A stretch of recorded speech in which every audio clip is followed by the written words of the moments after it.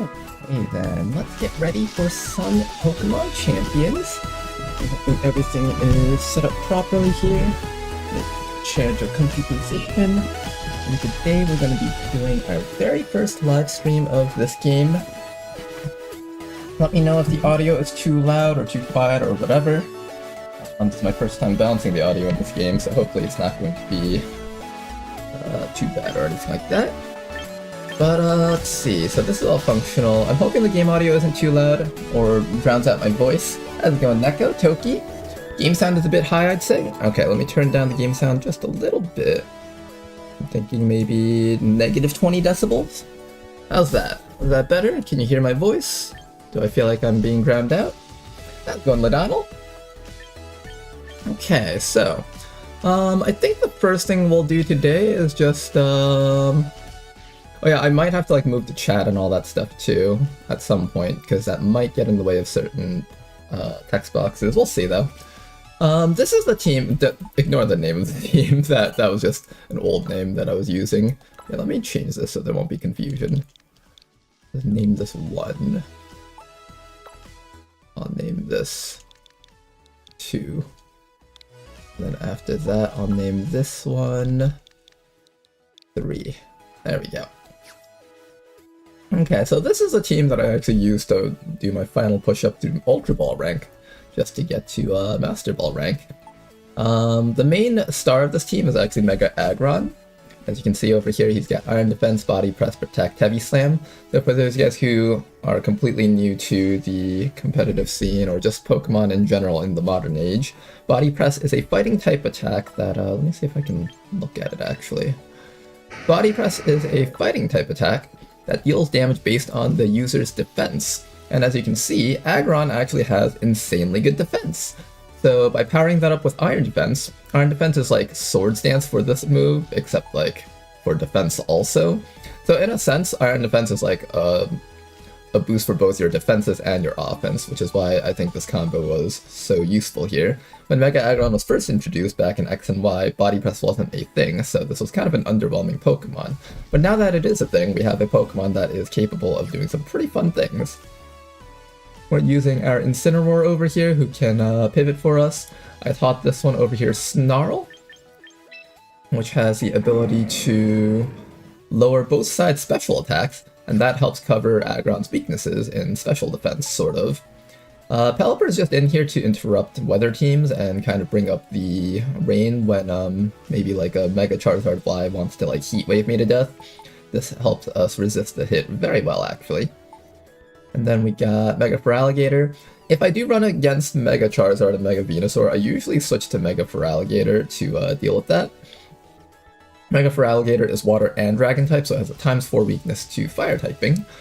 And yeah. Then we have our Whimsicott over here. This thing is in charge of setting up Light Screen, Trick Room, helping our Aggron just get ahead. I also gave it Misty Terrain to prevent Aggron from getting burned, as well as Taunt. Mega Aggron is kind of like our main damage dealer, with like Feraligatr being an optional secondary one.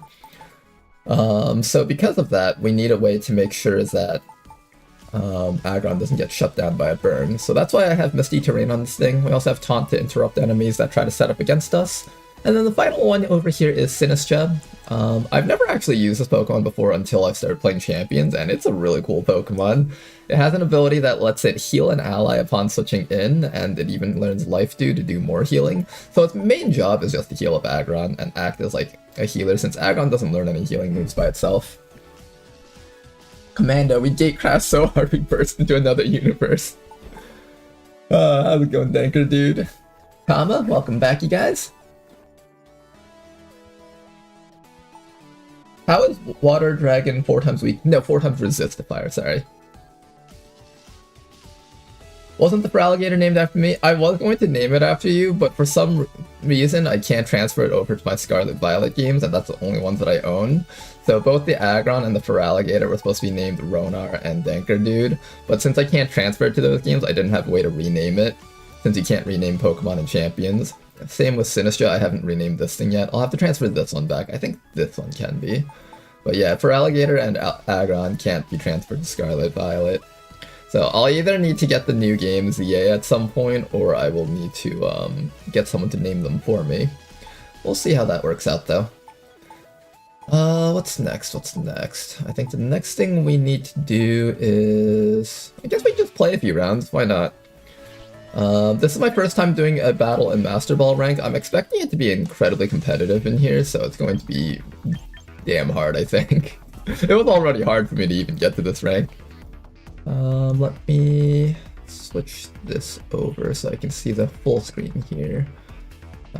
Preview scaling. How do I make the preview full screen so I can see the game in full screen?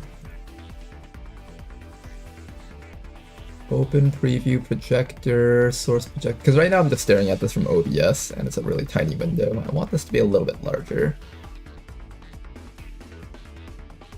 Enable preview, lock preview, preview scaling. I have no idea how to do it. Okay, how about instead of that, I'll just make the preview window really large. Ripped, I know. In Your Heart is named after you, Danker dude. In Your Heart. Okay, let's try this out.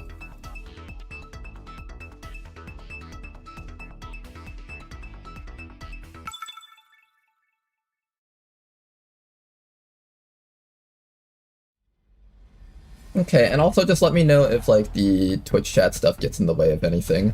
I'll make sure to move it if it does. In my boss is called Banker Dude. Alright, for our opponent over here, we see that they've got a lot of physical attackers which Aggron can take. However, they also have two special attackers in the form of the Rotom and the Gardevoir. So I'm going to send out Aggron first and just immediately start setting up Iron Bodies.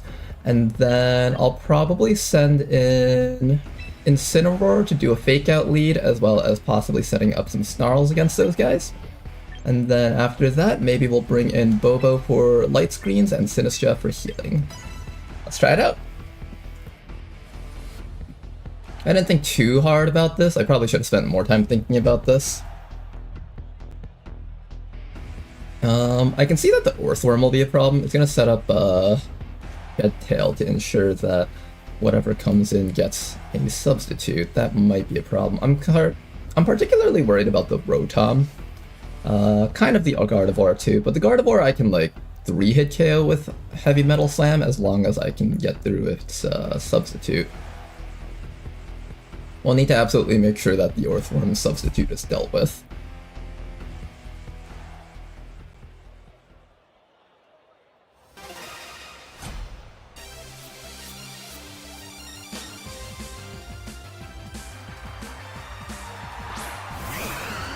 Pokemon is like XCOM, just shoot, no thing.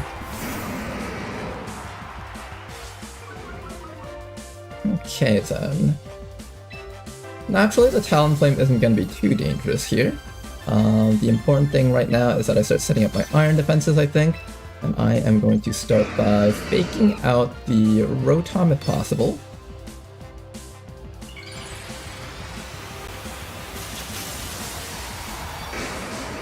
That Rotom hits from the special side, so we really want to not get hit too hard by that thing.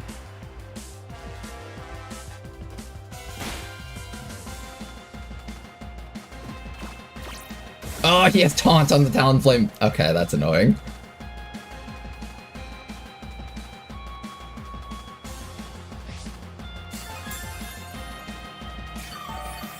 Okay, how do we get around taunt from the Talonflame? I got Bobo over here. Bobo can definitely help out somehow, but I need to get her in safely without getting the Talonflame to mess me up. For now, let's start with a Protect just to scout. Oh, I can't even Protect. Right. Then maybe we will just do a quick switch out then. I'm a little bit worried right now. I'm gonna get burned by the Rotom, I think. I suspect it's gonna try and burn me. I'm gonna switch in Bobo and see if, what if the Talonflame doubles Flame Flare Blitzes into there? That Talonflame's gonna mess me up really hard.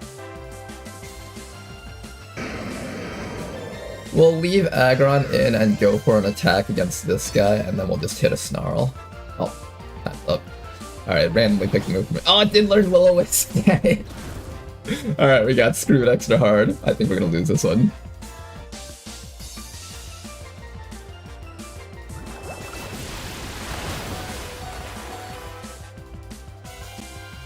Okay, yep, this is what I mean by people in Masterball are gonna be much tougher than what I thought up until this point.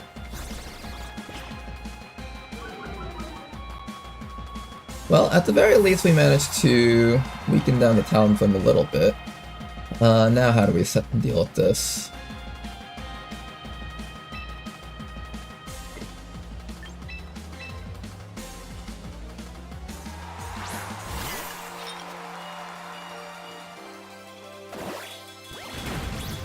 Yeah, we're gonna do like no damage because we're burned now.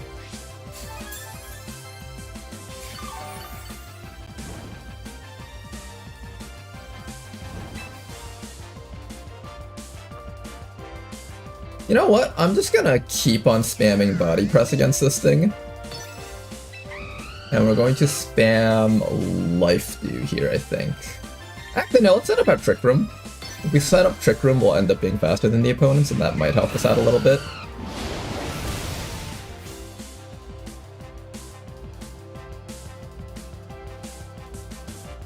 There we go. Talonflame finally took a bit of damage, so it can no longer have increased priority on its flying type moves. If I can wait until the taunt wears off, we'll be in a good spot. And there's the Earthworm. Okay, I can ensure that I'm capable of breaking through that thing's substitute if it sets one up. So I think what I do is I just keep spamming body press against the Earthworm so it can't do its little shenanigans.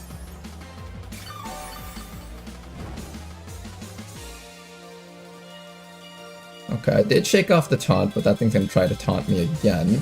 So instead, what I'll do is I would...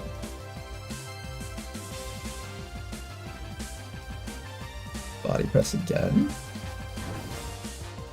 If I try to Iron Defense, it's just gonna taunt me again, I think. Let's try to body press. What if I Protect? Does Protect work against taunt? Let's find out.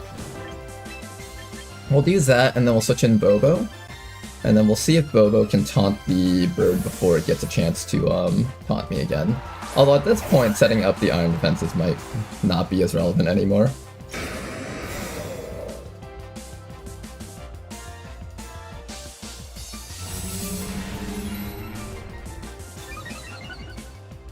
Please tell me Protect works against taunt. Oh, it does, but this thing taunted me first. Except on Bobo this time. That's not good. Alright, I can Iron Defense because I'm in Trick Room though, so at the very least I'll do that for now. Oh, what's going on? Oh, because I'm taunted and I don't have any actual attacking moves, it automatically set me to struggle, I think.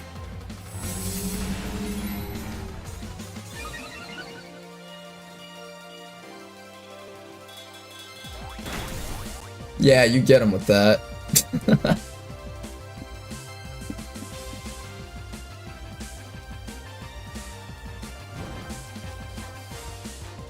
Oh, interesting. He tried taunting into Bobo again. Since we're in Trick Room, I can actually do this one more time and outspeed him. Alright, we might have some chance here. Let me switch in John Cena again so I can just weaken down the Talonflame even more. Once I weaken that thing down sufficiently, it won't be able to keep on hitting us with Flare Blitz.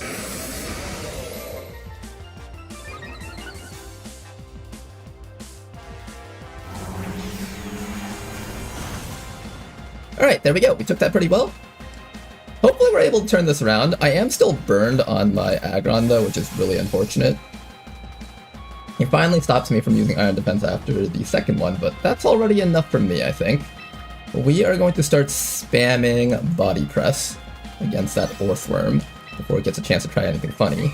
And then we're also going to set up a Fake Out against Talonflame, I guess? You know what? I'm actually going to Parting Shot against the Talonflame slot. You might switch out the Talonflame because it can't do any more damage. And it's attacked that weakened twice. And it's facing down an Aggron. Yep, there we go. Here comes the Rotom. We're just going to Parting Shot against it. And we're going to Body Press this guy. I don't think we can kill it because we're burned. Yeah, we really can't hurt it because we're burned. Got a Citrus Berry. But we got our Parting Shot first. And that is going to at least weaken down the Rotom a little bit. And then we'll bring in our... I don't know, who do I bring in? I feel like if he body presses against Sinistcha, we should be fine. Let's bring in Sinistcha here.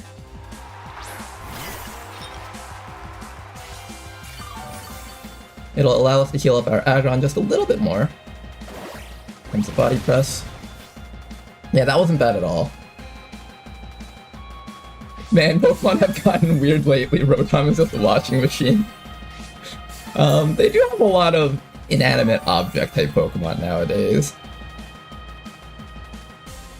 Okay, at this point though, we're gonna start getting outsped by our opponents again.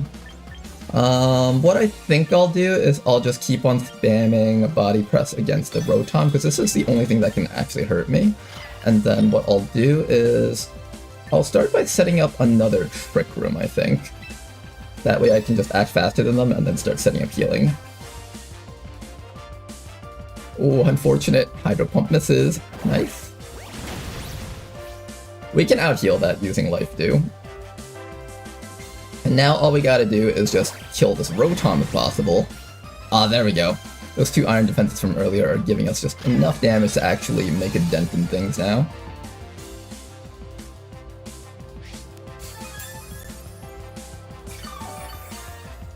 What's the deal with this game? Is it like a new Pokemon Stadium? I guess kind of. It's basically a place where you can put all of your in-game Pokemon and have like a battle stadium for them.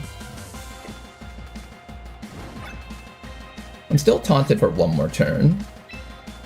So I guess I just keep on body pressing here. And now that we're faster than them, I can actually spam Life Dew over here and just out-heal everything, hopefully. No, clever, he is using Protect. But that's completely fine. I think in most cases we should be slamming into that slot anyways, because this Orthworm can't even harm us anymore.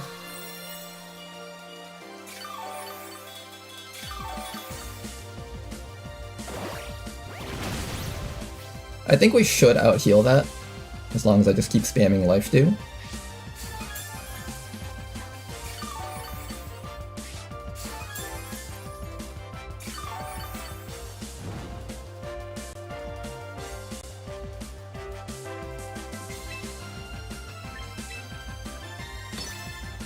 I'm gonna set up one more Iron Defense just to speed things up here. And then I'm going to use Rage Powder to draw their attacks against Sinistcha here. By Rage Powder here, it should force the Orthworm to attack me. And if it tries to body press into my Sinistcha, of course Sinistcha is a ghost type.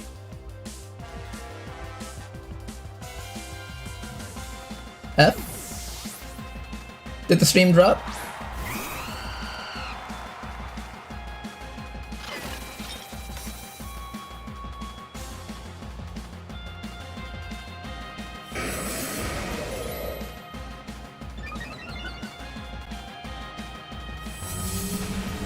Okay then.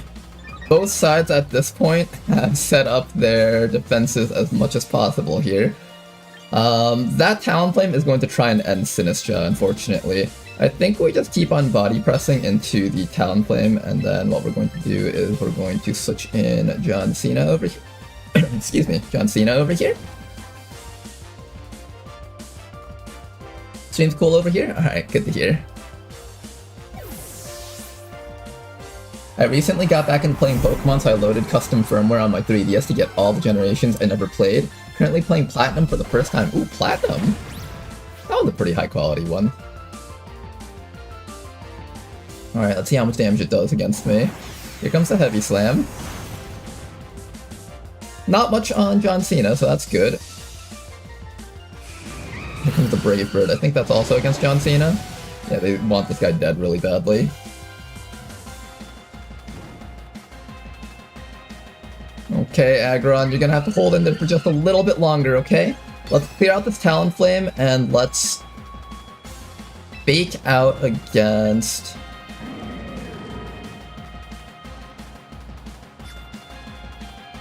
I think we let the Incineroar die. It's not particularly useful anymore because most stuff is not physical attacking on the enemy team besides the Talonflame.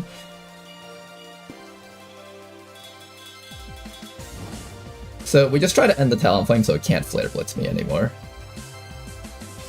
It's one of the few things that can still harm Aggron, so we're just trying to remove anything that's like a threat to our Aggron here. Finally got rid of that Talonflame, good.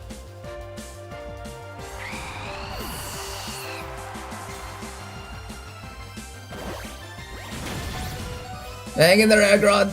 Oh no, will the burn finish him though? No, don't let the burn finish him! Live! Okay, we're still good, we're still good, we're still good. We're barely alive with this Aggron, and it's the only thing on my team that can do damage. Oh, but he's got a Mammoth though! Okay, what we're gonna do is we're going to attempt to kill this Mammoth in one hit, and we're going to switch into Sinistra here. It seems like he did not bring another special attacker besides Rotom, so if I can somehow keep this guy alive long enough, we should be able to defeat our opponent here. Now, they might double attack into the Incineroar slot, expecting the Sinistra to come out. We'll see. At the very least, Sinistra can give one last bit of healing to our Aggron.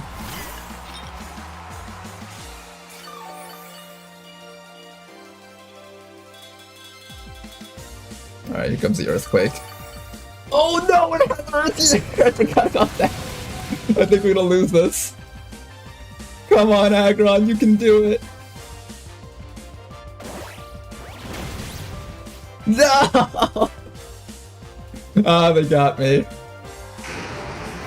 Alright, I think the first few turns really messed us up hard. We tried really hard to bring it back around, but at this point it's kind of over. We'll do a forfeit here.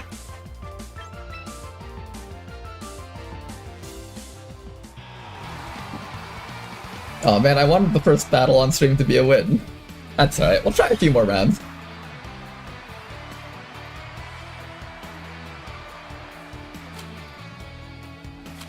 The commander had enough of Andromedons as far as I can see. We'll be back to XCOM sometime on Monday. I don't believe you can drop between the ranks. You can drop between like the numbers though. Like 1, 2, Masterball 1, 2, and 3, and 4. You can drop between those, but I don't think you can drop from Masterball back to Ultra Ball, which is why I decided that today is a good day to just start testing out new things. Another Orthworm start. I also see a Mega Charizard in there. Probably a Y, because it's almost always a Y. We probably want to bring in our Aggron. We'll keep the Pelipper as a backup to turn off the sun. We'll bring John Cena in. Or I could switch over to Feraligatr. I kind of wanted to showcase Aggron more though, so I'm going to keep trying to showcase Aggron. And then we bring in the Pelipper. I could also pretend that I have Pelipper and just send in other stuff. Now I need some way to set off, shut down the sunlight, otherwise we're just going to die. I think this is the best way to do it.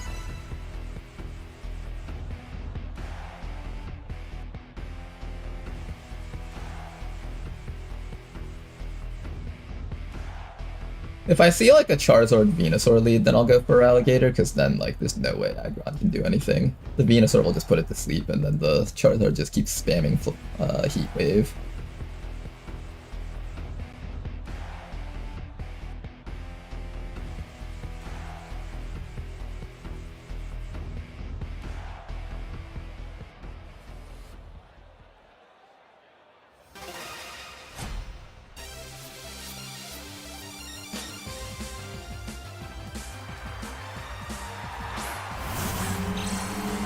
Okay, as expected, they do lead off with the Sneasler. Now, if we can start setting up our Iron defenses, Sneasler basically can't touch us. He does have the White Herb to negate the Intimidate, most Sneaslers do. He'll be incredibly fast, I won't be able to do anything to him. But I think what I'll do is I'll set up my Iron defense here. And what I'm going to do with you is I'm going to use Fake Out on the Sneasler. Either the Sneasler tries to fake out my Aggron. Well then if it fakes out Aggron, then I want this thing faked out. But then if he tries to use close combat, then my Aggron's gonna take a bajillion damage. I think I try to fake out the Sneasler, regardless. I'm not too worried about the opponent setting up, I don't think I'm too worried about my opponent setting up iron defenses. Maybe. Well, what if he sets out the tail? Oh, the tail might be a problem. He does bake out my Incineroar instead, so that's fine.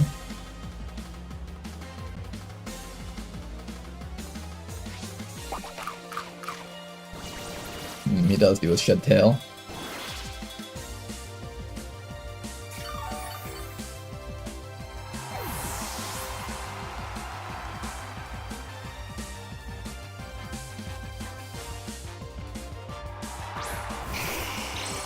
That is going to be the Charizard, okay. At the very least, we have one Iron Defense set up. I suspect he thinks that I'm going to send in Pelipper. So he might choose not to, he might choose to protect, though. What if he protects? What if he doesn't protect? I'm going to try and Body Slam into a Snarl on this slot. See if that actually works. If it doesn't, that's fine. If he Heat Waves into me while Mega Evolving, my Aggron dies right here. He'll probably protect, I think. I suspect he'll protect. Let's try predicting that. Oh, not enough time. Body Press into Sneasler and Gnarl. He did Mega Evolve, damn it. I was wondering if he would, not Mega Evolve for one round, knowing that I had a Pelipper in the back, but he's not taking the, bait here. That's not good. I think we just eat a Heat Wave to the face then.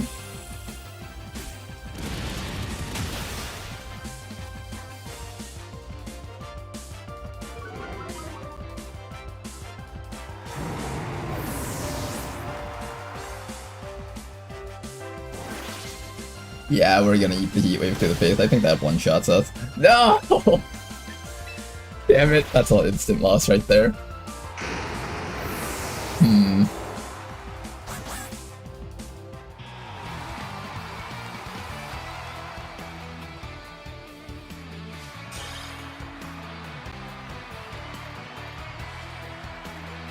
Okay, we'll try one more battle. We'll do 3 battles here. And then after the 3rd battle, what we're going to do is we'll probably try to rebuild this team a little bit to kind of make up for this Charizard Y shortcoming. How would we deal with that? Maybe I'd switch out for Relegator, because right now I can't send in both for Relegator and Aggron together since they're both Mega Stone users. So maybe what I should do is replace this thing with something like, I don't know, Aerodactyl, and try to push my way through Charizard Y instead of trying to circumvent it whenever it shows up. I really want to showcase Aggron, so I'm going to keep going with it. Earthworm, Rotom. This team might actually have a pretty good chance against it with Aggron. I suspect he'll lead off with Frostlass first. So how about we start off with this guy once again, Sinistcha, and either Pelipper or Bobo in the back. I feel like Pelipper's less of a good option because he's got a Basket Legion to take advantage of the rain. Although having another thing that can actually attack would be nice, especially against the Earthworm. I guess Bobo is weak against Blizzard.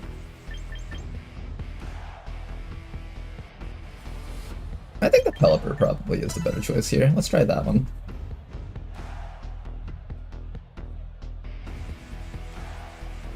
A Def would be proud of you, Ronar. What? Who's a Def? Or what's a Def?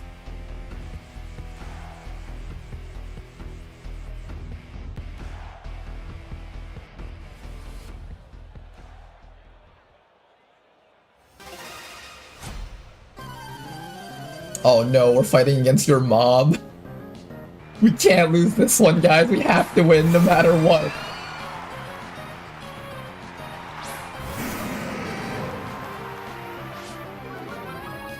Okay, we got the Intimidate against the Basket Legion, so that's good. I suspect it is trying to end my Incineroar here. Incineroar is going to take a bajillion damage from that thing. I could just say screw it and run Snarl anyways.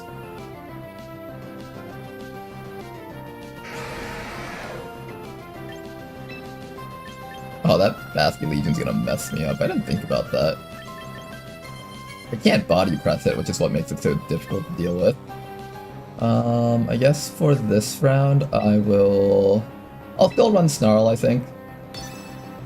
Just so I can start weakening down that Frostlass. Oh, withdrew immediately. Okay. Okay, that Snarl was completely useless then. This, however, does allow me to start setting up Aggron. If I can just become so tanky that the Basket Legion can't hurt me, that works too. Then I just kill everything else around it. But until then, it's just gonna do a bajillion damage to everything else on my team. Just like that.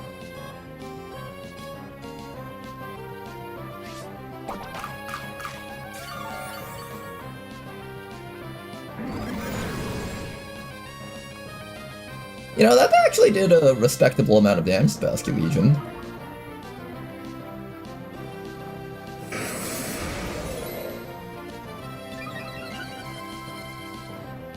Alright then, regardless though. Right now, I think we just continue setting up iron defenses so we can just kill off enemies when they, finally appear. I could try body pressing, but I feel like I'm just going to not do enough damage. I suspect the Incineroar is going to switch out again.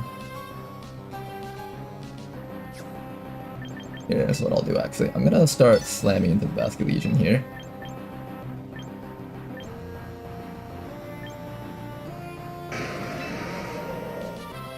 And maybe we'll switch in Pelipper. That's gonna cause its Wave Crash to do a lot of damage, but I think it's better that way. I don't want my Incineroar to die just yet.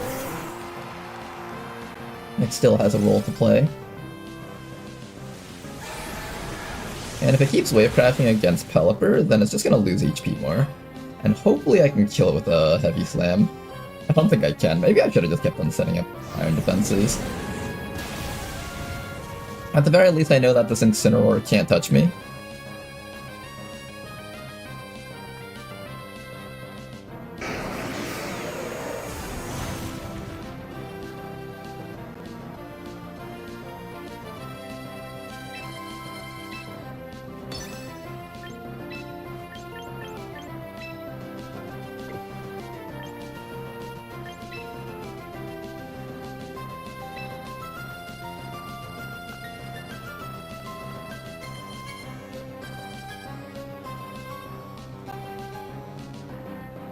I expected his Incineroar to switch out last round, which is why I didn't body press into it. But, he's been keeping it in. It really should be something that he switches out back and forth so he can stop me from using Heavy Metal Slam.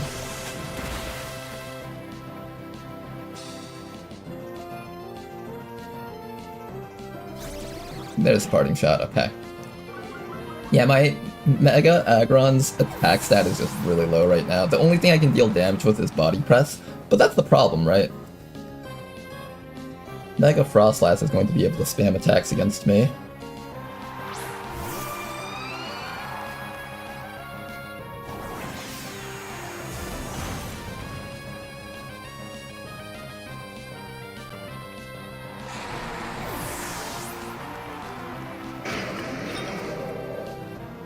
Oh, we're gonna get hit by a blizzard from this thing, it's gonna hurt.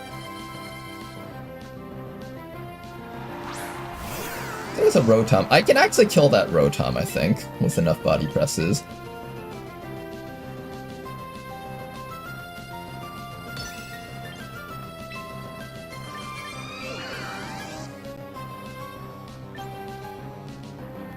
If I switch into Pelipper, I can soak Aggron and make it into a water type. That'll actually save us. If I can outspeed it. Maybe the right call is to Trick Room here and just try to set up some sort of thing that we can work with here. And then once I'm able to activate, so I feel like I'm gonna die from Double Blizzard though. It's gonna hurt like a bitch to try to set up Trick Room. We'll probably be dead here. I don't think I gave enough special defense to this thing. Interesting, it chose Protect because it didn't want to get Heavy Metal Slammed. Oh, that was enough to kill Sinistcha? Damn. Okay, so we're locked out of healing for the rest of this fight, so we need to preserve our HP as much as possible. But we are going to be able to remove this thing from existence. And if I'm able to finally take care of the Incineroar, I think we'll be in a good spot here. What I'll also do is I'll switch in Pelipper to get rid of the snow. And since he's down 2 Pokemon, he shouldn't be able to reset the snow anymore.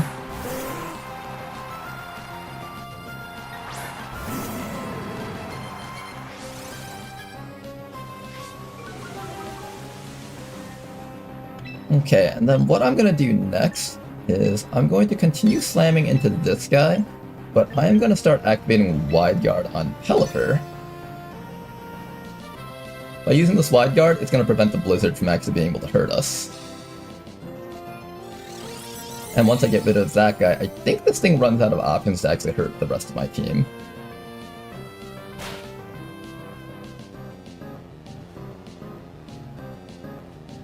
Oh, it was smart. Okay, he has Shadow Ball.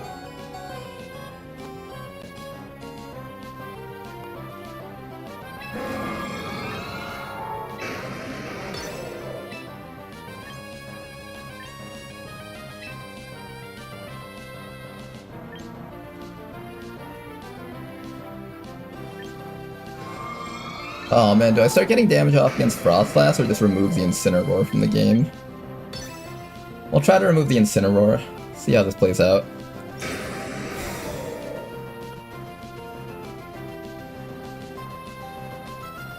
Good, we were able to block the Shadow Ball attack, and if I can Weather Ball him, we should have a pretty decent position here. There we go, got rid of the Incineroar. Now the last thing is this guy over here. Oh boy, okay, let's figure out how we're gonna beat this thing here.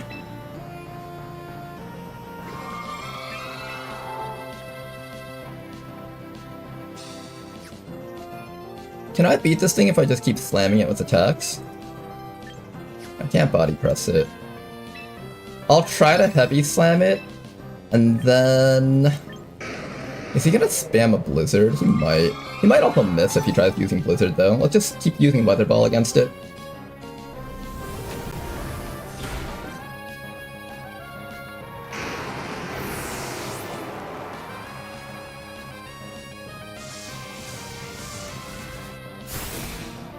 There we go, yeah, it's gonna go down now.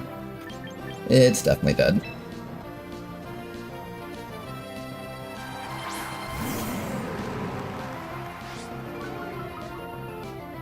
I'm pretty sure a Blizzard can't kill me, so as long as I just set up double attacks, it should go down.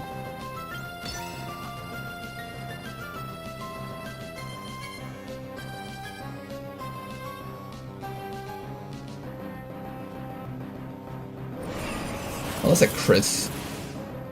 Okay, no crit, good. Yeah, it either had the Shadow Ball to try to kill Pelipper, or just do a Blizzard and get, like, freeze on me. But that should be a win here. Finally, there we go, we got a win with this team.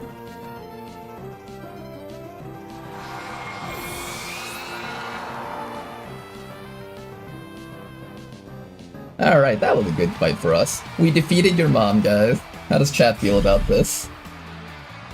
Adef is a streamer whose favorite Pokemon is Aggron and did a lot of Pokemon Fire Red and stuff. Oh, interesting.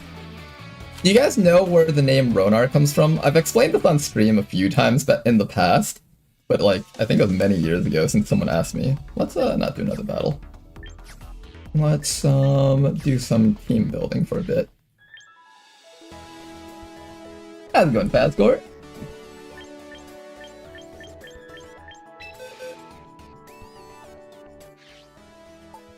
So if you guys were wondering, the name Ronar comes from Pokemon Ruby. In the Veranda Turf Town normal ranked Pokemon contest, there is a NPC that enters with an Aron, so that's like the pre-evolved form of Aggron, the baby form. And its nickname is Ronar, because in that game all the contest Pokemon have their Pokemon nicknamed. And that's where Ronar comes from. And that's why I wanted to name this thing Ronar, but I don't have Pokemon ZA, so I can't transfer it to a place that it can be named. Exclusive Ronar lore. No one in the XCOM streams will ever hear about that story. Okay, I think what we are going to do is we're going to try to change up the team a little bit. Let's try emptying this slot. And we can throw in a hard Charizard counter in the form of Aerodactyl. But that's all Aerodactyl ever can be. Just one hard Charizard counter and that's it. All it'll do is just spam Choice Scarf Rock Slide. And in which case we should probably train this Pokemon to have different moves. Because with Choice Scarf, we can't use supporting abilities. The reason why I'm running Choice Scarf is because we can outspeed Mega Venus, or not Mega Venus, or regular Venusaur underneath the sun using Choice Scarf. And so we'll just be able to start spamming Rock Slide to kill off the Charizard. Or double Wing Beat to kill off the Venusaur. The Venusaur can get really annoying because it gets to spam Sleep Powder at super fast speeds. I'll take dual Wing Beat on you, and then I have 2 more choices for abilities. I'm not even sure what other abilities I'd want to teach this thing. I guess Iron Head? It's not a particularly strong hitter, but it's fast, and Rock Slide is enough to kill off the Charizard. What else can I do with you? Roar, Protect. None of those are good on a Choice Scarfer. Maybe I try taking...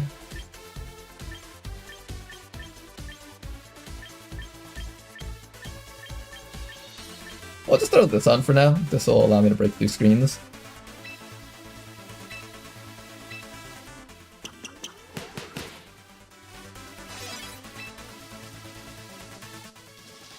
Okay, we'll have an Aerodactyl here.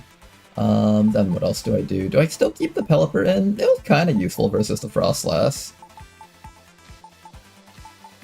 I've been waiting for an opportunity to take advantage of the Soak strategy where I turn Aggron into a water type, but the opportunities haven't really arisen so far. Another option is I can try out Politoed.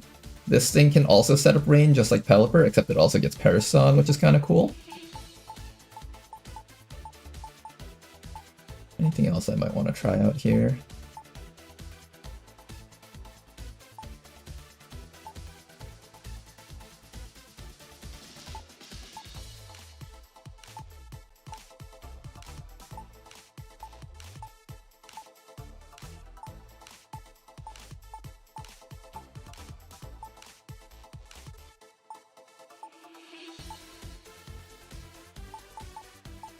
What if instead of Scarf,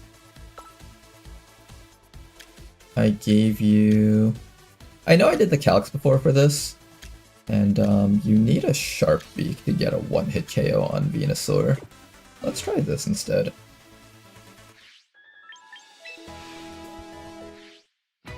So what we're going to do is we're going to grab a Sharp Beak over here.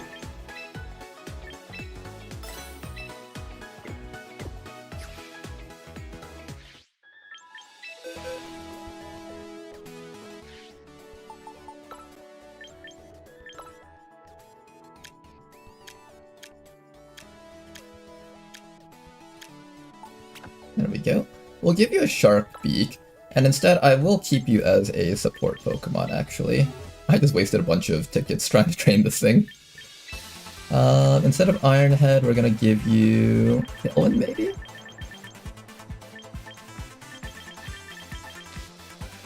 Tailwind doesn't exactly help Aggron, though. I think Haunt to prevent enemies from setting up against us is the right call.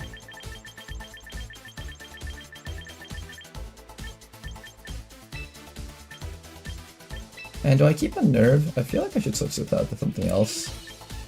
Unable to eat berries versus Pressure. Spend more PP. Technically in this game, Protect and certain other abilities only have 8 PP. With Pressure, you can actually burn out their Protect usages. I'm gonna try this out. This actually sounds kind of interesting to try something like this.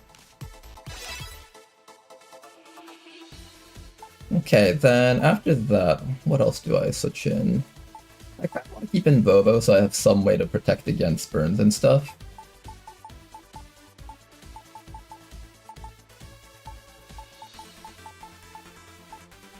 What else can I try? I could try Sneasler.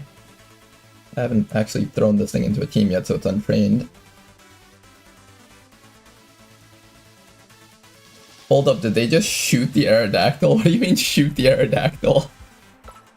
Yeah, let's do some training right now. I'm gonna listen. Okay, I think this thing's default moveset is like Close Combat, Dire Claw.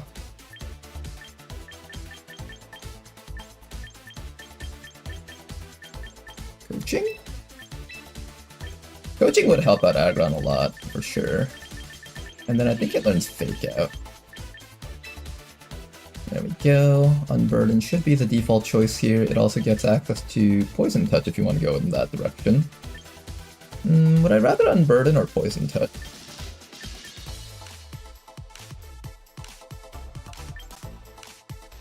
Am I planning on making you into some sort of... Like, what's the benefit of making you speedy? If I switch you out and switch you back in, you'll be the fastest Fake Out user on the team? What things would I need to outspeed? Do I need Unburden? I'll keep it for now, since that seems to be what most people are putting on this thing.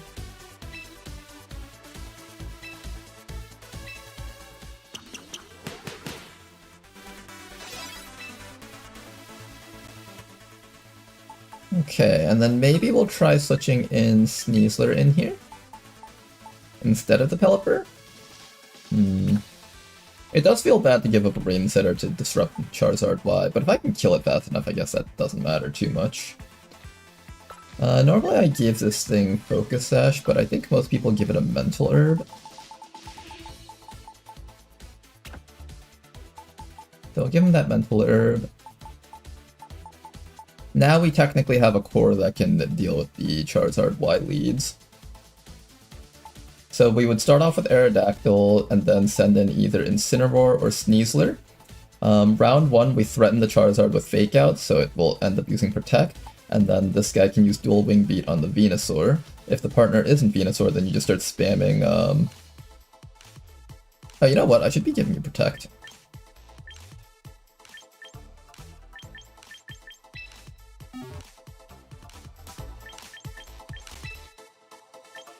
I'll switch out Iron Head. Mega Floette is like the other Pokemon that I'm worried about, but since we're running Aggron as our main carry, I guess technically that's slightly okay. Do I use up my training ticket for this? I think I can just use my BP points.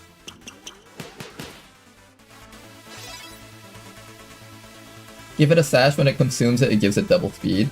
But the thing is, Sneasler isn't exactly super frail. So it rarely ever triggers the Focus Sash, and if it doesn't, then I don't get the double speed. At least with this, if I activate Close Combat, I can trigger it myself if I need to.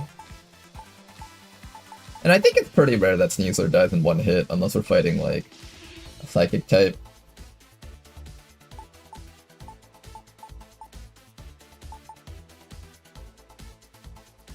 Okay, I guess we'll try this out.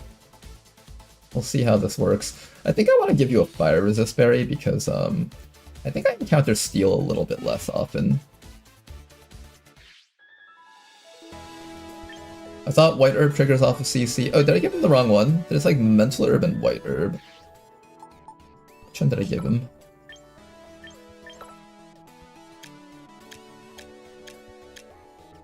Oh, this one's Mental Herb. Good call. I need to get the other one.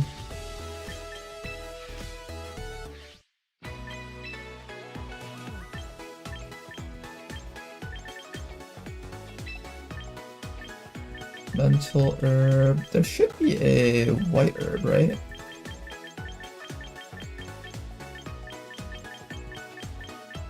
I saw other people using it.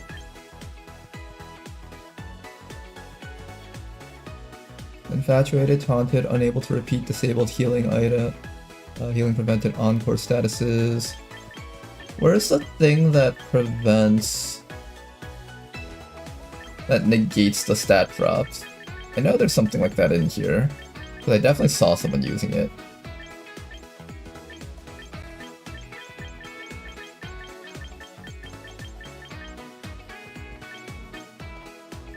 Oh, I don't see it. I wonder where that's from. Let's also get the Fire Resist Berry, because I planned on using this.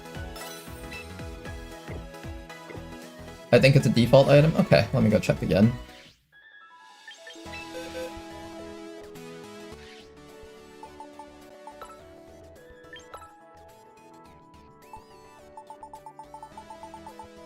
So that's the mental. There's the white herb.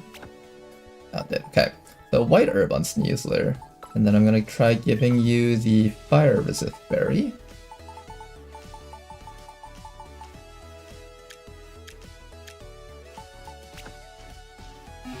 Okay, let's try our slightly new and improved team here. Let's also collect some BP points from our daily missions.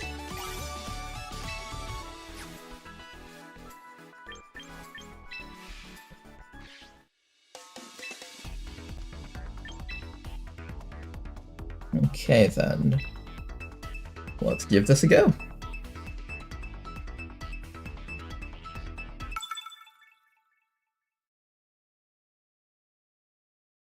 And then after a few battles with the Aggron team, I think we'll switch over to doing a different team. I have some ideas for teams that I want to try building, certain Mega Pokemon. If there's ones that you guys want to see, let me know in chat, and I'll try building teams around them. Ooh, an Excadrill Tyranitar team. Now, technically Aggron can do pretty well against them, but if they just spam Rock Slide, Aggron gets completely screwed over. For this start, I think I will send in...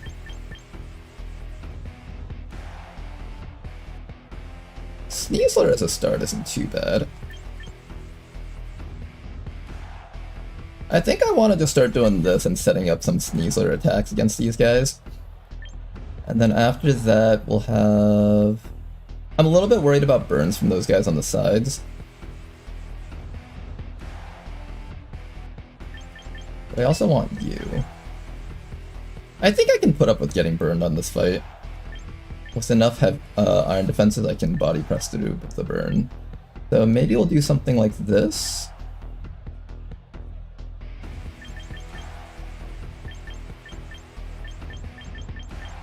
Or maybe even something like this. We'll have these two lead, and then we parting shot into Aggron. I think that's the play here.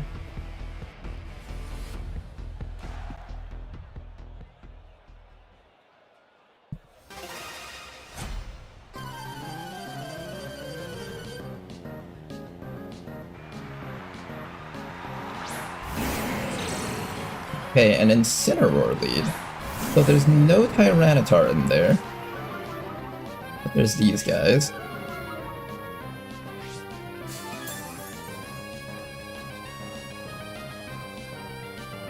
My Sneasler is the fastest thing on the map right now. So I think what I'll try doing is I'll definitely fake out the Excadrill. And then maybe I will attempt to parting shot against the Excadrill and just weaken it down a lot. It might use Protect though. Maybe I should just do a strat that hits both sides. Maybe we just double fake out. Yeah, get him. Oh no, he got me with the fake out. No! I like how the first turn's with everyone just pretending that they're making a move, like, whoa, whoa, are we gonna move? Are we gonna move? Fake out, fake out. I think I just want to kill off the Excadrill so it doesn't get to spam Rock Slide against me, and then we're just going to parting shot into this guy. Okay, Excadrill using Protect. That makes sense. And then we're just going to parting shot into each other. He's going to parting shot against my Sneasler though, so he technically gets a slight advantage here.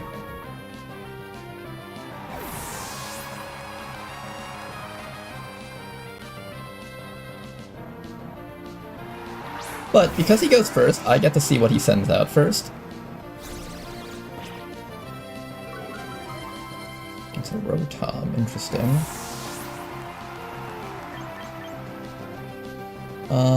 He does have Pokemon that resist fighting type attacks. I haven't seen his Tyranitar yet. I don't know if he's planning on using his Tyranitar.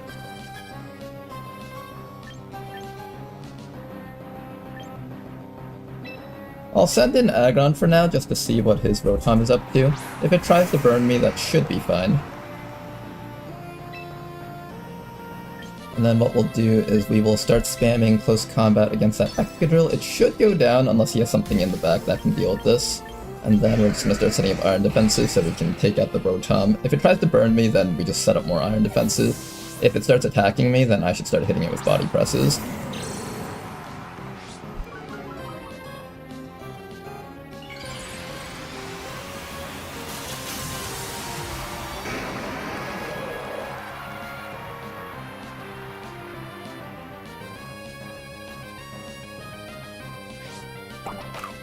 Okay, he does have Choppleberry to lower down the damage of the close combat.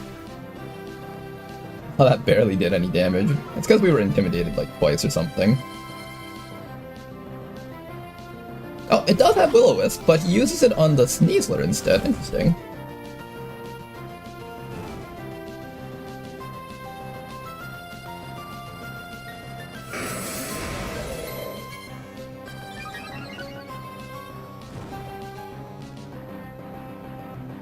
Okay then, the next thing we're going to do is we're going to start coaching our Aggron.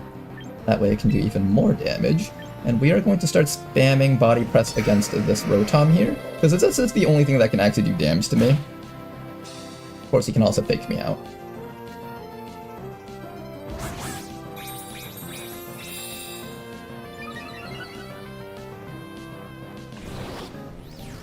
He's gonna try burning me, but body press should be strong enough to push through that burn.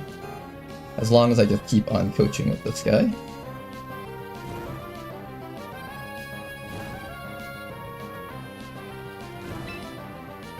And now we just keep on coaching Aggron. We start spamming body presses. That Rotom should go down eventually, and it seems like it's spec to be defensive, not offensive. So I'm hoping this will allow me to do a lot of damage to him and him not a lot of damage to us.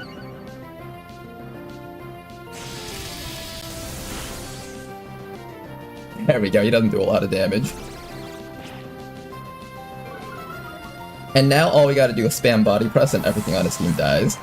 Aggron is just gonna wall everything that he tries to throw at it. Oh, look at that, a Tyranitar. Now, there is one thing he can do against us. He can try to Rock Slide us repeatedly until we just get flinched to death. That's the one thing we gotta watch out for.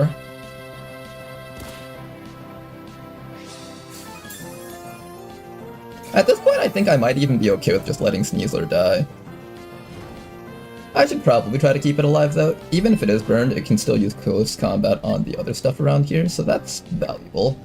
I'm gonna switch you out into Sinistcha. And then we're going to keep on body pressing here. I think we just keep on slamming body press against Rotom. It might protect. Actually, maybe we take out Tyranitar. The Rotom isn't doing too much damage to me. If I can get rid of the Rock Slider, then I really don't have to worry anymore for the rest of this game.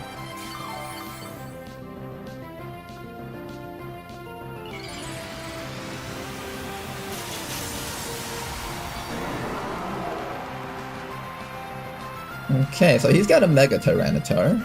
Finally revealed his Mega Pokemon. Nice knockoff.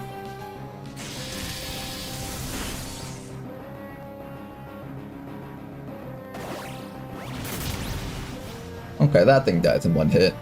And we can just keep on spamming attack until everything dies in one hit.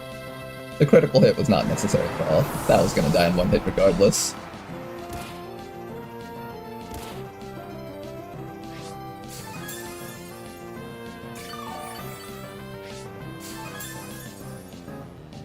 And I think we're in a pretty commanding position to actually win this fight here. I do need to make sure that Aggron just gets a little bit more HP if possible, however. Here comes the Incineroar. What I'm going to do next is I'm actually going to activate Trick Room. That way our Aggron can start attacking immediately. And then I'm going to actually activate Protect so I don't take too much chip damage from that Fake Out. We're already taking a lot of chip damage from that burn, so we gotta be a bit careful about this. I think that Sneasler was actually a really good addition to the team. I'm happy with that one. Oh no, he burned my Sinistcha. That's alright, Sinistcha will be fine. Ooh. Throat chop.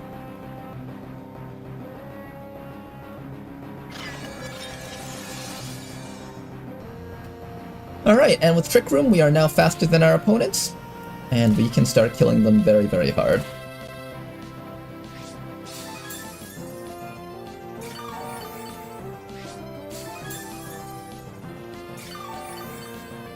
Now we need to make sure that this Rotom dies before anything else happens.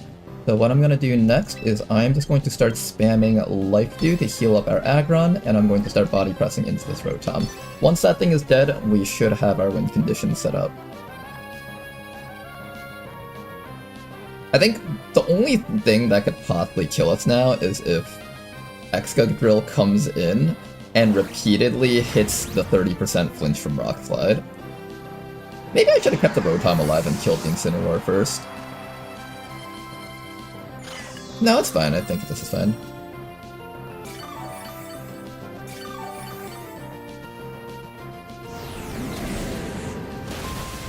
He's gonna do, like, basically 0 damage.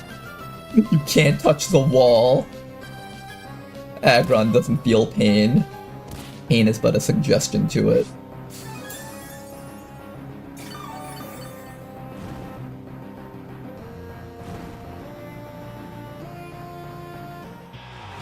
And there's the forfeit. Alright. So I think that was a pretty fun showcase of what Mega Aggron was capable of doing. The Sneasler with the coaching strat is kinda nice. I will probably be using that in the future as I try to win streak my way through Masterball tier. But for now, let's take a break here, guys. You guys have any types of Mega Pokemon that you guys want to see? Because I have a couple of strats that I have wanted to set up for a while now, but I haven't actually gone through with it yet. The first one that I had in mind was a Mega Houndoom strategy. Do I have a Mega Houndoom here? I don't. I'm gonna have to pick one up from Pokemon Home, I think.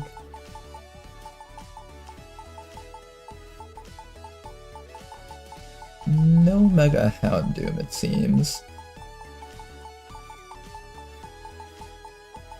Yeah, we're gonna have to get one ourselves. Okay.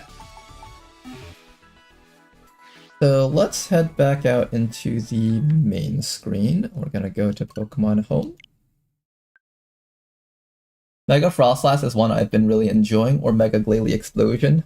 Ooh, Mega Frostlass, huh? I've been meaning to play with Mega Frostlass because I wanted to try playing with every single weather at least once. Frostlass is something that I still have to think about how I'm going to have it beat certain types of matchups. But I have some idea of what I'm going to do with it.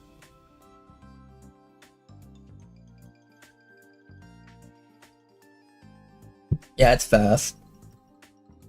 I think it struggles a bit with the Mega Charizard Y matchup.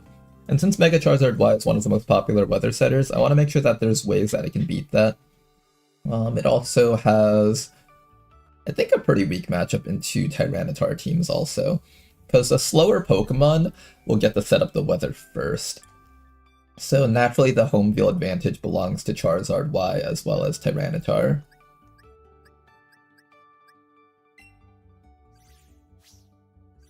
I think I have a Houndoom available somewhere in here.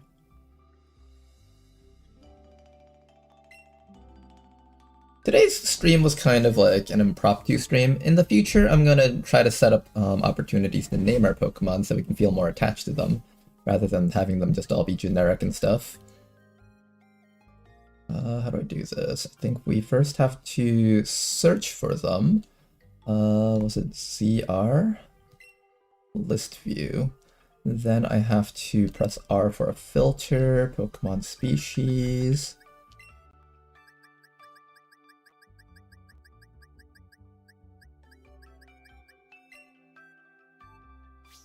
Okay, we do actually have one. It's already named, actually. I got this one randomly from some guy. Sounds good. We'll send this over to our home, to our game then. So how do I do that? I press Y to send for a visit. Now, why Mega Houndoom, you guys might ask? I'll probably try doing a Frostlass team sometime on today's stream, maybe after the Houndoom one. I still have to think about how I'm going to win against some of the other strats. I think what I'll probably end up doing is I'll try to showcase... Chestnut's a pretty good wide guard user. It can kind of protect against Charizard and its Heat Wave, but it can't protect against Charizard's Weather Ball if it just throws that directly onto Frostlass. Unless Frostlass has some way of one-shotting Charizard, maybe with like a rock-type attack or something. I'll have to think about that. Incineroar also hard counters Frostlass. Yeah, Incineroar is a pretty rough one to deal with. I think the overall kit that Frostlass has is good, it's just that the matchups aren't good right now. And that kind of determines a lot about that Pokemon's fate, unfortunately. Then I go back to the home screen, go back into champions.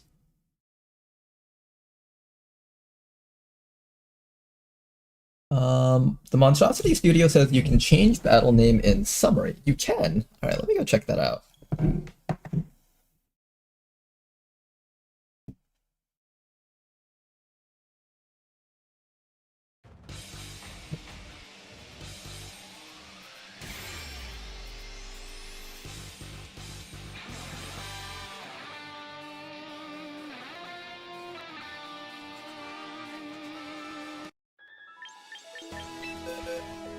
Okay, so apparently we're allowed to change their names in the summary.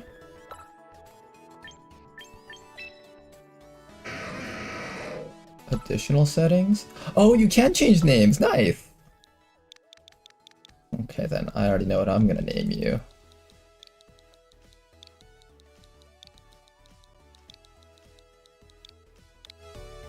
Okay, and then I said I was gonna name the other one into...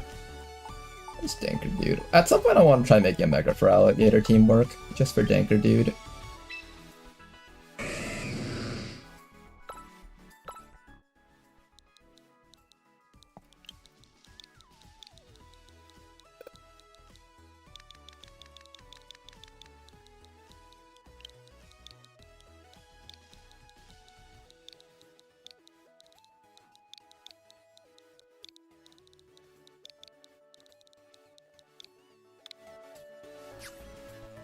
Yep. Okay. Now let's try setting up our Mega Houndoom team. Now, you guys might be wondering, why Mega Houndoom? Why not Mega Charizard? Mega Charizard sets up its own sun.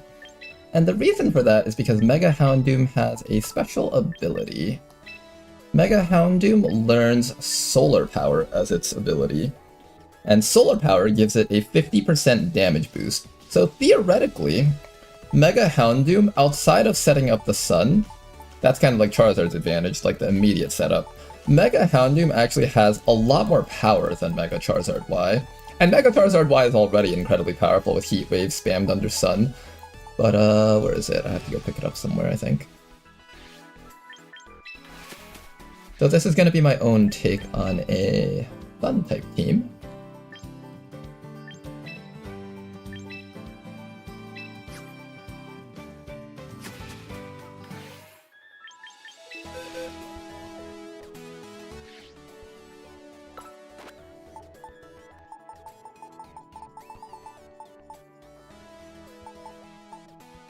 Where is...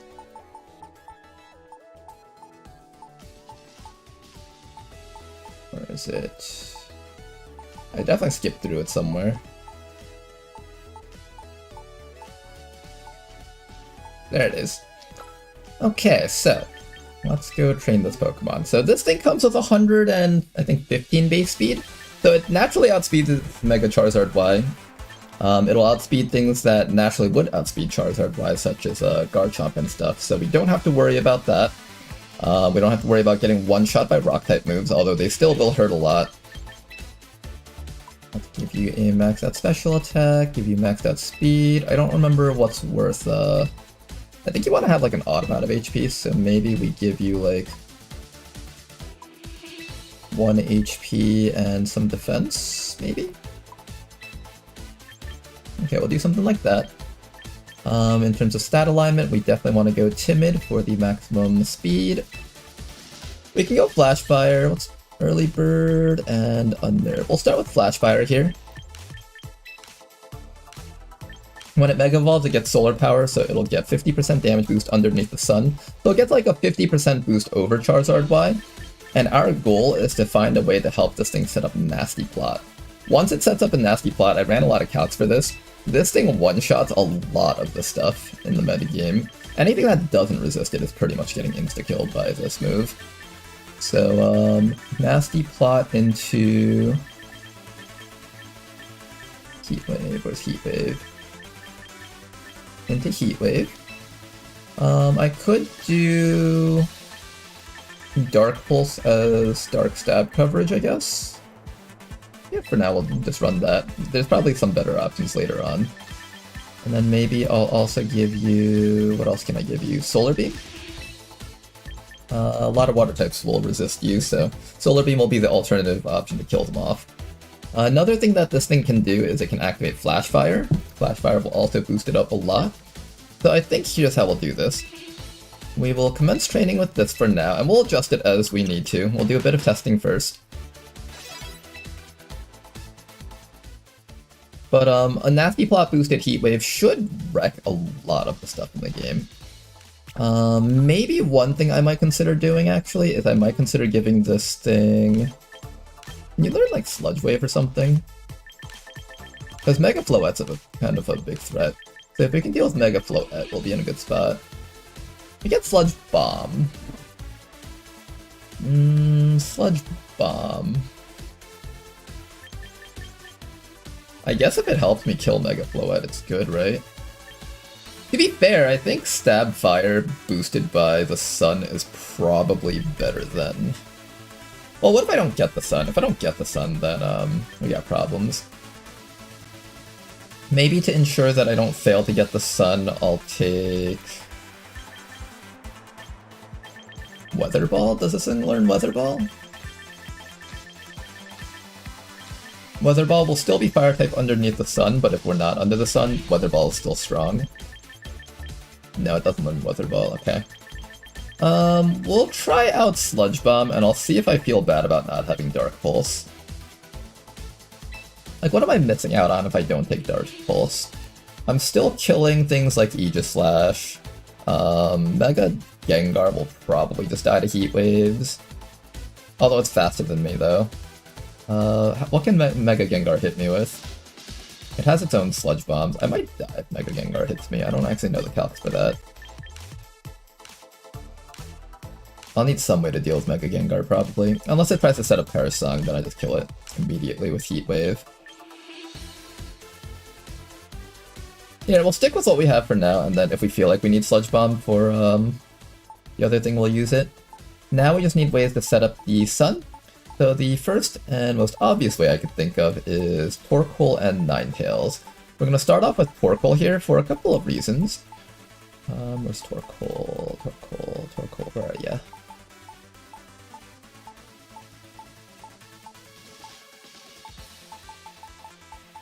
Right there. Okay, we got Morven with us. Now, one thing that Torkoal can do is, one, it sets up the sun, but two, it's actually quite threatening just because Eruption hits so hard. So most people, when they see a Torkoal, they immediately go ham on it. So they will try to down the Torkoal immediately, giving this Pokemon time to set up its Nasty Plot. The other thing is that this thing also learns Lava Plume. So I can use Lava Plume to trigger this thing's Flash Fire ability. And now we're going to have Stab boosted, Sun boosted, Flash Fire boosted, Solar Power boosted, and that is 450% boost on this Pokemon. Nothing will survive a Heat Wave even without Nasty Plot, I think. So that's the plan there. You know what I should do? I should probably give you Protect or something. We're running into that issue where we don't have enough moveset slots. That's alright. For now, we'll just try this out. If we feel like we're missing out on something, we'll throw it in later. The next thing I want to do is I want to make sure that I have multiple ways of setting up the sun. So, for example, with this Torkoal, I think what with this Torkoal, I'm going to probably try training this thing so it also learns Sunny Day, maybe?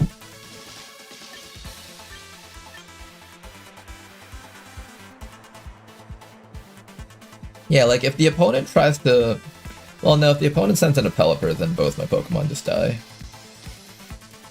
I would need a faster Pokemon to learn Sunny Day, I think. Something that outspeeds like the current weather users. If an Excadrill gets Sand, it's going to kill us with Earthquake.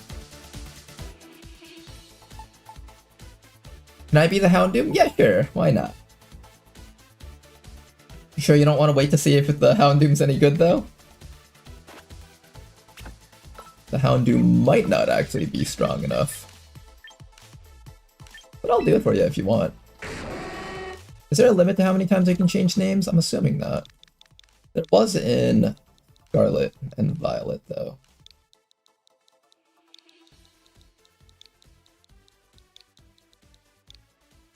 Alright, Ladonal.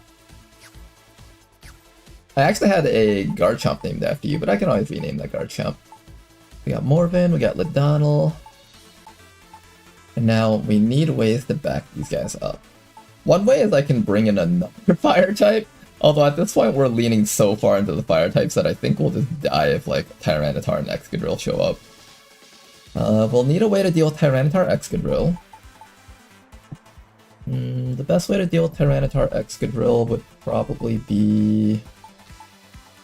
Oh, one way to deal with that actually, if they don't have single target abilities, is to use a Wide Guard Pokemon. I feel like this is one of the things that possibly gets slept on. This is a Pokemon that's fairly unremarkable. I think when you think of like good Pokemon, most people don't really think about this thing. However, this thing does learn quite a few decent support moves, so for the first thing that it can learn Coaching too, oh wow. Where is it? Wide Guard. I know it learns Wide Guard somewhere, I think.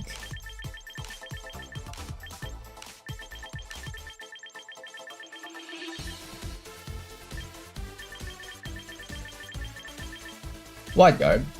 So this thing will protect us from AoE attacks. This stops Frostlass from spamming Blizzard, this will stop Earthquake, Rock Slide, and this will also stop Heat Wave.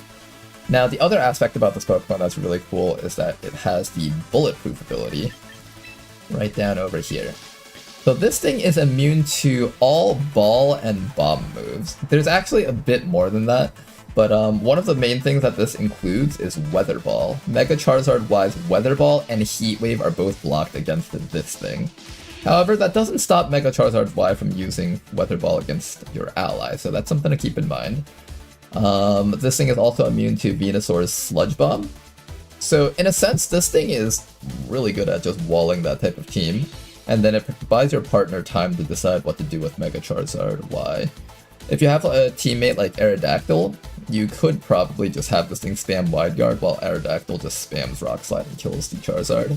Or it can use Dual Wing Beat to kill off the Venusaur if you're worried about Sleep Powder. So this is a potential consideration for this team. It also gets other moves like Upper Hand, so you can like cancel out Fake Outs and stuff if you're worried about someone faking out your setup Pokemon. In this case, it would be our Houndoom. I'm actually kind of leaning towards trying that guy out. I never really get a chance to try out fun Pokemon like that. Maybe if we're gonna do fun Pokemon on this team, the entire thing will just be fun Pokemon, and nobody in rank will expect what's happening. You know, I kind of like that idea. Maybe we'll try that. Everyone is running the meta teams, meanwhile me, the Mega Meowstic fan. I know a couple of Megas that were in ZA weren't introduced. Is Mega Meowstic in? Maybe one day I'll try out Mega Meowstic. That's one of the things that I haven't been thinking about. But I was just thinking about overall just all the underused Megas. Is Meowstic in yet? Oh, it is in. I know this thing's ability was Trace, so you'd have to find some way to make Trace work on it. At some point I'll probably get around to building a team for that thing too.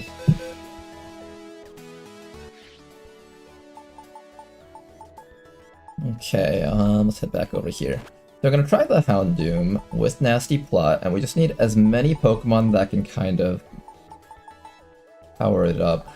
I know Incineroar is probably a good matchup for this guy. I'll throw in the Incineroar, it'll help him out. The Fake Out plus Intimidate lead will give Houndoom enough time to set up, probably, against certain teams. But we do have a big fire weakness, which is kind of concerning. So let's try to find things that aren't just weak to fire. We have something that can maybe set up Sun outside of the being fire type. You know, theoretically this thing's okay, because it's technically flying, so it's immune to Earthquake. Still dies to Rock Slide from T-Tar and Excadrill, though. Maybe we'll try something like... You know what, screw it. We're gonna run a whole bunch of fire types. Let's get some fire types in here. We'll also throw in this one. Then after that, we're gonna make sure that the rest of our team is very heavily resistant to Rock Slide and Earthquake, or at least can handle them somehow. What is heavily resistant to Rock Slide or Earthquake, or can help us, I don't know, fake them out, Wide Guard? I think maybe something that learns Fake Out and Wide Guard? What can learn Fake Out and Wide Guard? Let's look this up.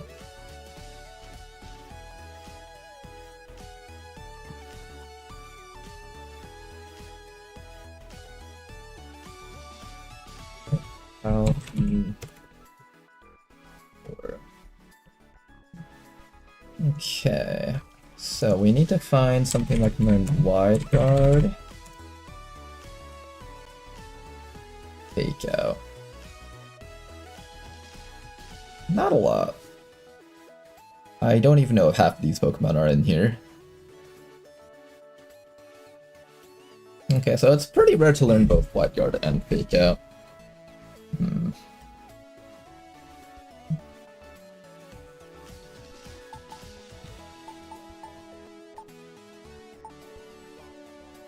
What else can I use against those guys? Sinistra?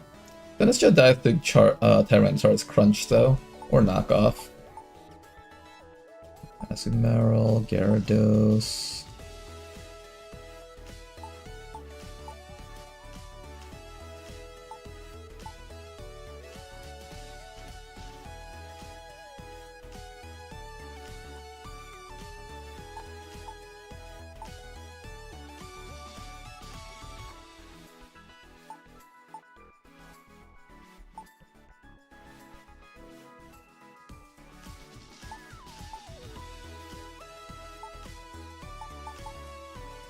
Rotom. Rotom can learn Will-O-Wisp. Maybe I use that to our advantage.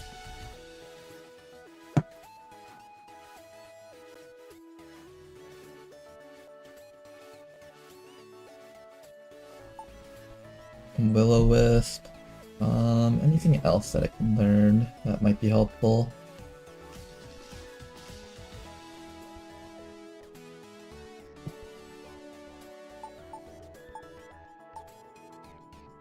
I think I want more Wide Guard Pokemon in general. What can just learn Wide Guard besides Chestnut?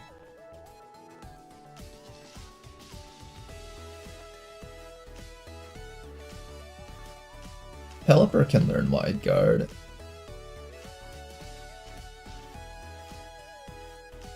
I'm assuming Pelipper can't learn Sunny Day, right? To unset its rain, which might sound really weird. No, it can't. Okay. What can learn Wide Guard and Sunny Day both together? Chestnut can. Maybe Wide Guard on the first turn, make them think that we're gonna keep spamming Wide Guard, and then Sunny Day next round. Preferably I have something fast that can set up Sunny Day, though. Because I want something fast that can outspeed Houndoom, that way we can Sunny Day and immediately start spamming Heat Wave.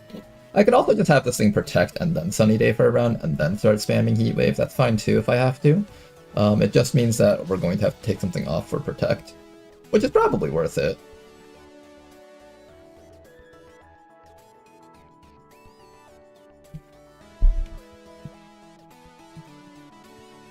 About Upper Hand. Upper hand can cancel out Fake Out, allowing this thing to be uninterrupted.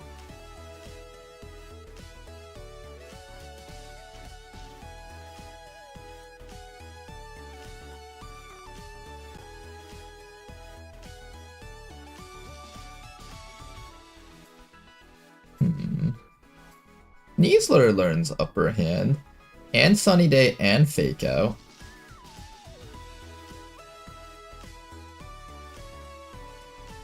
It just means that this thing's gonna have like no slots open left for its like other moves.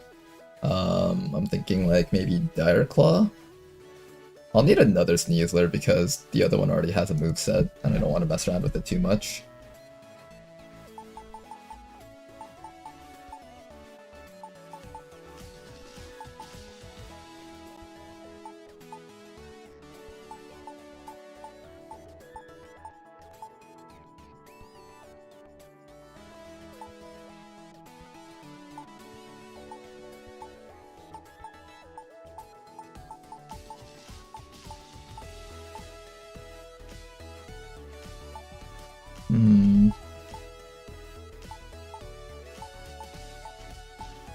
Papalug, Empoleon, Meganium.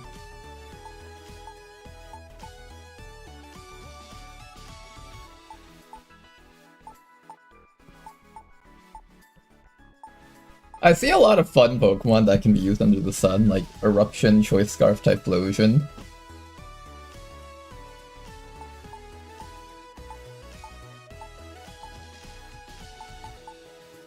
You know, one interesting thing about this Pokemon is that it can't be faked out because it's Ghost type. If I really wanted to do some sort of like speedy sun spam thing, this is one of the few things that could get away with that.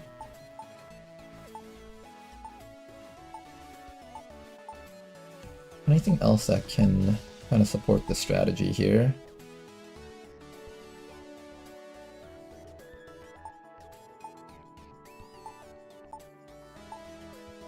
What can Oranguru do for us? It does Trick Room, so compare it to Torkoal if for whatever reason I feel like the matchup isn't favorable for Houndoom. Oh, you know what? Whimsicott would probably work well. Okay, Whimsicott can resist both Earthquake and Crunch from Tyranitar and Rock Slide. The only thing it has to worry about is Iron Head from Excadrill. So we're gonna give this thing a Babiri Berry to survive that.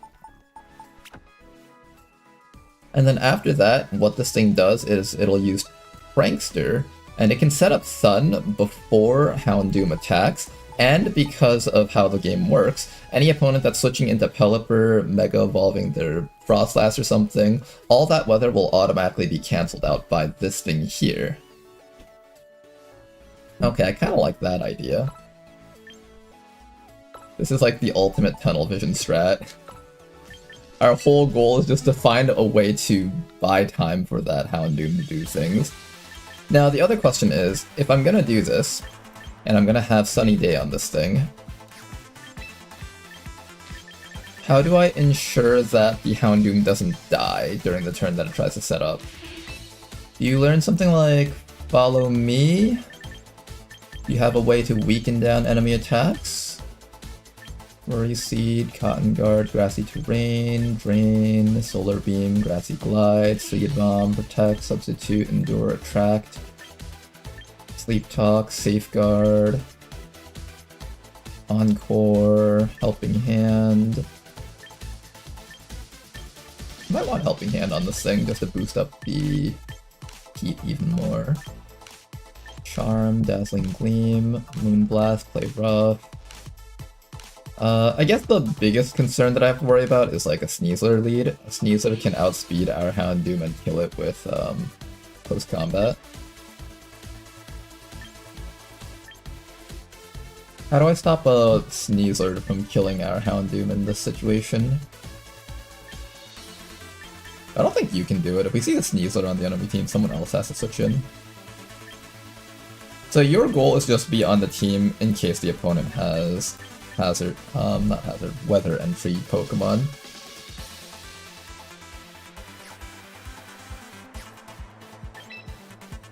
Okay, so I'll have you in charge of that. Then we just need to find some way to make sure that we can have you setting up. This is the first way if they don't have anything that can one-shot you and would rather kill the Torque Hole. The other way would be Intimidate Fake Out. Intimidate Fake Out seems like it would be just the best solution overall. We have another quick switch in Sunsetter if I ever need something like that. That way I don't have to stall for the Whimsicott to come in.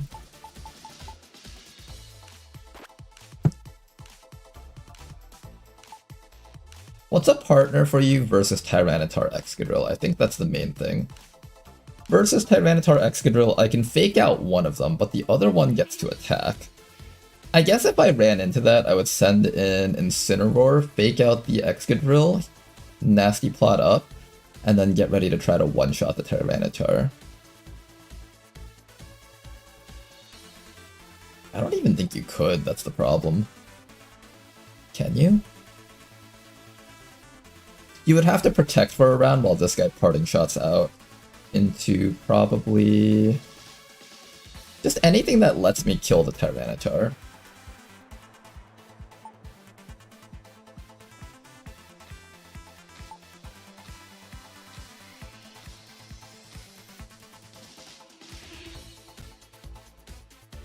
What would help me kill the Tyranitar?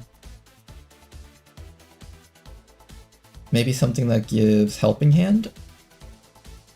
Something that gives more of a boost somehow upon switching? What's something that I can use to deal with that?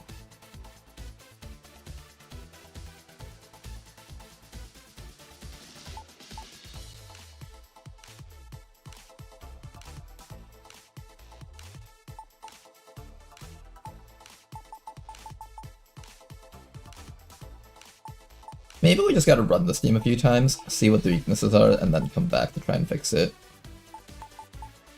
Here, let's do that. So what we're gonna do for now is just gonna train random stuff. Fill in the last slot with something, and then once we figure it out, we'll deal with that. Let's give you special attack, we'll give you speed. Yes, we'll give you some HP. It's supposed to be odds, so let's bring that to 149, and then give you a bit more defense. There we go, Timid Nature. Probably we give you Heat Wave or Weather Ball or something. Let me see which fire type attacks you learn.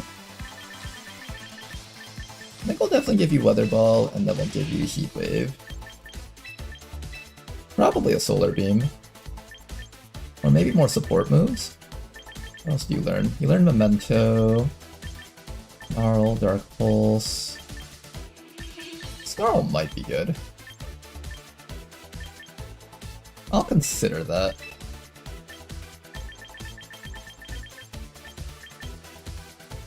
Encore might be okay. Or I can just do Helping Hand. I think it's better for this thing to do its own Heat Waves rather than just Helping Hand though. Endure, Protect. I'll just give it Protect for now. So I tried Snarl or Solar Beam. I think I'll just take Solar Beam so I have some way of dealing with Tyranitar.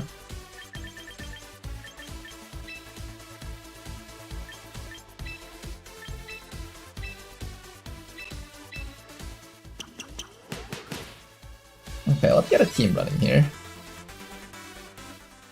So we have you. We'll have you with the Sunny Day.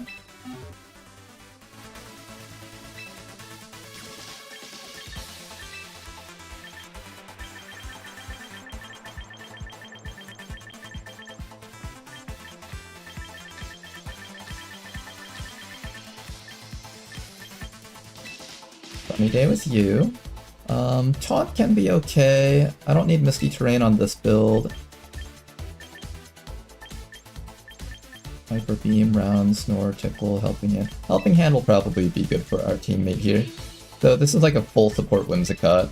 I don't know if Taunt or Encore is the better choice.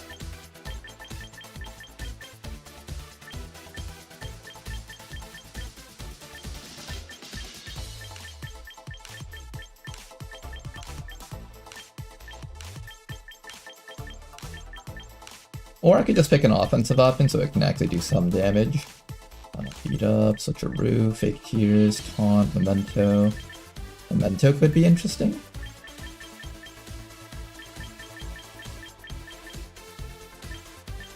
Hurricane, Tailwind. You know what? Let's give this thing Tailwind. I think that's a pretty obvious thing to pick out.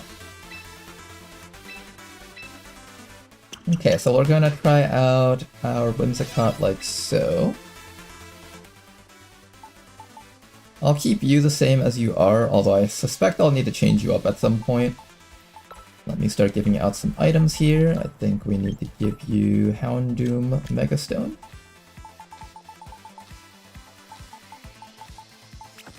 There we go, Houndoom's Megastone.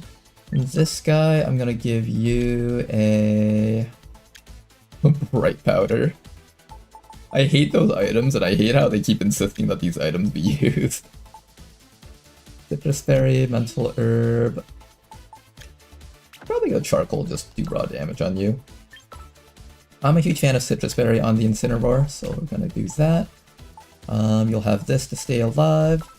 This one over here. Maybe I give you a Focus Sash. Here, Focus Sash for this guy. And now there's one more thing that can survive the Tyranitar and Excadrill matchup. What else can help us in the matchup against those guys?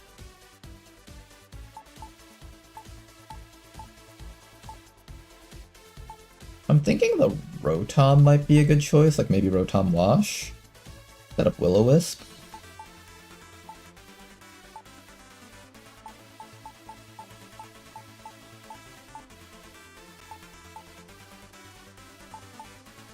Yeah, let's just throw in Rotom Wash or something.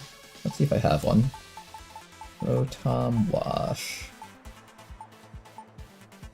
I could also do Rotom Grass. I think Wash is a slightly better choice. Well, what's a better choice for me?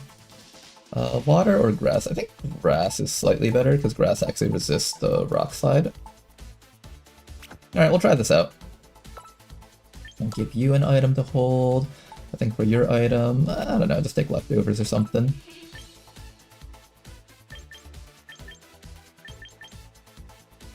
Oh, I don't have this thing recruited permanently. Do I want to recruit this thing permanently? I have one in my home, I think. I'm too lazy to grab it right now. Yeah, I'll use the Wash instead.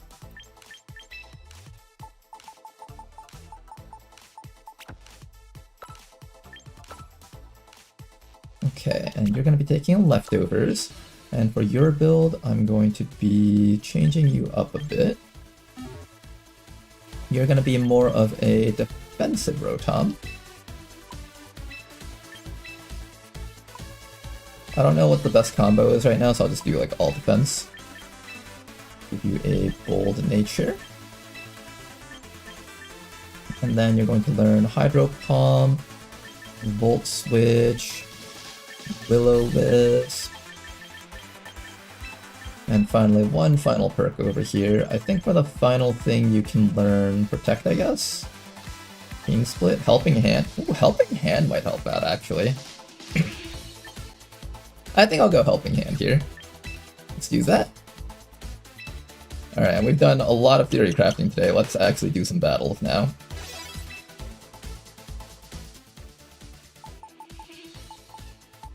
One last check just to make sure I'm happy with this team. I think I'm going to switch out the Dark Pulse with Protect. I want to have some way to stall just for a little bit if this Pokemon needs it.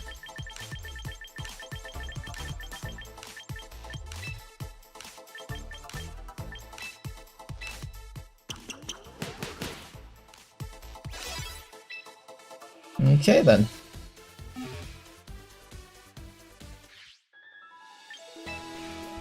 Let's do a battle with our brand new team here.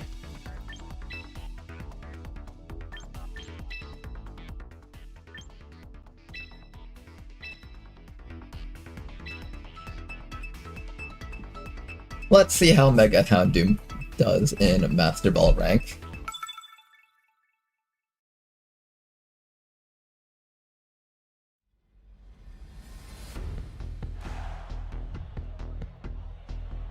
Okay, against this team, I'm seeing a lot of opportunities to set up. So I will probably just do the classic Houndoom into probably the turtle. I think this team should be fine. I could also do like light screen onto you. Am I worried about Houndoom dying to anything here? Not really, besides maybe... Oh, that thing has sleep powder, that'll be annoying. Sleep powder on that thing will get annoying. Maybe instead I send in Bobo for this. Yeah, I think sleep powder will be really annoying. I don't need to compete for sun, so I don't need to bring that one. And then I think I bring you and you. How's it going, ZZ Jig? It will be overshadowed by the fire turtle trust.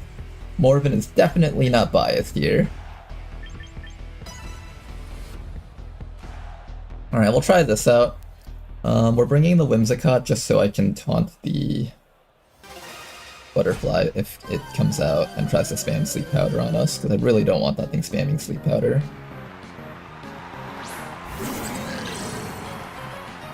Ooh, interesting, for Rigorath. Alright, well, my Whimsicott is completely useless against that.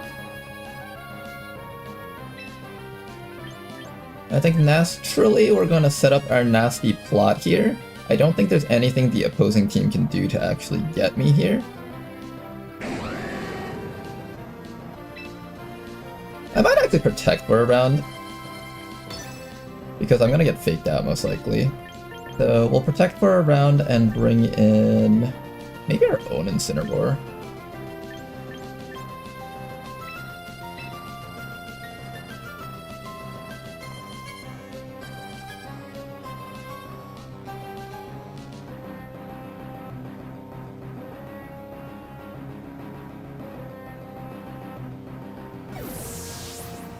I did bring my Sunsetter, right? Wait, did I forget to bring in the Torkoal? I better not have. If I forget to bring in the Torkoal, I might just forfeit right away. Oh, you didn't actually fake me out. That's the Gleam, okay. How strong is that Giraffe? It's somewhat strong, I guess. No, I forgot to bring in the turtle! I was supposed to bring in turtle instead of Roka! Okay, we don't have an easy way to set up Sunlight, it seems. Alright, just start setting up Nasty Plot, I guess. Actually, you know what? Let's use this instead. Let's not Mega Evolve yet, and activate Nasty Plot. That way I can trigger your Flash Fire.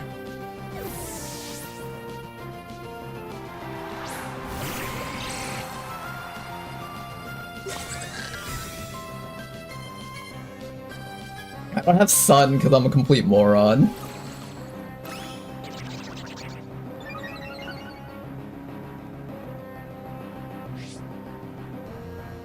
Okay, but at least I have this, so that's good.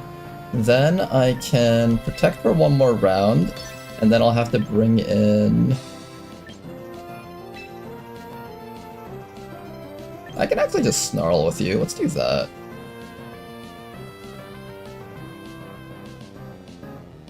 Let's Snarl for a round. Just weaken down the enemies repeated. Oh, hey, he did withdraw the Ferrigraph. Okay, now I can actually use my, Okay, now I can actually use my Sun. Now I can use my Sun. So now I just need to buy time to use Sun. Oh, and keep in mind this thing has Body Press. I should have just Parting Shot it, I think.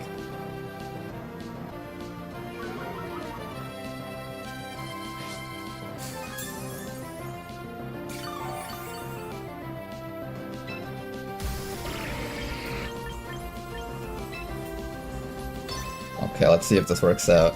I need to get Sunlight up for you, but I'm a complete moron who forgot to do that. I could bring in... Well, which one do I bring in? Do I just directly bring in Bobo? I'm afraid that Bobo will just get focused down and die immediately.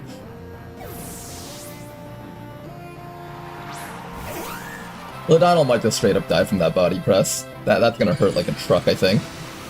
And I forgot to bring in the Torkoal like a moron, so I won't actually have Sun.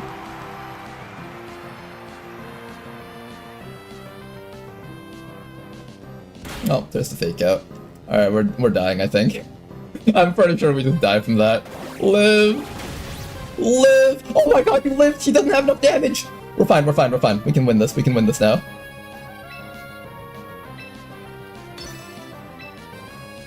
Okay, let's see if this actually works out. You know what I'm gonna do, actually? I'm going to protect one more time, and then take this time to Sunny Day.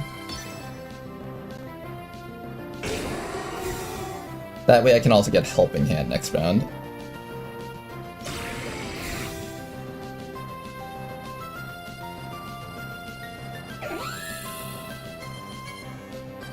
I'm gonna die from the solar power, though.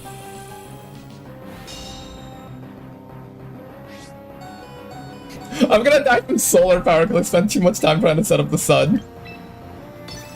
Okay, let's see how much damage this does, just for science. Just for science, we're gonna see how much damage a fully boosted Houndoom with Flashfire, Sun, Solar Power, Stab, and Helping Hand. This should wipe anything, even with Resist and Bulk. Whatever gets hit by this should instantly just drop dead.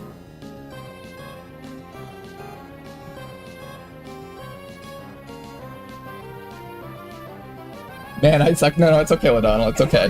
This was on me. This one was all on me. Come on, do it. Oh, damage and protect. We'll never find out how much damage that does.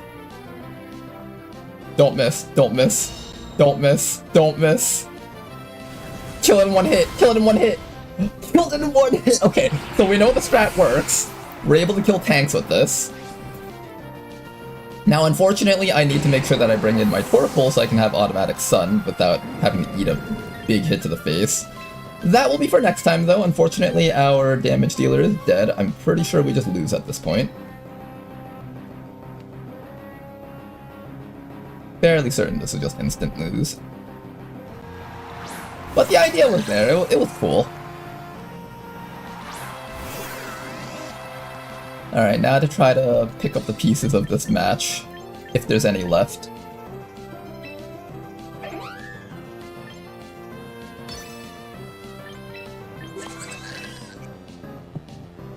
Alright, next round we'll have a proper team pick. I promise, next round.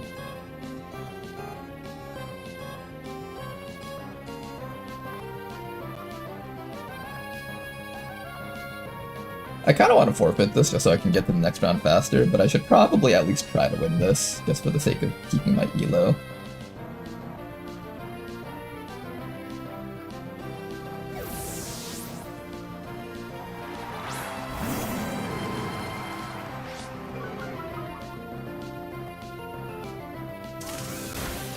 If I can kill that Farigiraf somehow, then I think we'll be... We do like no damage to the Farigiraf. I don't think we're actually killing it.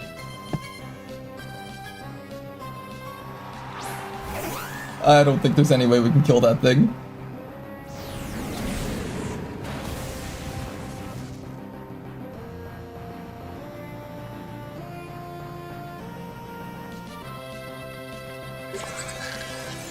Nice trick room. Except I think my entire team is already really slow besides this cotton cloud thingy. Is there any way I can do damage? Let's see if the Incineroar does no damage to the Farigiraf, I think I'll just surrender at that point.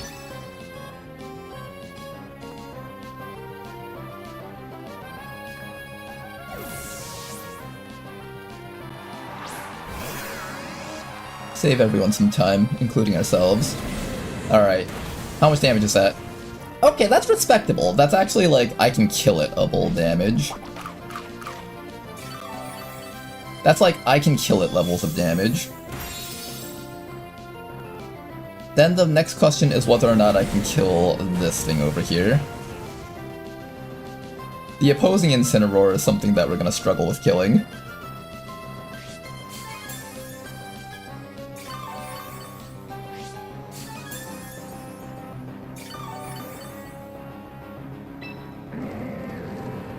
Maybe what I'll do is...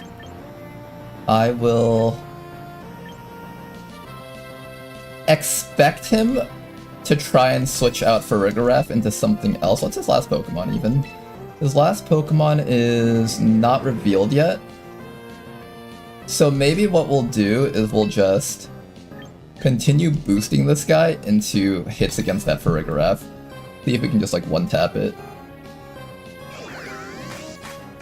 He's okay with letting me take out the Farigiraf. That does at least mean that the Whimsicott can be useful. Ah, no, he's just gonna protect.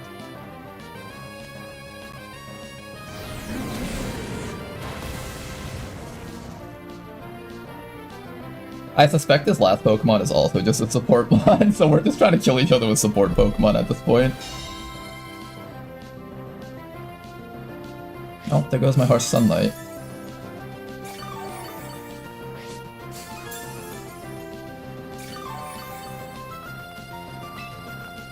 Alright, now that the Sunlight's gone, I'm going to spam Hydro Pump on that guy and continue trying to hit this guy. Maybe I should use Snarl instead.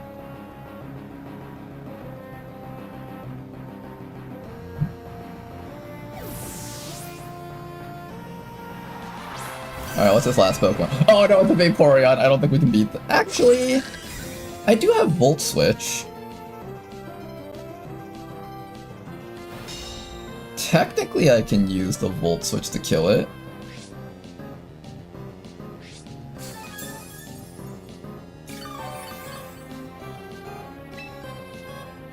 Here, let's try using Volt Switch on it. And then we continue trying to kill this Farigiraf. I think we just lose here. Maybe the right thing is to actually try to preserve Incineroar.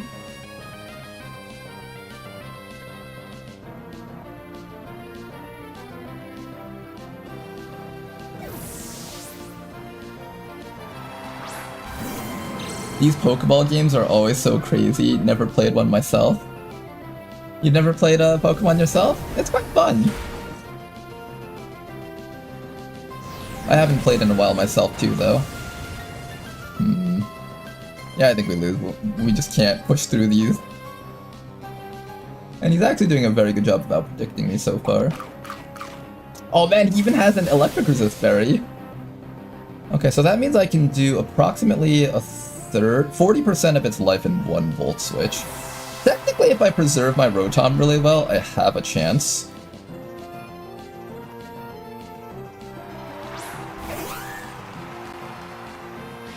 Technically, if I preserve my Rotom very well, I have a chance.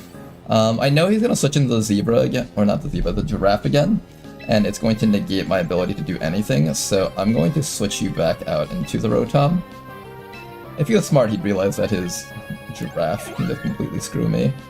And then we're going to try and Flare Blitz into the Giraffe slot. Which slot will the Giraffe be in? I think you want to switch this thing in and out to do Intimidate, so I'm gonna do the Flare Blitz into that slot. The other option is I could have started spamming Snarl.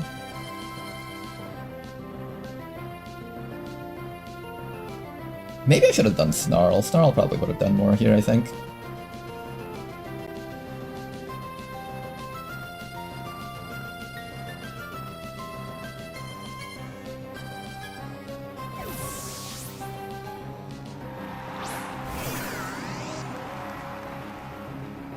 Oh no, he stayed in. He just wanted to kill my guy. Alright, at that point of the game, I think.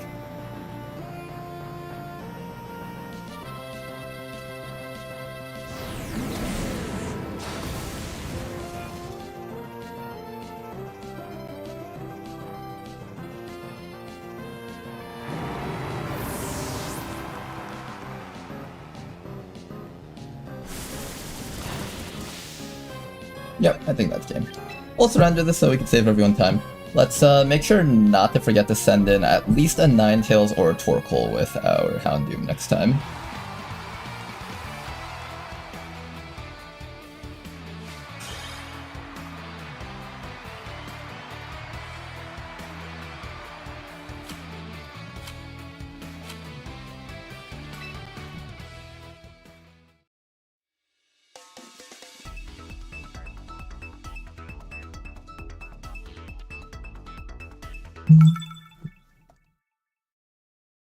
Okay then, let's try this one more time. I'm sure we'll get it right on the next few tries.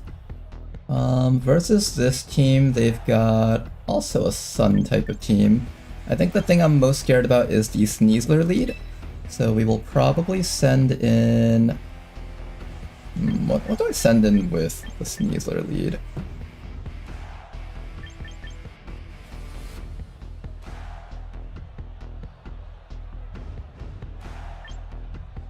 I think we'll start off with this guy at least.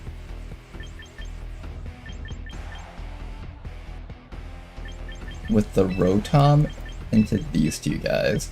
And what we'll do is we'll use Parting Shot and Volt Switch to set it up. Because I'm assuming the Sneasler is going to lead off here.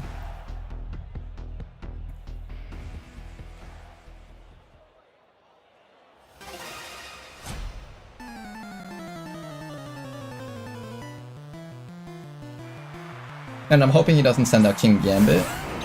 Good, he doesn't. Excellent.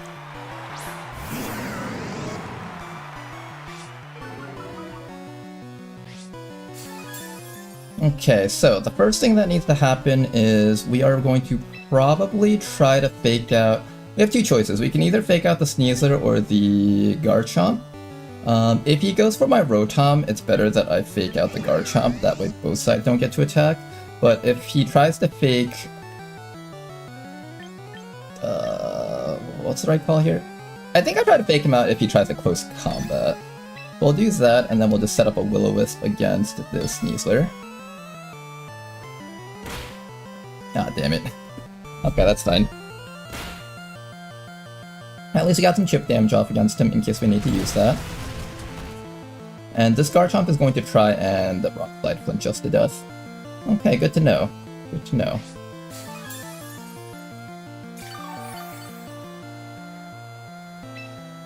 Then the next thing we need to set up is probably the Parting Shot into Sneasler, and then a Will-O-Wisp into Garchomp is what I'm thinking.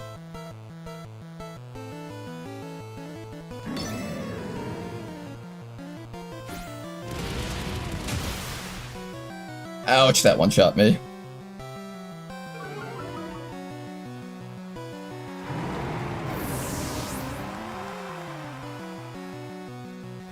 Okay, just don't flinch me. Don't flinch me. Don't do it. Good. Okay, so at the very least we were able to get the burn off against the Garchomp. That's a good start. I'm confident that we can win with our remaining Pokemon as long as I get the proper setup for him. So I think next thing we'll send in is either Ladonal or Morven. If I send in Morven first, I have less time for the Sun. So maybe I send in Ladonal, protect for round 1, and then try to burn the Sneasler.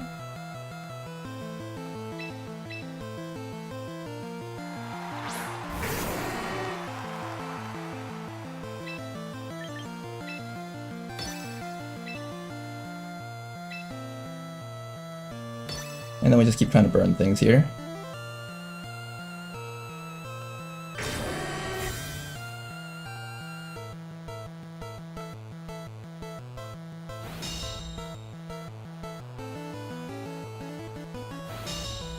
Okay, don't get the flinch. Oh, nice dodge. Okay, that was really good.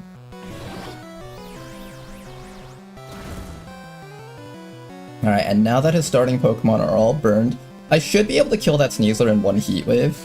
Solar Power Heat Wave is very strong.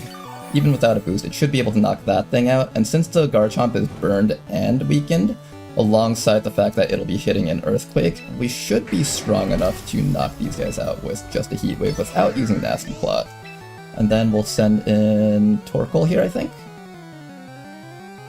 The other option is I can... No, I definitely need to kill off the Sneasler before it close combats me. I was thinking about Nasty Plotting, but it's just not going to work out if I try that.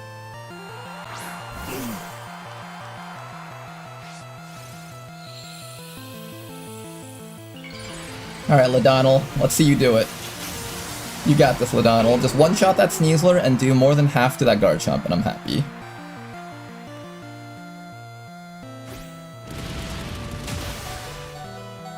Oh, but then the Solar Power is gonna kill me, I think. He's also just faster than me. Did Houndoom have... Oh jeez, that thing was scarfed. That didn't work out at all.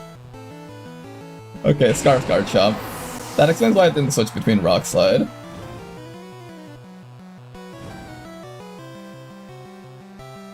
Yeah, that did not work out well at all.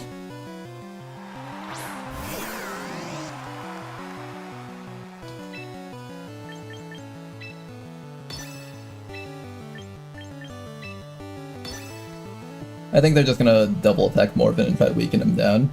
Okay, we need to rethink how we're gonna handle Sneasler, because it outspeeds the Houndoom. I wasn't sure if Houndoom had 120 or 115 or 125 speed. I knew it was somewhere around there, but I think it's 125. Oh, also it's got Unburden too.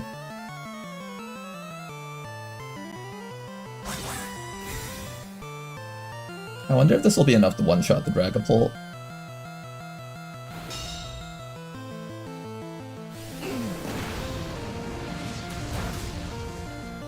Enough to do a lot of damage to it.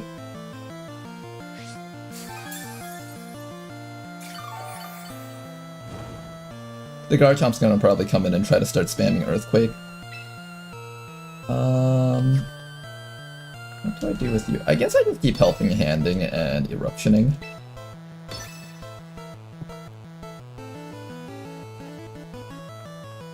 I could also try protecting the Torkoal and getting a one-shot kill against one of the guys up there, but I don't think my Volt Switch has any chance of killing either of them. And Hydro Pump has a chance of missing, and it's also in the sunlight, so Hydro Pump might not even work well. The unfortunate part is we don't really have a Trick Roomer on this team to help out this Torkoal. And that thing is still hitting like a truck even while, not like a truck, but it hurts a lot. Eruption's damage is just going to go down so much. Ah, no, we just died. Alright, we can surrender this. Okay, so this game's not working out so far. Let's give it one or two more goes, and then we'll address its weaknesses. The main one, I think, being the Sneasler. It outspeeds the Houndoom and prevents us from setting up nasty plots safely. We need some way to ensure that our Houndoom has a way of setting up nasty plots without losing too much HP, so it can actually have enough HP to solar power the enemies to death. It has the one-shot potential, it just needs, like, the delivery mechanism. The main weakness is my name is on the team. No, don't worry, Ladonal, we're gonna make it happen. Okay, another Sun team.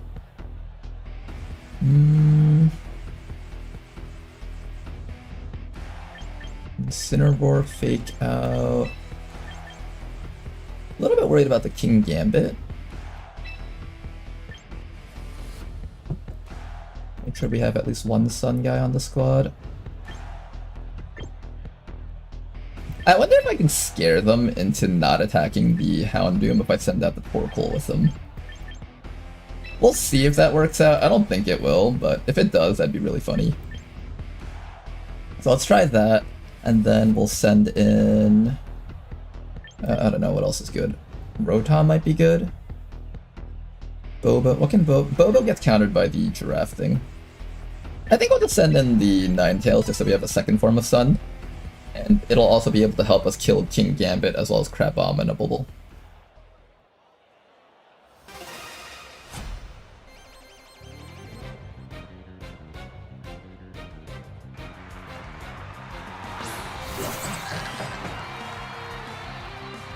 Yep, good thing I didn't decide to send in the Whimsicott.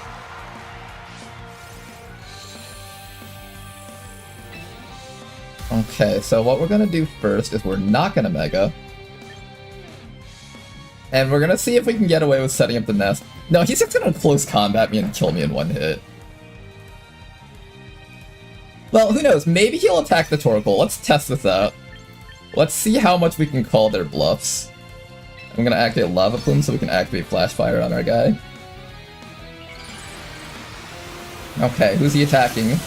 Houndoom or Torkoal? Which one's it gonna be? Oh, but it's gonna set up Trick Room though.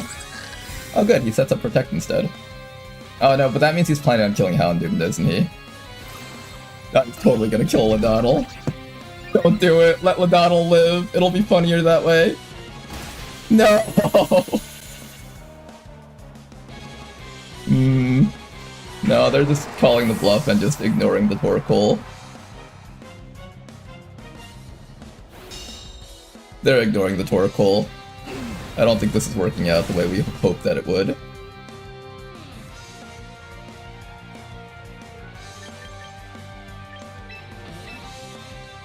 I need to find some other way to make the strat work.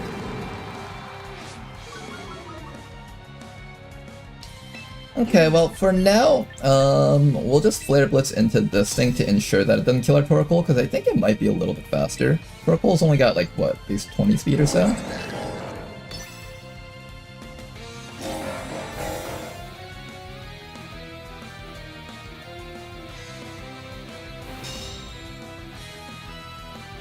And I'm assuming he's just gonna Hyper Voice us. Oh, we're actually faster than the Giraffe. Did he activate Trick Room yet?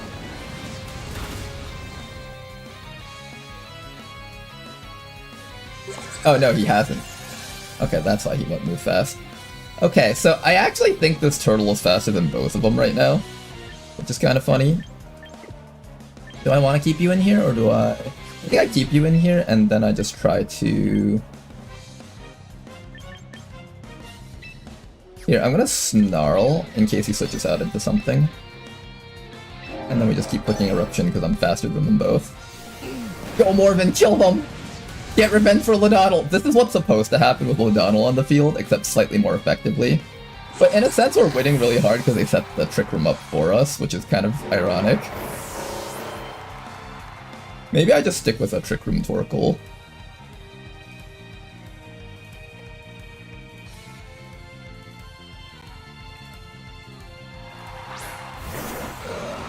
Okay, he's got a Camerupt, and he's got an Incineroar.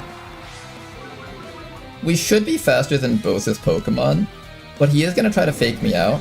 So what I'm going to do next is I'm going to Parting Shot against the Camerupt, and I am going to protect with our Torkoal here so he doesn't fake me out.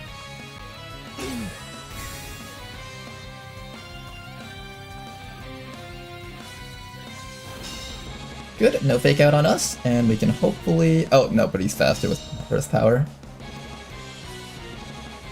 Okay, now we get the Parting Shot. And that should keep Morven as safe as possible, I hope.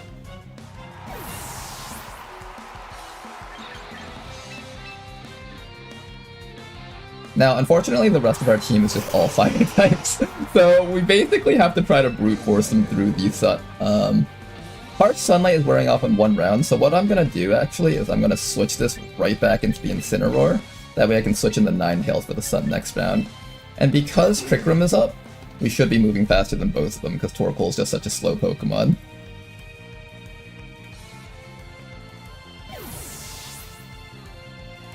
And this way we also get to weaken down the opposing Incineroar just a little bit more. How much damage can you do? Not bad! Half-life at least.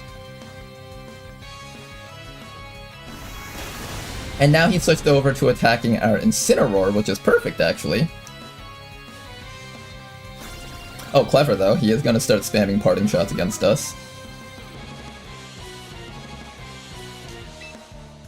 Okay, what are we doing next? I think the next thing we do is... we're going to try to activate Parting Shot against... I suspect this thing will just protect. Maybe that's what he wants me to think.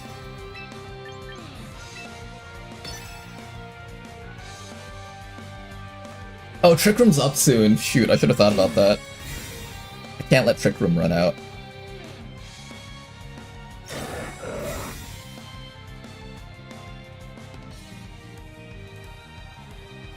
They know that this Torkoal's a threat. Don't worry, Morven, you're gonna get him soon. Yeah, the Twisted Dimensions return to normal.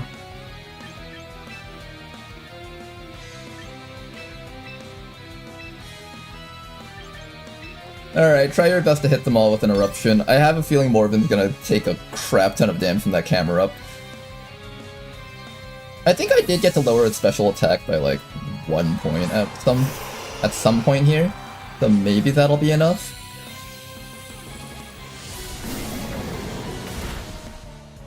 Interesting, he went after the Ninetales and not the turtle.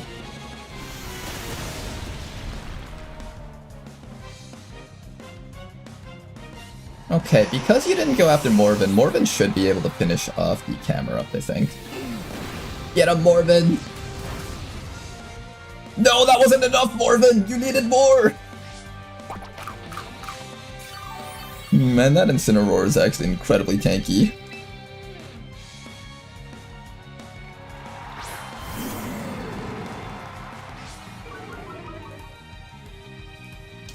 At the very least, we're able to keep, lowering down their stats and stuff. I think that camera up is gonna protect again.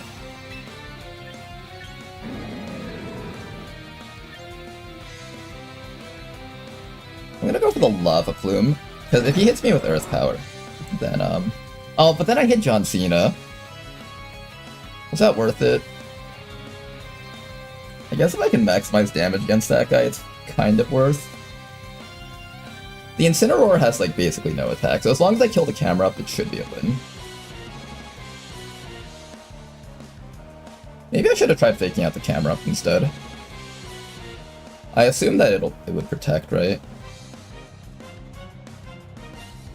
Did past Ronar pick and fake out on the... Okay, well, it didn't protect, so we're fine.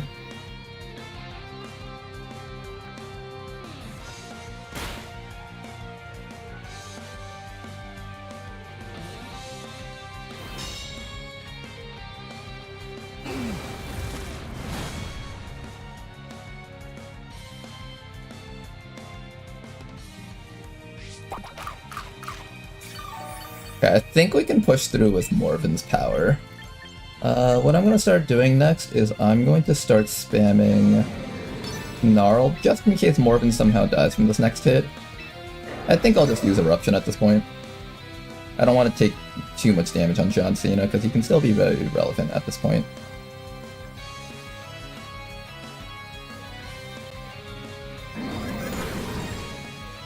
No, it still lived!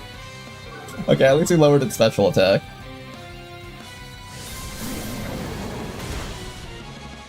At the very least, he does no damage, but the camera up will.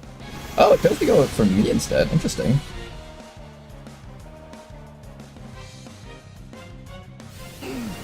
Okay, but that should be a win right there. Okay, then. Good job, Morven. Now, we need to rethink our strategy to redeliver damage with Ladonnel. Now, you guys saw how much damage Morven was able to do. Now, imagine, like, 50% more damage than that. Maybe even more, depending. We just need to find a way to set up Nasty Plot for the Houndoom. We'll give it another battle here. We'll give it another battle, and then we'll start switching up the team. I need to think of some way to deal with the... Sneasler starts, and just in general not letting Houndoom die.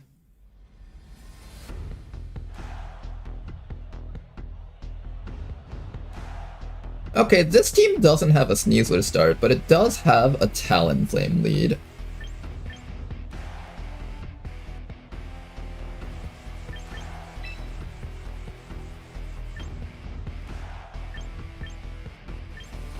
How do I deal with the Talonflame lead? It's gonna be able to set up Tailwind. Unless Bobo sets up her own Tailwind, then that would be okay.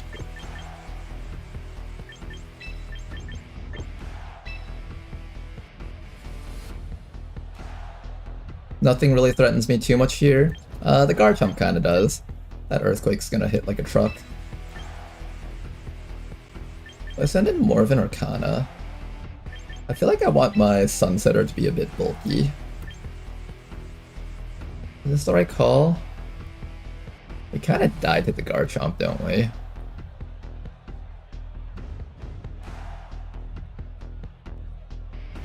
I hope it's not a Scarf Garchomp. Last time the Scarf Garchomp killed us. I think speed is an issue for the Houndoom, and being able to set up. So we want both Tailwind and speed somehow.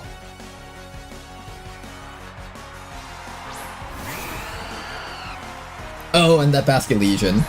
That thing will fuck us up. Really hard, in fact.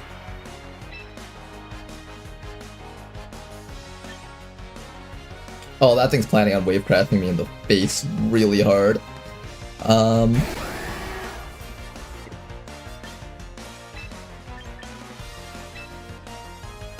If I can't set up now, that's fine. Maybe I do this and set up a Tailwind to start, just to match the opposing Talonflame, I think.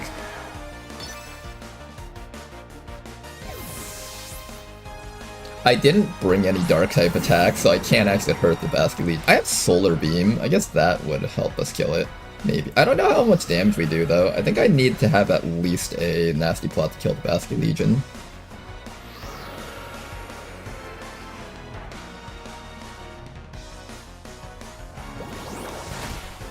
Oh, I actually did have the chance to set up Nasty Plot. Interesting, I guess he was more scared about the, Why did he go for the Whimsicott? Maybe he assumed that I would protect?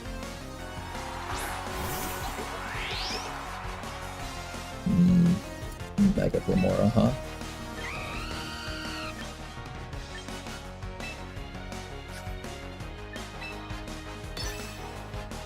That thing's probably gonna protect.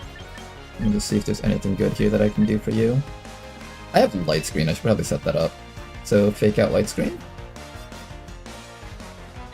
Let's do that, fake out into Light Screen. Maybe I should fake out the Talonflame so it stops getting speed.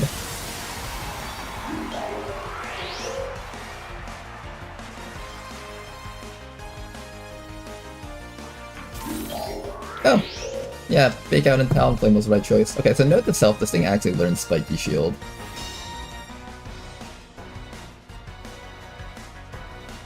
I believe this thing also outspeeds my Undo. Let me take a look.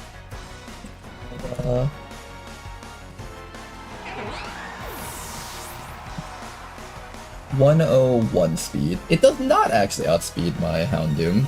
It's just that I don't have enough damage to kill it is the problem.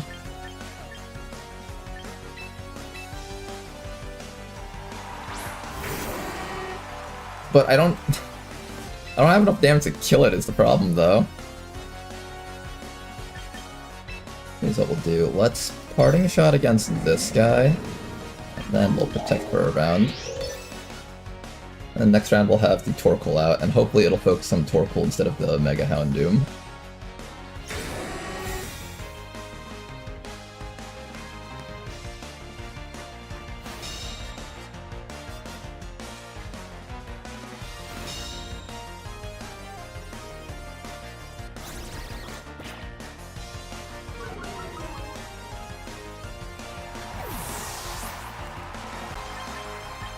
Okay, now that its stats are weakened, what we're gonna do now is we're going to pray to God that they focus on the Torkoal instead of Ladonal. Morven, I need you to draw their attention somehow by threatening them with an eruption that'll hurt like a bitch. And then we're gonna have you attempt to set up a nasty plot. Because if I Heat Wave right now, we won't do anywhere near enough damage to kill them. We're gonna greed for this. Greeding is always the answer, guys. Remember, you gotta greed. Greedy, greedy, greedy. Go full greedy. Full greedy. Yes! Full greedy is always the answer! Full greedy is always the answer! Oh, look at them! Those fools attacking Morven! You will all die for your greed! Greed is one of the 7 sins in the Bible, and this is textbook right now, and we're getting away with it. Okay, I think we can kill the Glamora with 1 Heat Wave. I'll bet you guys I can kill... Oh no, but the Talonflame's gonna set up a... Tailwind, I didn't think about that, no! The Tailwind will make him fast enough to kill me!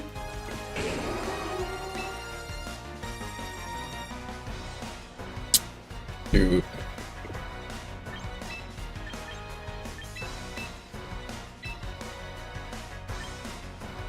Well, here's to hoping that he's adamant instead of jolly.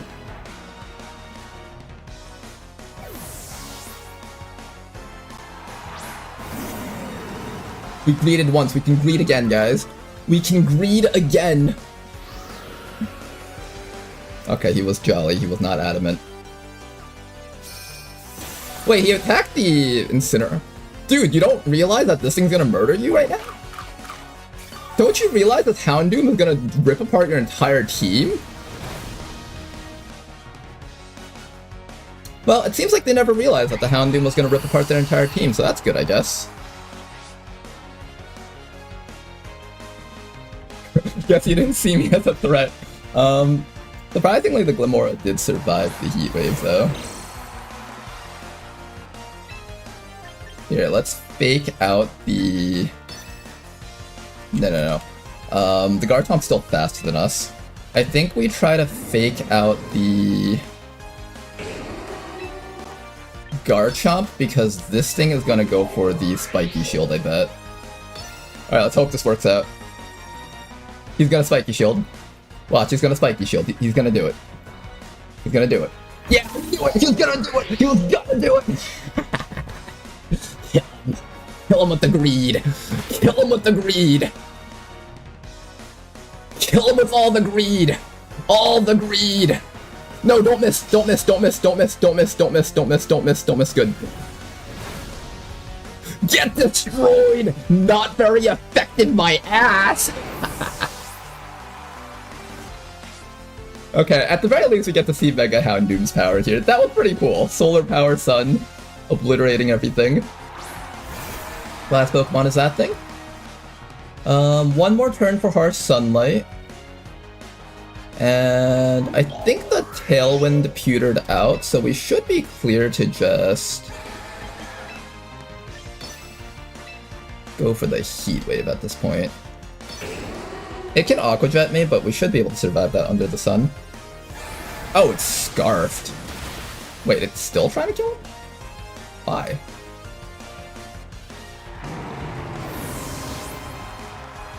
They really wanted that Incineroar. Oh, the Tailwind was still up. Wait, hold up. I thought in the top left it showed that the Tailwind was down. Okay, well, this is obviously wrong. Is it a bot? No, Ladonald, because that means I lost against the bot. Don't say that. You can't say that, Ladonald. That means I lost to a bot. Damn it. Okay, so, apparently the Tailwind is not tracked in the top left corner. Because you see how it says, like, Harsh Sunlight? I didn't see Tailwind up there. And Glimmora should be slower than me. At least that's what I thought. Mega Glimmora was 101 speed. I should be faster, or I should have been faster with Houndoom. I don't know what happened there.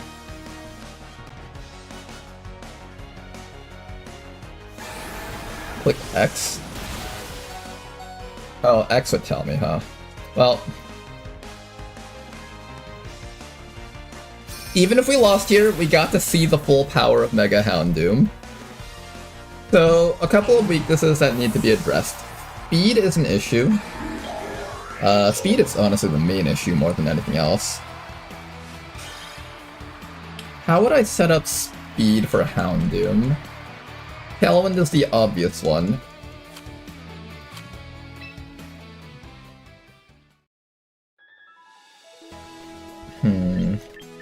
But how do I allow him to nasty plot without getting murdered by everything else?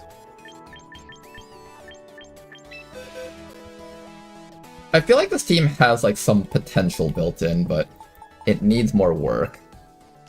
How do I set you up? So far, the turtle has actually been acting more of a threat to the opponents. But when they underestimate it, it does get to do stuff. But I'm also kind of overestimating the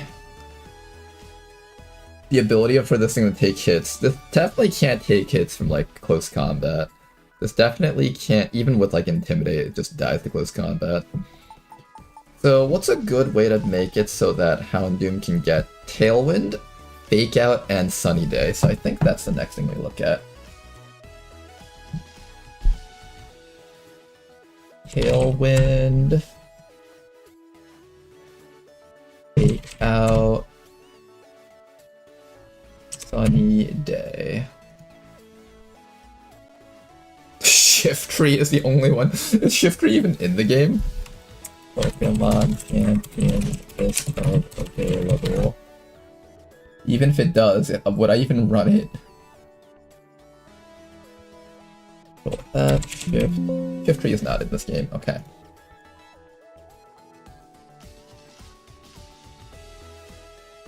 Is there a world where you trick room min-speed Houndoom? I don't think so. It's too fast to do that. There's a lot of like mid-speed stuff that'll outspeed it. Okay. What if we lower our expectations a bit? What if we don't expect Fake Out? Okay, lowering our expectation gives us a few more options. What if I want something like Upper Hand to negate opposing Fake Outs? Okay, there is something in the game here. Hisui and Decidueye. Talonflame. I have a Talonflame.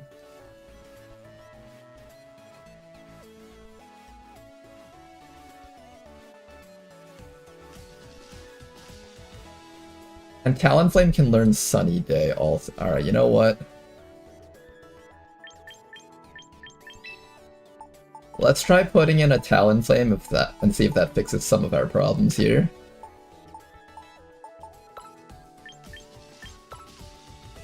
What item do you hold? I guess something that lets you resist. Let's see, what do I even want to train you to do? Currently you're just max attack, max speed. Tailwind is top priority. Having you set up Sunny Day sounds like a losing play.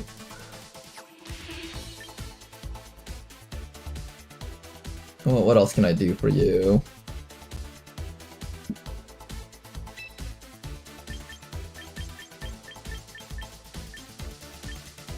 Do I try this? Sunny Day, Tail... What if we just go full support Talonflame? Threaten the opponent into thinking that we're gonna attack them, and then just full 180 and just never attack them. Okay, this negates Fake Outs that might try to cancel my Houndoom's actions. Then you can Tailwind when the time comes. Taunt to prevent Encore from happening, because Encore is one of the things that can shut us down. This sounds like such a not good build.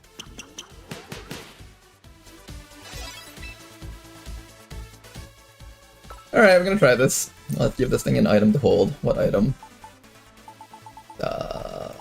What item do you even need? Shovelberry, Mental Herb. You're not even attacking, so... Well, Mental Herb to prevent yourself from getting tricked, I guess. Don't get Encored and stuff. Alright. Let's see if this bird is the ultimate partner for our Houndoom. Whims get Sunny Day, right? It does, but it doesn't help against anything else that we're trying to set up against, unfortunately. You could do something like Sash Whims for Tailwind plus Sunny Day and then just protect on turn 1. I could, but they could also double attack into the Whimsicott. I think the biggest problem with our team right now is that I'm struggling against hyper offense starts, where they're just like double attacking something. I guess Focus Sash might help out with that. There's also the Armored Giraffe that I have to worry about that hard counters Whimsicott. Yeah, let's see how the Talonflame performs, and then we'll decide whether or not we want to also run Whimsicott. If they double into Whims, you still get a Droughtmon in. That's true, but then I don't get the Tailwind though, and I didn't get to set up my nasty plot. I think I want something with Fake Out so that I could try to set up... I want to be able to try to set up my nasty plot round 1. We'll see how this one works.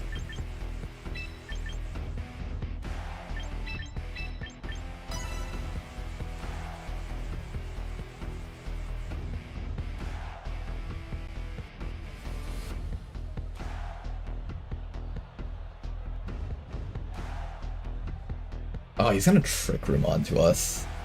That's a bit of a problem.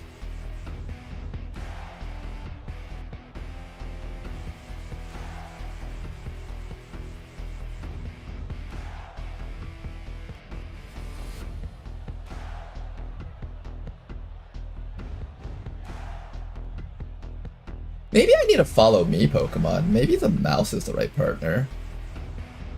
Mouse or Clefable. I will consider the mouse for the next set of Pokemon that we try pairing with this Houndoom. So Houndoom has Whimsicott, Talonflame, and Mouse as potential lead partners.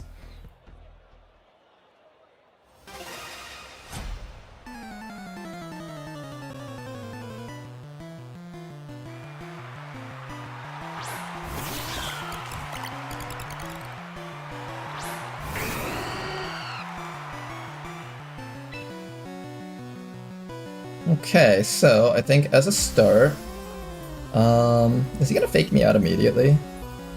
Masterball does learn fake out, right? I'm pretty sure it does. Yeah, let's try to greed for the nasty plot. See if we get punished really hard for this. And then we're going to upper hand the mouse hold, maybe? Taunt the mouse hold? Well, I don't care if it uses follow me. That's not a problem at all. Maybe what I'll do is I'll set up... Yeah, let's try upper hand. This thing has a lot of priority moves. Maybe we could just break its sash.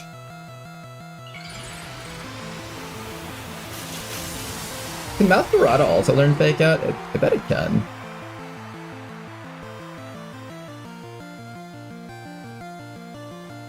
Duh. What's it trying to do then? Oh, that doesn't count as a priority move? Okay, upper hand's a little bit worse than I thought. Okay, we did actually get a chance to set this up, though. No Tailwind, unfortunately, but we do get a chance to set up our nasty plot.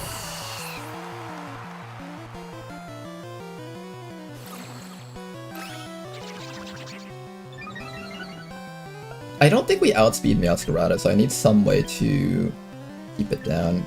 Probably just sending in the Incineroar is the right call here.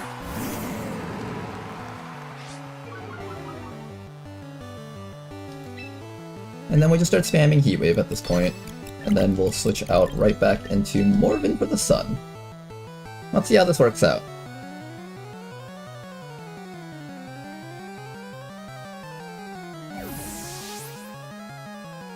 Oh, but you know what I should have done? I should have faked out the mouse first, maybe, just so I could lower its focus sash.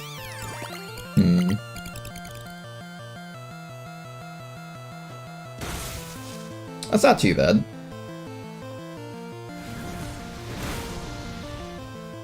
Okay, Meowscarada had the focus sash. Interesting.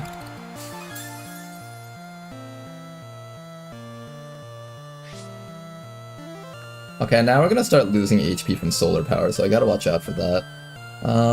I probably just spam Heat Wave and Eruption over and over again until they die. They have to either focus on the Torkoal or the Houndoom, I think. Oh, is Mega Gallade faster than me? Oh my goodness, everything's faster than me, I think.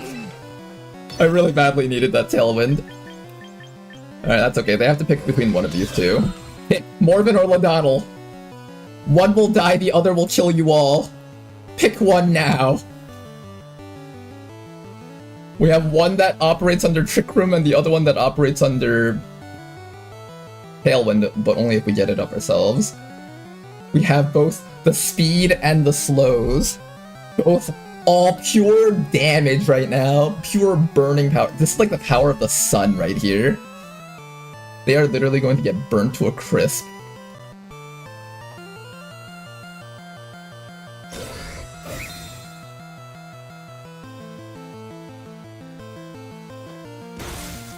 Interesting, he chose the turtle this time. Don't miss. Don't miss, I need that damage. Kill him. Yeah, kill him. I dread the day that I'm gonna miss a Heat Wave when it's really important.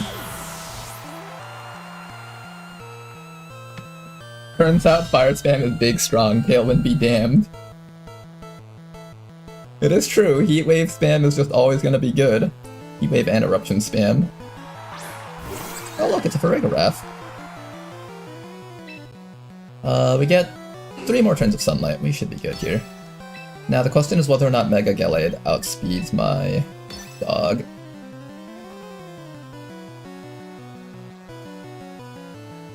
Pick one. Pick one, the other one kills you. Pick one of the two, Ladonnel or Morven.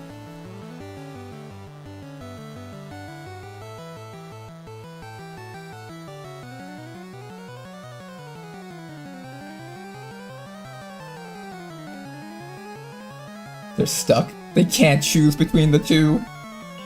Okay, he does Mega Evolve. Let's find out if it's faster than me. I'm gonna look at its base speed right now while we're at it. Raid. Mega Gallade's base speed is... Oh, they're all just dead. Nice. Mega Gallade's base speed is 110, and I really should have looked this up earlier. But let's look up Houndoom's base speed. I'm pretty sure it's fast. 115. Okay, so I have 115 base speed, which means I'm barely outsped by things like Sneasler. So being able to beat up the Sneasler is what I need to figure out how I can win. Let's do like 1 or 2 more battles, and then we'll try switching out to a different team. I think today I just want to kind of have a little bit of experience making all sorts of really fun gimmicky teams that have a chance of succeeding in Master Ball. It's one thing to make a gimmicky team that just gets hard stuck in Great Ball rank. It's another thing to make a gimmicky team that actually succeeds at the higher ranks. I do see that they have a Rain Setter, so that's something to keep in mind.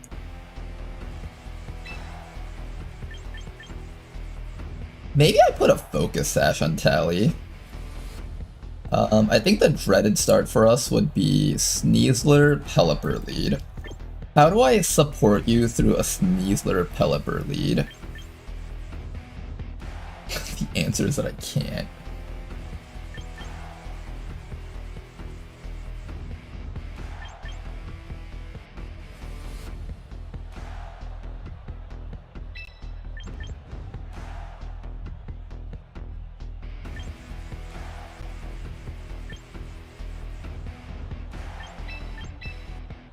Maybe something like that. That doesn't feel right either. I feel like the right answer is not lead with Houndoom. But I'm gonna click it anyways just to experiment and see how far we can get with this. I think it's always a good idea to just experiment to see how much you can get away with. Because sometimes you look at something and you think you can't get away with it, but you actually can.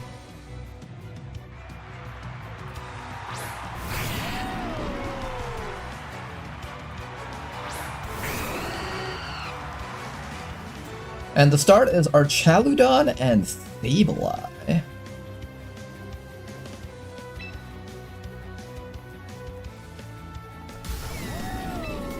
Alright, we're gonna greed this nasty plot and see if he chooses to,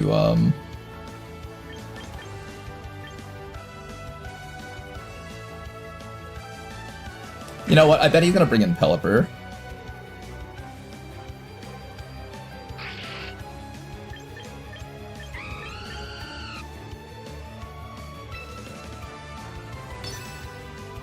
Or maybe Sableye's just gonna Mega Evolve and Prankster.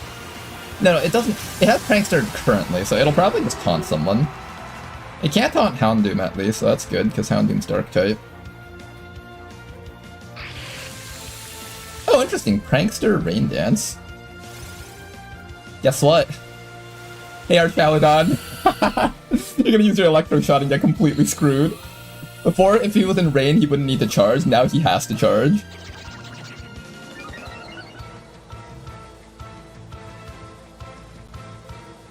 Now he has to charge up. Okay. So, the next question now. Can I heal? He's gonna Encore me, I bet.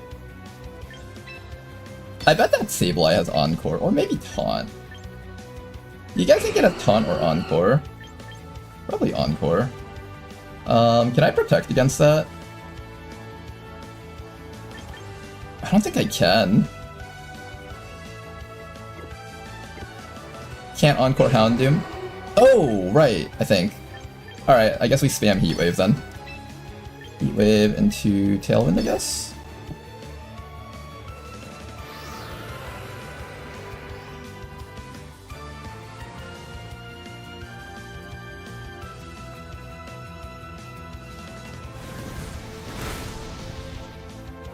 That was glorious. Holy shit. We just took out 2 bulky mons with a spread move. That's the power of the Solar Power Houndoom. Okay, wait, we got a setup here. That kind of works. Instant forfeit. When this strat works, it works. It really does. It's about the delivery mechanism. We have the ability to wipe both Pokemon in one attack. You just need to find some way to deliver that. Make it happen somehow. This is actually kind of a cool team, I like it. But let's go and change up our teams once again. Today is more of a try a little bit of everything. Have your finger in every pie. This was a team that I used to get through Great Ball rank, and a little bit of Ultra Ball rank, I think. Basically, this team focuses on using Double Intimidate from Mega Manectric and Incineroar to just constantly Volt Switch and Parting Shot, with random fakes outs mixed between. You have flip turns with this dolphin thing over here. You can get the immediate form change on round 1 by Mega Evolve, Volt Switch, and then flip turn out with this thing with Scarf first, and then Volt Switch with this thing back into this thing. It's really cool. The one problem this team really ran into, these bottom stuff were just random things I was trying out, they kind of suck. But the main thing that this team runs into problems with is King Gambit. When you have a King Gambit on the field, it just gets a free +2 round 1 and just starts killing us with sucker punches. My solution to that is just fake out into Overheat, which they don't really seem to expect, because not many people see Mega Manectric. It wasn't exactly very popular, I think, even when, was it popular even when it was in X and Y? I don't remember, but nobody's ever really seen this thing, so most people don't expect that. This was quite a fun team. But I think for the next team we're going to try out, let's try the Frostlass team. I know Ladonnell wanted to see a Frostlass team, and I've been wanting to build one too.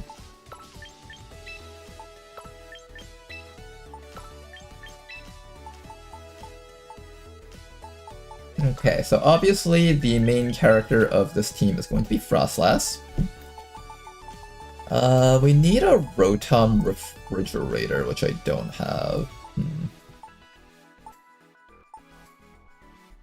Yeah, I'm lacking Rotom Refrigerator.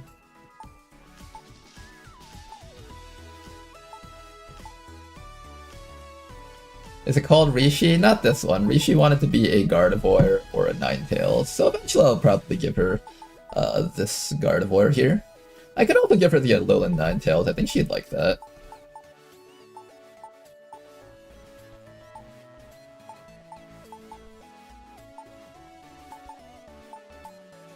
Gengar, Pavilion, King Gambit. We could do Glaceon with Icy Body. I have to recruit that thing, which I don't feel like doing right now. What are the good supports with this? I know there's like some online teams that people have already made. I think one problem that Frostlass has to deal with is Mega Charizard Y as usual. That thing is kind of a threat because not only can our Blizzard not knock it out, it is slower than us, so if we both Mega Evolve at the same time, all things being equal, theoretically the Charizard will always get its Sun Up first. So having a switch-in option is not the worst idea. I'll probably just have you in here just in case. Then the next thing I want to do...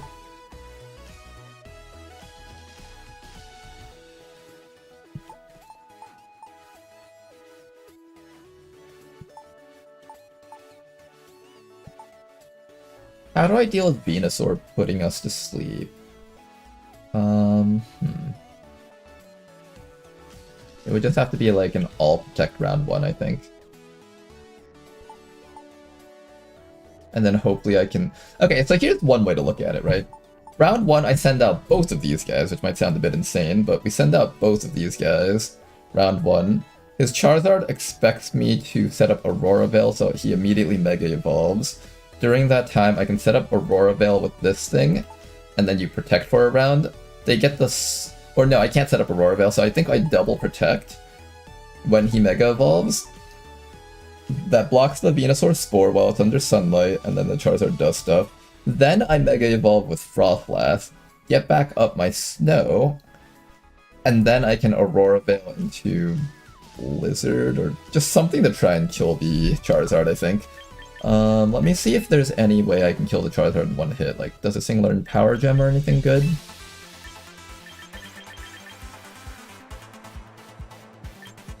Wasn't Frostlass the third option? Oh, was it? I wouldn't mind naming this thing Rishi.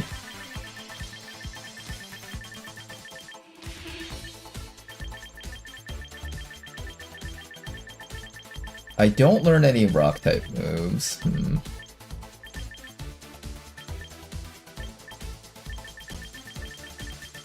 No Rock-type moves.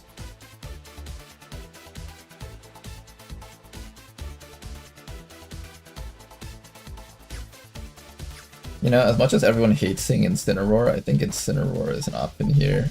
It can fake out the Venusaur while the Charizard does the round 1 protect. And we will also match with a round 1 protect. And then afterwards, the Incineroar can use Parting Shot to bring in this thing. I think that's the right call here. You can never escape John Cena when team building. He's everywhere. Or old reliable Scarf Garchomp. I could do Scarf Garchomp.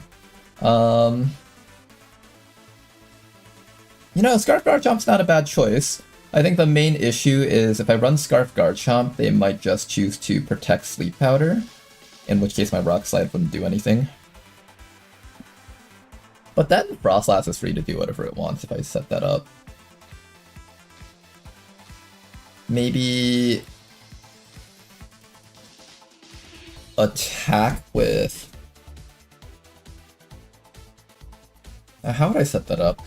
Scarf Garchomp's not a bad choice, though. I like how this one's already named Ladonal. I'll keep its name for now.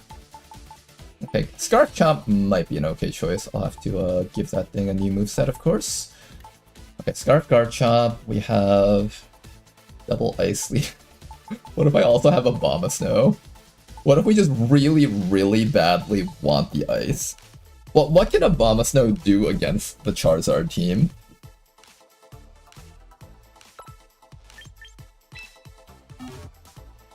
Is there anything good that you can learn? You're immune to Sleep Powder, that's really good.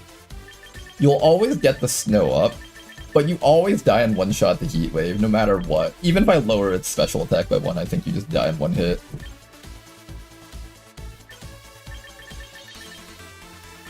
The 4 times fire weakness is just not okay for this thing.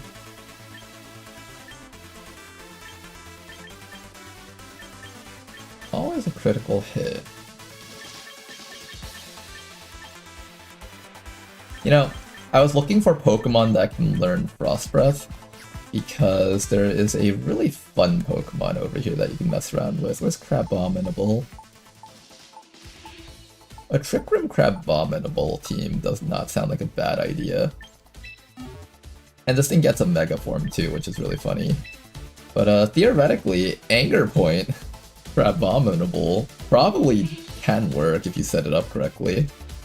If this thing didn't die in one close combat to a Sneasler or a Heat Wave, I probably would run it.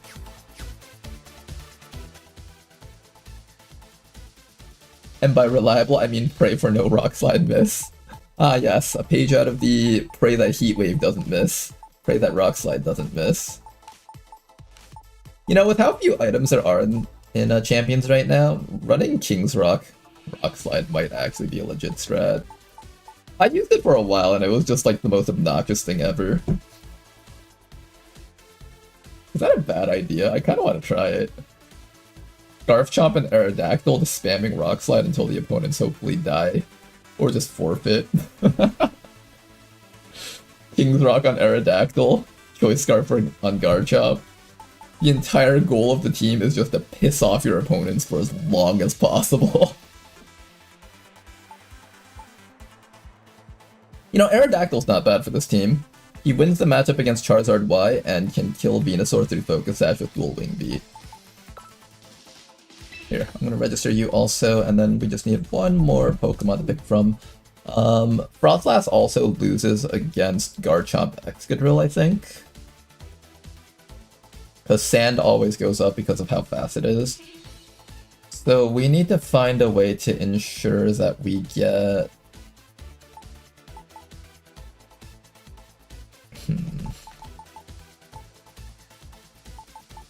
And they'll like die if they start spamming Rock Slide on us.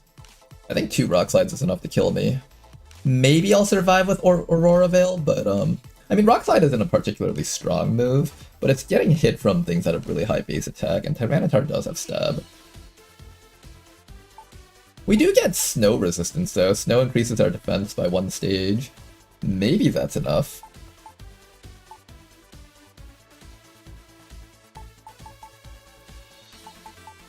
Who would I lead against Tyranitar and Excadrill? I guess it would have to be Incineroar.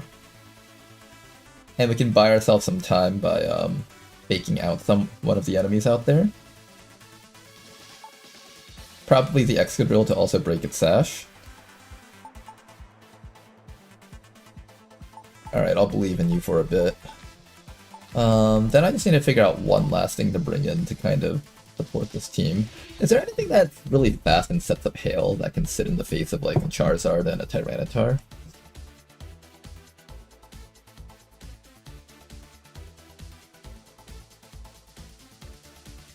Anything that learns hail? Or no, Snow Speed.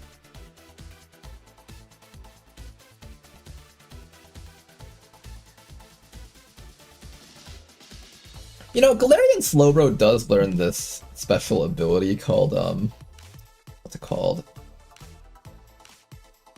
I don't, not there. Galarian Slowbro, or was it Slowking? They learned this thing called Chilling Retreat, I think. I have to recruit it permanently to see its abilities. Alright, fine, I don't own one of these right now. I'll recruit you permanently.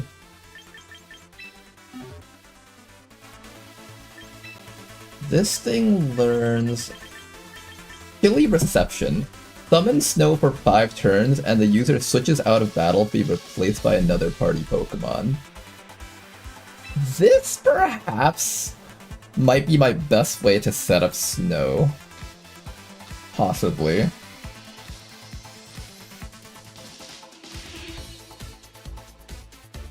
What else can you do? Like, what can you survive against? You're poison and psychic, so you take like neutral damage against fire. You have pretty good special defenses, so you'll probably survive against most stuff out there. You resist all of Venusaur's attacks except for Sleep Powder.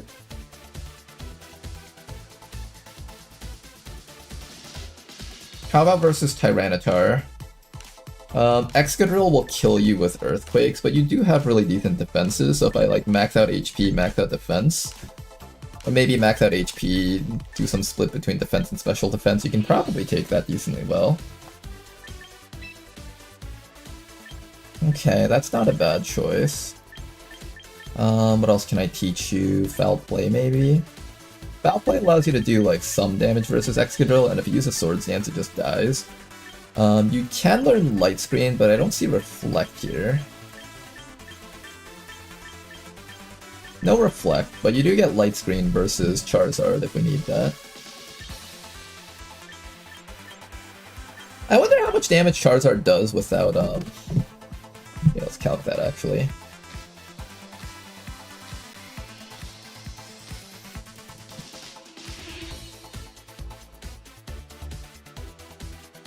Charizard, Y. Drought Wall Breaker, I guess. Level 50. Timid, max special. That's probably what we'll be fighting against most of the time. Wave. Okay. So let's see how much damage this does against our Frostlass Mega. Assuming this thing has like what? 4 HP, I guess. Alright, so it'll have neutral defensive stats, and it should have Let's assume Snow is up. We'll do the calcs for both. And let's say we have doubles. We're level 50. Let me spread the screen out a bit. We're level 50, and we have light screen. Do we survive that? Barely. We would set up our own Aurora Veil anyway, so... If they double attack into it, it's still dead.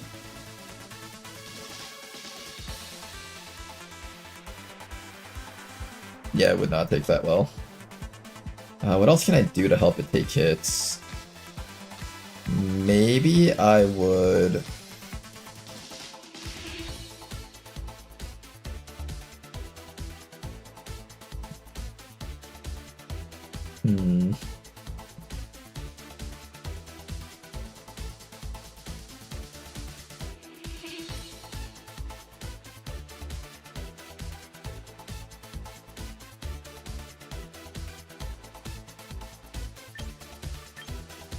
Wonder Room, Calm Mind, Imprison. Can you learn Heat Wave and imprison the Heat Wave and Weather Ball? That sounds so stupid, it might just work. No, you don't learn Heat Wave. What's a Pokemon that learns Heat Wave and Weather Ball, and then I can just imprison it? Yeah, let's try looking that up on the moveset calculator. Imprison... Heat Wave, Weather Ball. Oh wow, there are Pokemon that learned that combo. Ninetales learns it, interesting.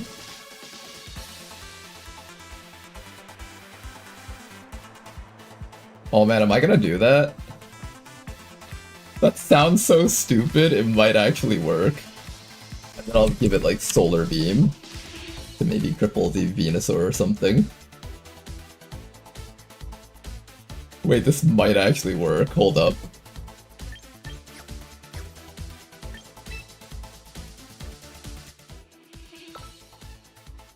Am I allowed to run both regular Ninetales and a low-end Ninetales? No, I have to pick one. Okay. What if I choose to have you on the team?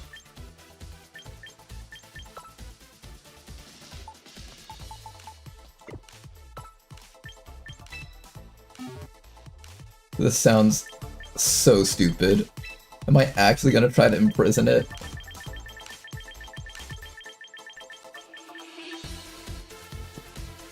Gains the ceiling off status.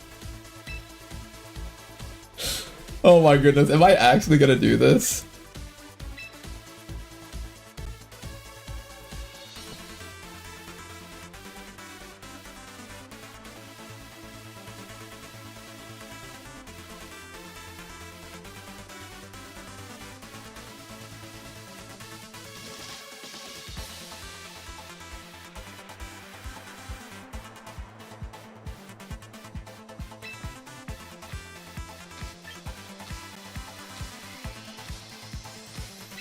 I'll give you Drought so you can actually attack if you ever need to. Alright, we're going to attempt the ultimate counter Ninetales composition. Our goal is to try and imprison enemy Charizard-wise and prevent them from taking any of these attacks. Then the next thing we're going to do is we're going to look up another imprison option. For the next one, we're going to look up whether or not there's anything that learns Imprison, Rock Slide, and Earthquake.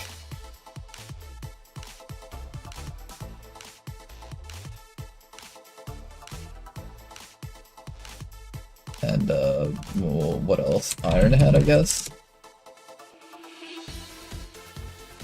Bronzong learns it, technically. Is Bronzong in the game?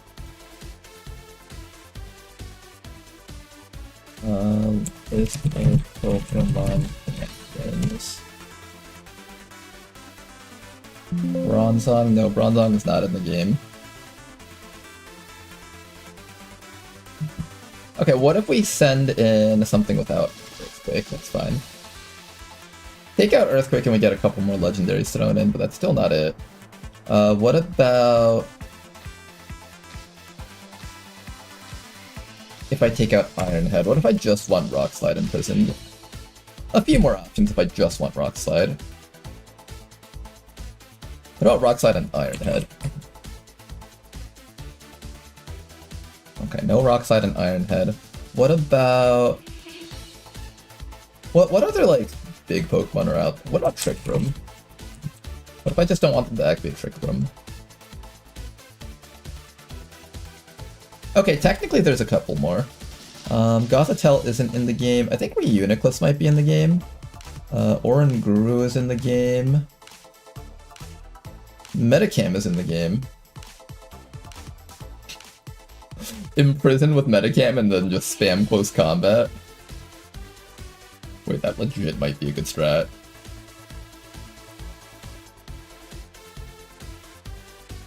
Okay, I need to get a Metacam though before I do this. Okay, but the idea is there. We do have an Imprison option for this. Okay, we will keep that in our minds. I'm gonna try this out just to see if this actually works. It sounds really stupid and feels like this won't work at all. But we're gonna try it. Our own little janky Imprison Ninetales.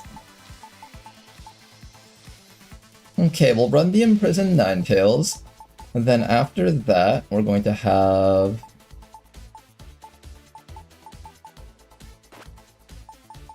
A Metacam would be like the last slot, if I had one. I don't think I have one, though. It's not in currently.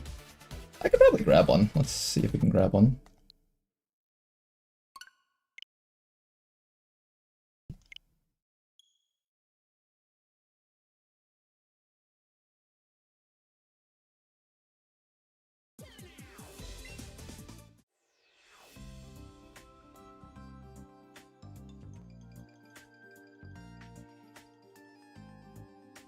Alright, I'm here properly now. I had D&D. Hey, welcome back, Tama. How you doing right now? We're doing some team crafting here. Okay, I think I have a Metacam either in my Sword or my Violet. Let's see which one we have it in.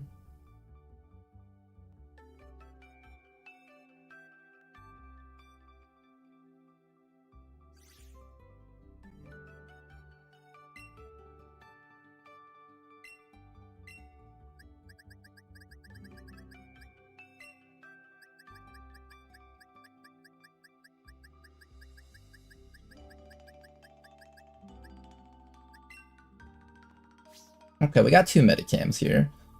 This one's in home, so I'll probably just grab that one. They should both be fine. Which ball do I like more? Do I want the one in the Ultra Ball or the one in the Quick Ball? I'm feeling like I want the one in the Quick Ball, maybe?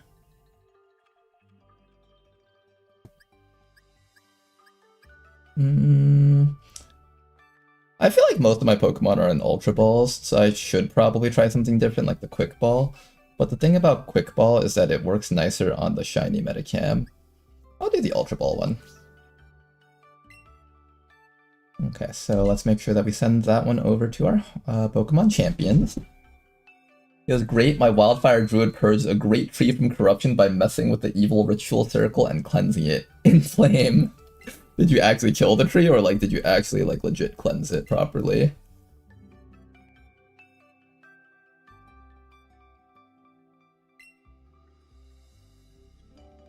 Some chaotic good nonsense.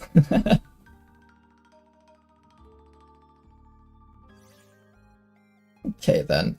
So let's find that Metacam first. We're gonna go into list view, filter. Wait, what? Oh no, I have to scroll down. Medi.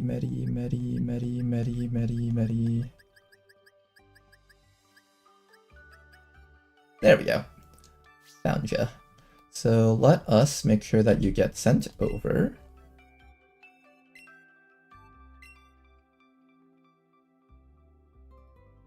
It was decaying and its roots had rot on it. Basically, it burned out all the bad and left the tree alive to recover. But if I had fucked up the rolls, the tree would have been gone. That's kind of hilarious. How bad would it have been for you guys if you had burned down the tree?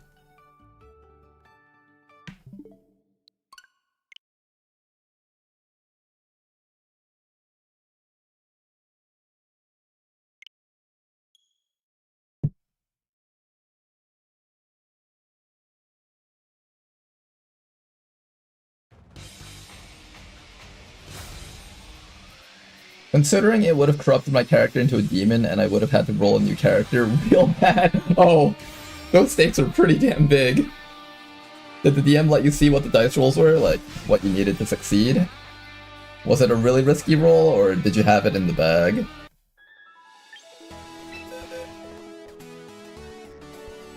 I think I have to go to recruit to pick it up, right?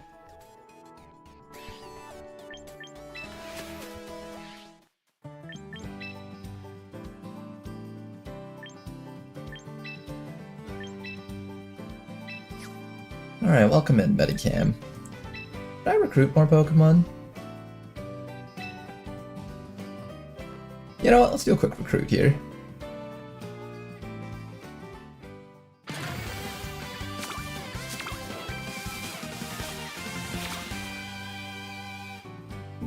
I've been looking for a Duraludon because I can't actually get a Duraludon since I don't have the DLC for Scarlet and Violet.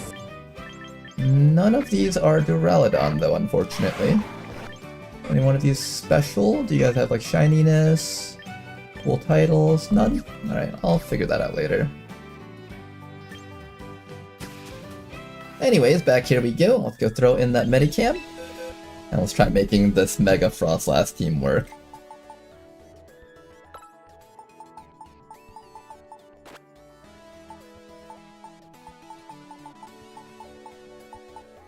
Where's Medicam? Medicam, Medicam, Medicam. There you are. Okay, obviously I need to retrain you. And now we are going to get ready to do some of the jankiest strats we have ever seen just to make Frostlass work. Alright, so for this strategy, we're going to be taking Imprison. Where's that Rock Slide? Rock Slide, Rock Slide. I'm gonna have Rock Slide here. We're gonna prevent other Pokemon from being able to use Rock Slide against our Frostlass. We can also learn Trick Room, so opponents can't use Trick Room to stop us from doing our thing.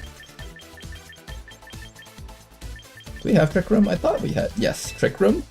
And then for your final ability, I think you're going to learn either a fighting move or...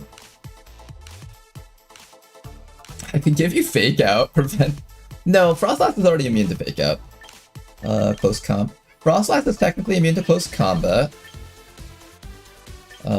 Protect. Your opponents can't protect anymore. They just have to eat full blizzards every single turn. You know, that would be kinda legit. Maybe. Oh, I'm actually kinda tempted to do that.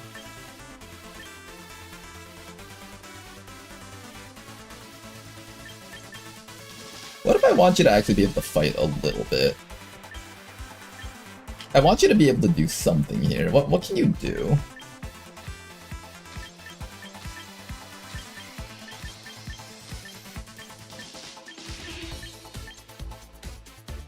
All Mind, Imprison, Skill Swap,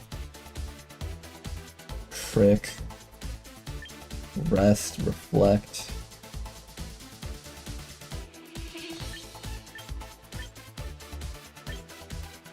Shadow Ball, Thief, Fling, Taunt. You know, one of the few things that threatens my Frostlass is Mega Gengar. This right here is a build purely meant to screw over other people.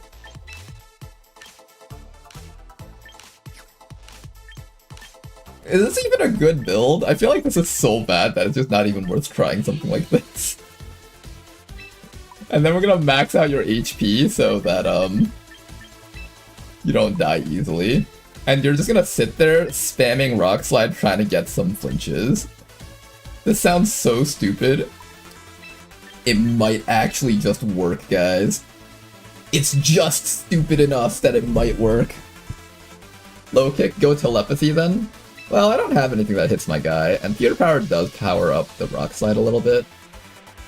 I don't think I have anything that hurts my ally. I don't think so now. I think I'll stick with Pure Power here. Alright guys, are we cooking or are we not cooking? I needed 4 successes of 15 DC Wisdom saves.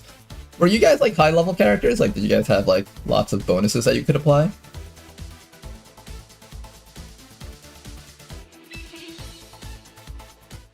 Okay, guys. This is probably one of the worst strategies I have ever come up with.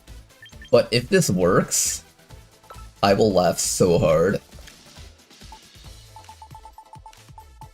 Frostlass, there we go. You get your Frostlass sight. I'm going to train you, so let's give you a bit of training here. Obviously max out special attack, max out speed, give you, I don't know, some HP or something. Bit of HP, what else? I need to give you timid nature.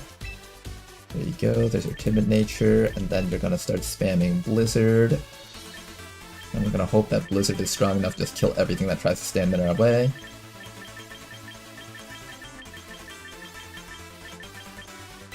Blizzard, Aurora Veil.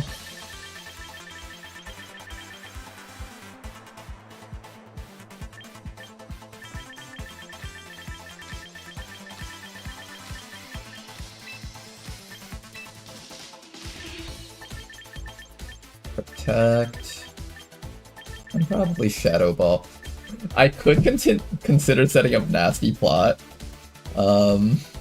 No, it's gotta be Shadow Ball, right? Well, no, I might need Nasty... Maybe Nasty Plot.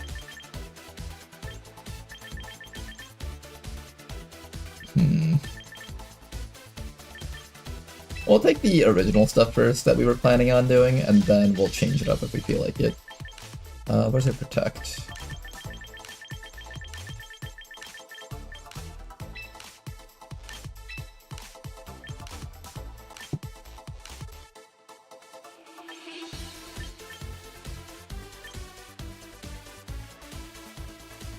If I have Snow up already, this is basically useless because I only get Snow once I Mega Evolve, so probably we take Chris Body here.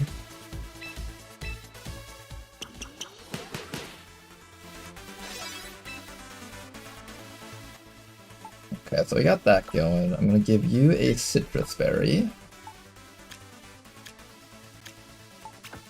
Then for Ladonal over here, I'm gonna give him a Choice Scarf, I think. And then one option is to spam Rock Slide against Garchomps. Could probably train that, of course. He's already Jolly, max attack, so that's good. So let's give you Rock Slide.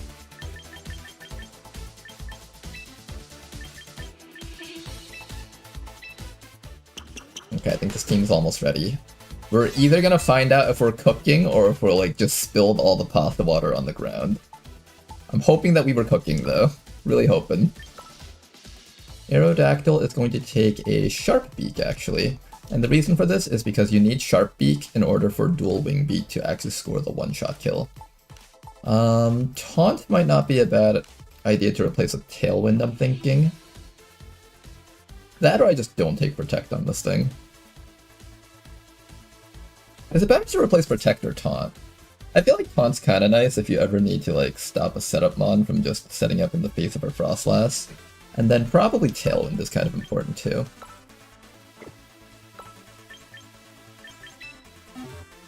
I'll give you a Tailwind here.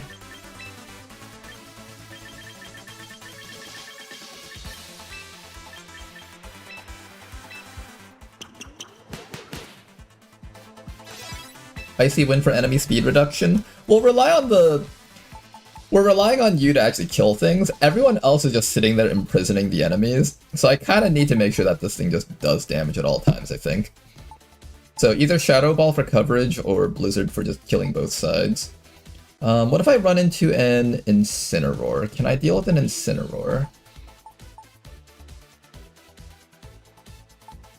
If an Incineroar runs out and starts trying to Darkest Lariat at me, can I survive it and kill it back? That's kind of a good question. That's a really common one. Why didn't I think about that one when crafting these teams here? How do I stop something from using Parting Shot against us? Or Darkest Lariat, or Flare Blitz for that matter.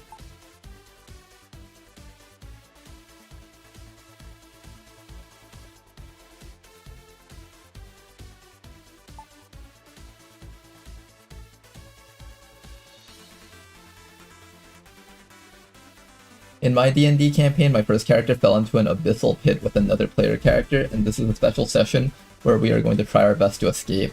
I already have a new PC player character, but we will see if I can escape, or more importantly, save my fellow teammate. Ooh, that felt like an exciting team building session.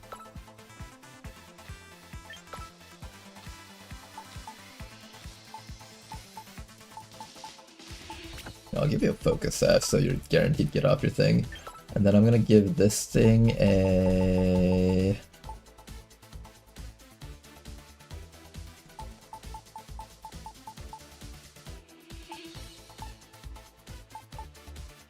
mental herb, I guess, so you can't be taunted or encored. We'll just start with that. Alright. This is gonna be our incredibly jank snow team. Let's see if the incredibly jank snow team has any chance of success. I'm assuming we're gonna have to go back to the drawing board very quickly.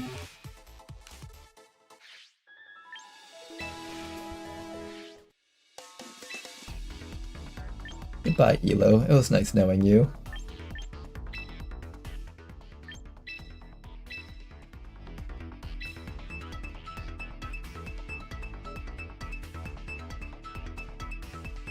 I'm looking forward to just completely screwing over any Mega Charizards that we come across. I'm hoping this works out.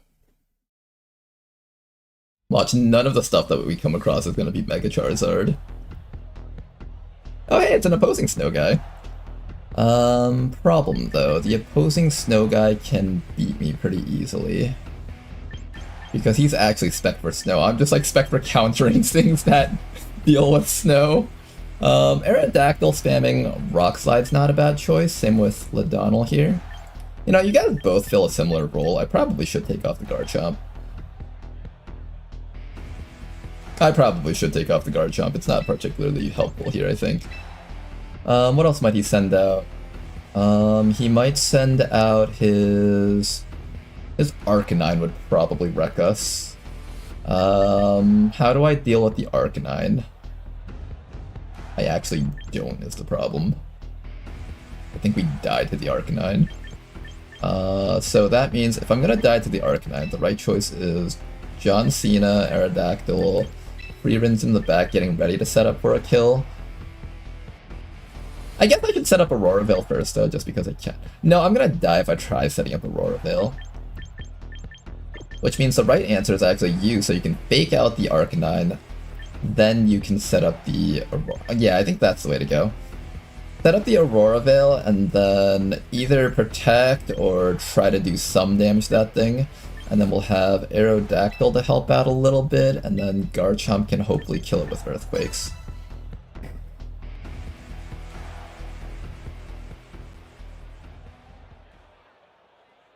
Garchomp EQ? That's what I'm thinking right now. Garchomp EQ will take care of it for us.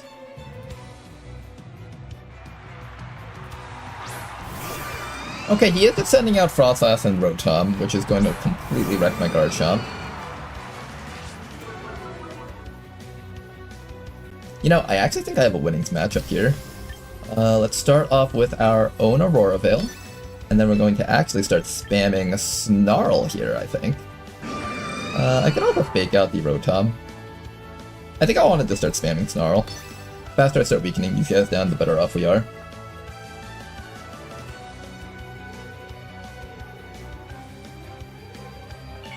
And they both choose to stay in. Excellent.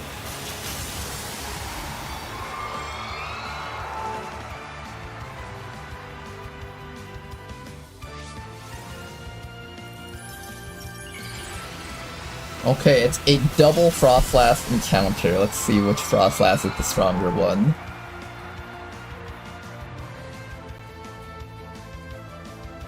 Ooh, Electro Web. Okay, so he's gonna beat me in terms of speed then. And we're gonna beat him in terms of damage output. Oh no, but he gets a Shadow Ball. Oh, it was a Scarfed one. Oh shoot, no! We got completely played! Okay, Electro Web into... Okay, so that's something I have to keep in mind. This thing can do that.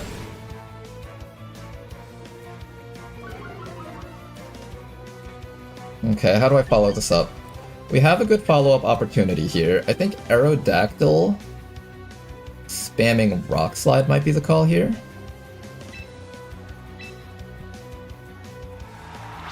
They'll probably end up having to switch out.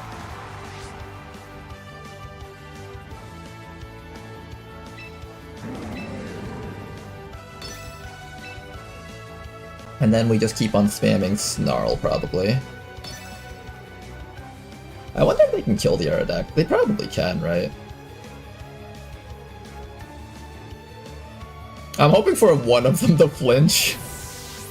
We're just gonna hope for the flinch hacks. Uh-oh. It's Komodo.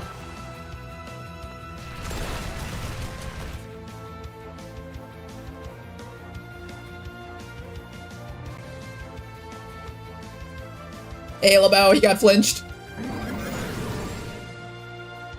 Okay, and at this point, the Rotom is no longer particularly relevant to the fight, so we're in a good spot here. What I'm gonna do next is I'm going to see if the dual Wing Beat can kill this thing. I'm pretty sure it can't. We're gonna try it anyways, just to see if that'll work. And then maybe we'll even Parting Shot into the Komodo for maximum firepower in reducing its damage output. Oh, so close. Not enough for a kill, though. Okay, so keep in mind, we can't actually kill Komodo with that. And now he's got our speed lowered. Damn it.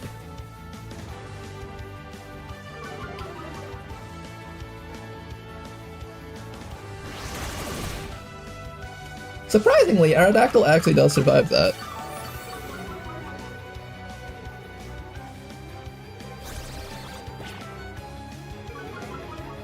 Now here's the problem. Aerodactyl is still in the midst of dying, and now that it's got its speed reduced, we're in a little bit of trouble here. However, we do have our Garchomp. And now we're in a really good spot to just start setting up. And what we're going to do is now we're going to pivot out back into John Cena so you can intimidate them even further. And then I think at this point his entire team is weak to Earthquake. Or not weak, but affected by Earthquake. We've seen the Frostlass, we've seen the Rotom, and the other thing. The only thing left possibly in there would be the bird. I think I'm going to spam Earthquake here just for a chance at killing both. Oh, maybe I shouldn't have sent John Cena. Oops, I'm gonna get hit by the Earthquake too. What's his final hook? It was a Corviknight! Oh, this hurts me more than it hurts him!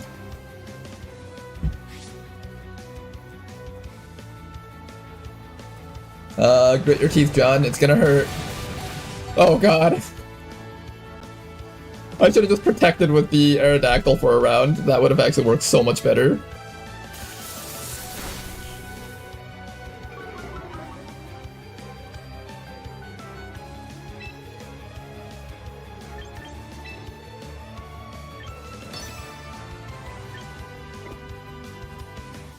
I suspect that Corviknight is going to try and set up body presses with Iron Defense.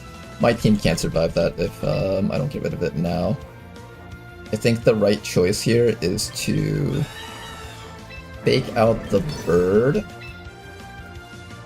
Oh, I just remembered, Rotom is Levitate. I'm stupid. I was looking at the screen because I looked away and I didn't see that it died. And I was like, wait, why isn't it dead? Okay, yeah, I deserve to lose this fight here, I think. 100% deserved loss. Alright, well, we'll just surrender this. Acknowledge that we've just made some very poor choices in life. We're just gonna die here.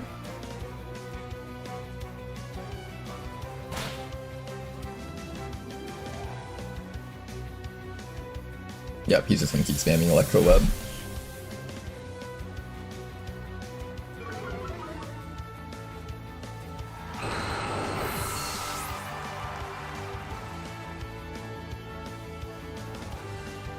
At the very least, it hasn't gotten a chance to start setting up its other stuff.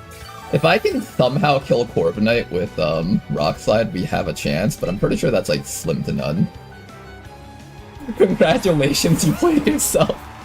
Look guys, this is what Masterball ranked play looks like. Isn't that crazy? This is what Masterball ranked play is all about.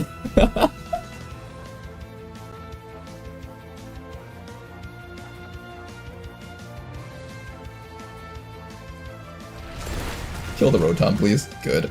I cannot do any damage to that Corviknight. We are gonna lose so hard to that thing. We are gonna lose so hard to that thing. You know, he actually let me live.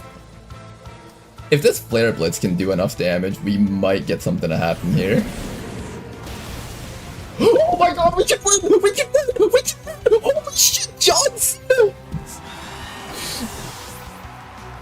And his name is John Cena! Fucking destroyed the bird. Okay, now we're in the spot to win. You just have to not miss your Rock Slide, okay, Garchomp? Don't miss the Rock Slide.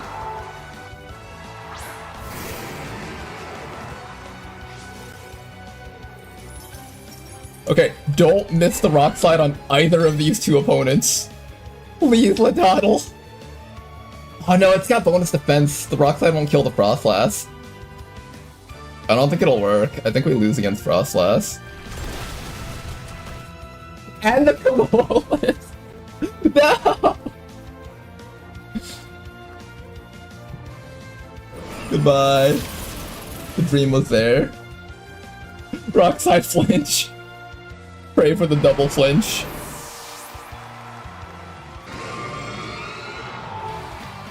It was close, it was close. We had a chance. If I didn't like screw up like 3 different times in this battle, I think this had a chance of being a win. Let's give this team another go.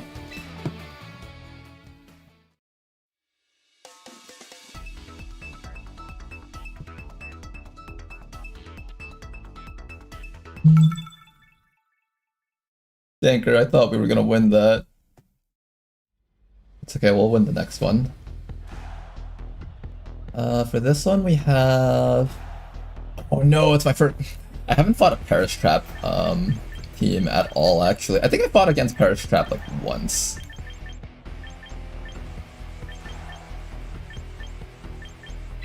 Technically, this metacam can imprison Shadow Ball. I can stop it from setting up Shadow Ball. That's it, though. Is that actually worth setting up a Pokemon for? I don't think so. So our goal is to try and kill off both opponents as quickly as possible. Gengar outspeeds me too. That's the other issue. Maybe I do try the Shadow Ball Scratch. Alright, we're gonna try this. If this doesn't work, it'll be hilarious. Okay, and then after that, we're gonna send in... what else is good against this remaining team? I guess Garchomp for the... something like that? Does Aerodactyl help me? I don't think so. Alright, let's do this.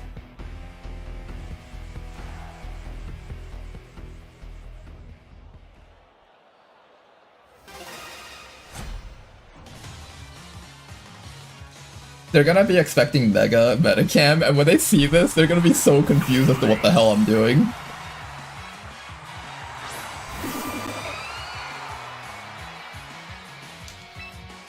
Okay, so for the first thing that they're gonna do is they're going to probably want to kill my Frostlass. So naturally the reaction would be to protect Frostlass and imprison with Metacam. However, if I do that, he might decide to predict that and Shadow Ball into Metacam while I just sit here uselessly protecting. So what we're gonna do instead is we're going to actually go for the Aurora Veil here. No, we're gonna go straight into the Shadow Ball on this guy, I think. We're gonna go straight into the Shadow Ball and we're gonna predict the... No, not Shadow Ball, not Shadow Ball. Imprison. This is gonna work. This is gonna work. This has to work. This is too genius of a strat not to work. It's gonna work. We're gonna outpredict him. He's not gonna Shadow Ball my Frostlass. And then we're going to immediately be able to imprison him. Right? Right? It'll work, right? He won't Shadow Ball me. He won't Shadow Ball me. He won't Shadow Ball me. He won't do it. He won't do it. He's just a little bitch. He won't do it. He won't do it. He doesn't have the guts to Shadow Ball until Protect Frostlass. Oh, okay, he's just gonna do that. That's fine too.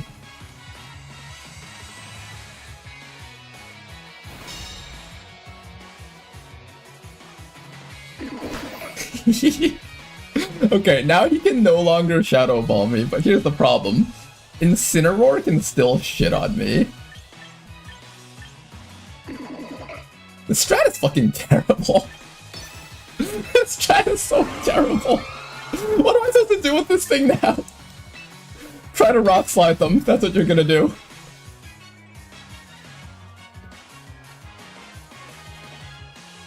This is actually terrible. You're just sitting there like, wait, he actually used Imprison and Shadow Ball on the metacam just for me? He's just so confused right now, like, what the fuck is this strategy? And now we just gotta pray that Incineroar doesn't just one-shot the Frostlass. Palafin gonna destroy you though? No, it won't. It'll be fine. You thought you could run? You ain't running. You ain't running. Get the hell back here. I'm gonna fucking destroy you.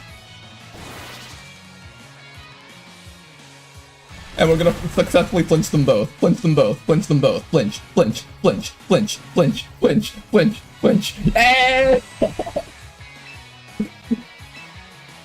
If we're lucky, we can get them to forfeit. Come on, forfeit. Forfeit. Forfeit, because this is such an annoying fight. Just forfeit. It's only 20 elo points. It's fine. It's fine. You can let yourself lose. It's okay. Don't kill me, please.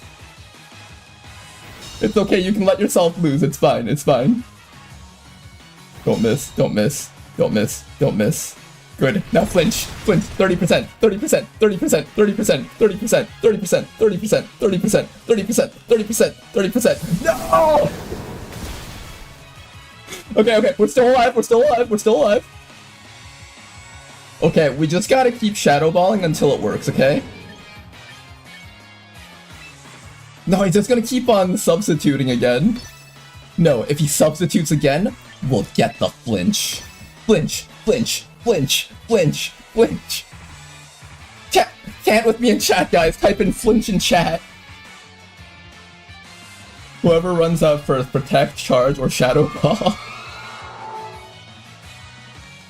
No, he's just gonna keep flinching. Don't worry. We're just gonna get every single flinch, and he's just gonna forfeit. You will not survive, Gengar. You will not survive. Flinch, flinch. No, give me no flinch, Ladavo. This won't be on my side. Flinch, flinch, flinch, flinch. Flinch harder, damn it. Come on. He can't use substitute anymore. We're in a good spot. We're in a good spot. Flinch. Come on. No, just gotta search for fucking. It's okay. We'll just flinch him 10 times in a row. Oh, or he'll just use that. Why didn't he just kill me? You predicted! You predicted wrong! I'm staying in! I have guts unlike some- oh, fuck, it's a Palafin. Oh. Oh, that was the plan. You'll never see this coming. You'll never see this coming. You'll, like, try to kill the Frostlass, and then we're gonna. This thing's fucking useless. Oh, they'll just sit there and imprison the Shadow Ball. Oh my god, this team's actually the worst team I've played in my life. All right, if you die, Frostlass, it's completely fine. We've accepted it at this point. Here, maybe we can kill off the Gengar or something. No, I just ran away.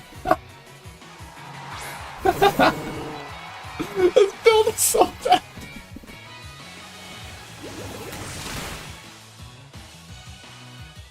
Alright, bye-bye.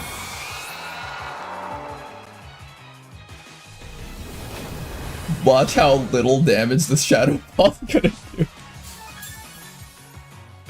He's probably just sitting there so confused, like, you went through all this trouble to set up one Pokemon that can lock down moves, and it can't even do anything else to help you win beyond that. What do I do against the Palafin? I think we just fucking die.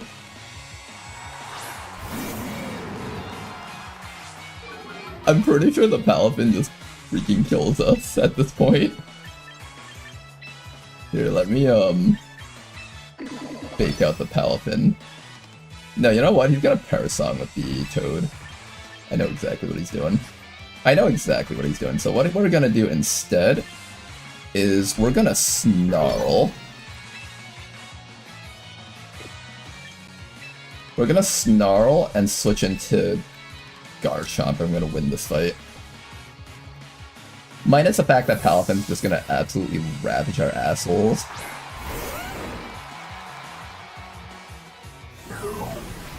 Oh god, it's gonna hurt. It's gonna hurt. Oh god. Yeah, you get him with that rough skin. Oh goodness. It's not looking good for the Hail team. It's not looking good at all for you guys.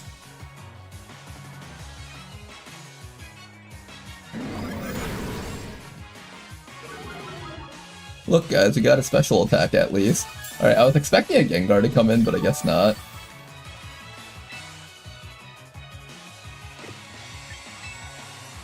I think this is the part where we just lose.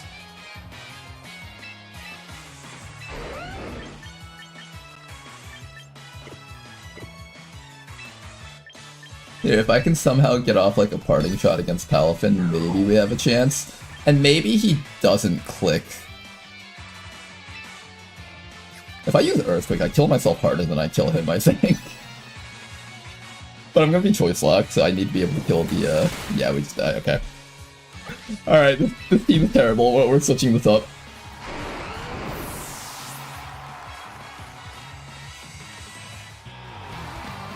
Okay, now, we were cooking a little bit with the Houndoom team, but when it came to the Snow team, I think we just, like, spilled all the pasta water all over the floor, and it was boiling hot, so now we just burned our feet.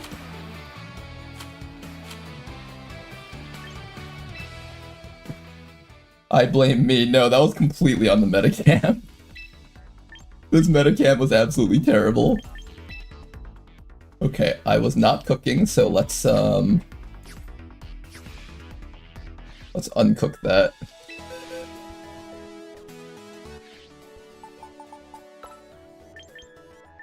We tried cooking with expired milk, thinking that we would cook away all the germs. Little did we know that the toxins from the bacteria were still there, and we still got incredibly sick. Alright, what do we do instead of this metacam? Instead of metacam, how am I gonna deal with Rock Slide, Tyranitar, and Excadrill? I guess we could try running...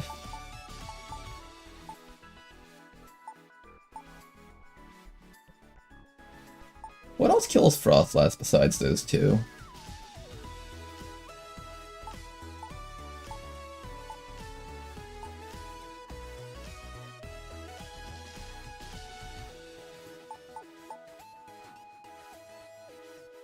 I still want to see the Imprison strategy work somehow, so I'm gonna keep this person in and try really hard to make it happen.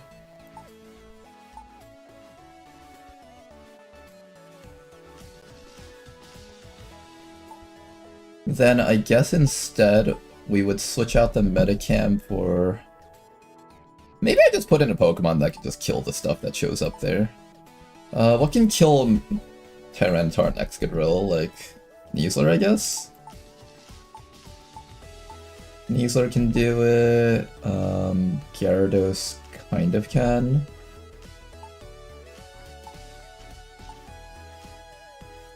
Don't worry, eventually we'll drop our elo enough that it will hurt. No, Chester! The goal is to raise elo! If you're sticking with Imprison, you should get Protect on Metacam to prevent them from protecting. You know, that actually would be somewhat legit. Maybe we replace the Shadow Ball with Protect. And what, the Metacam's goal just to sit there with Imprison and Rock Slide? Sounds actually terrible to keep this thing in. You know what, just because we're having so much fun with this thing, I'm gonna keep it in. Alright, we're not doing Shadow Ball, we're gonna do Protect. No, but the point of blocking out Shadow Ball was to protect Frostlass. Now it can just die to anything with Shadow Ball. This is not cooking. This is like the opposite of cooking right now.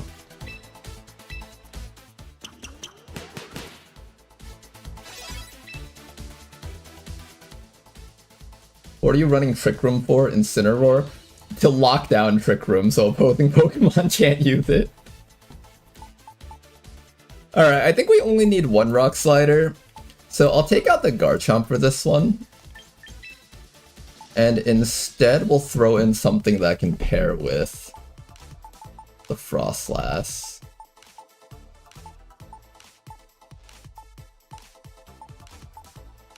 What can pair with the Frostlass? What would be happy with spamming Blizzard? Do I just put in the Glaceon? Oh, you know, we did suffer a bit from speed control.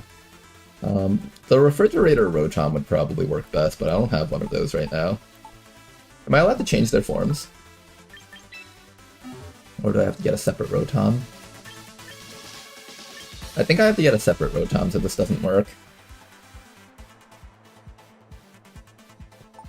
Anything is cooking. No one said it was good cooking. Oh, man. I guess for now we'll throw in... Knees. What would kill any ghost types that threaten our Frostlass?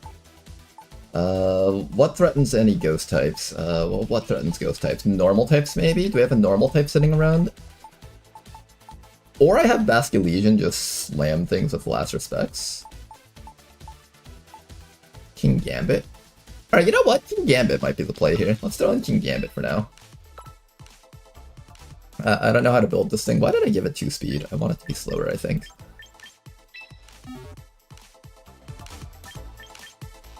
Sucker Punch, Kowtow Cleave, Swords Dance, Supreme Overlord. I think Defiant is probably a little bit better just to punish people for owning an Incineroar.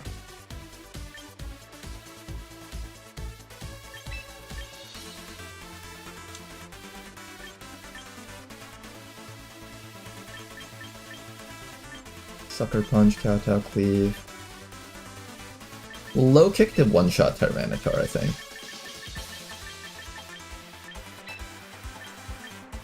And to threaten the Incineroar just a little bit. Alright, let's try this out.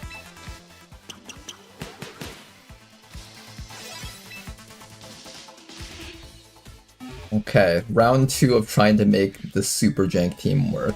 I also need to give you an item, I think. I forgot to do that. What do I give to you? I guess I can just give you... Focus Sash? You guys think a Chopal Berry will make any difference?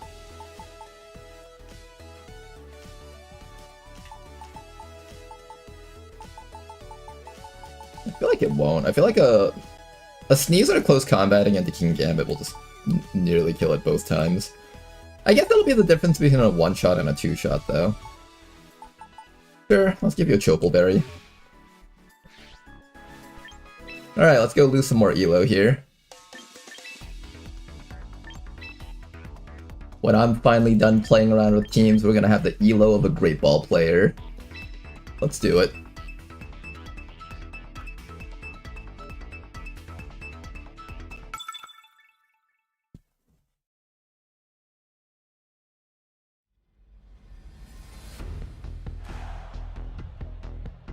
Okay, our opponents are running Trick Room.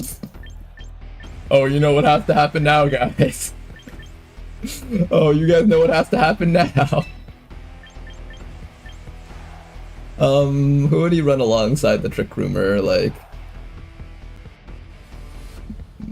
Probably Incineroar. Incineroar's gonna dumpster me. That means I want to have a Pokemon that can quickly kill off whatever's on the field. So maybe I'll send in my own King Gambit, and then we'll have these two leading.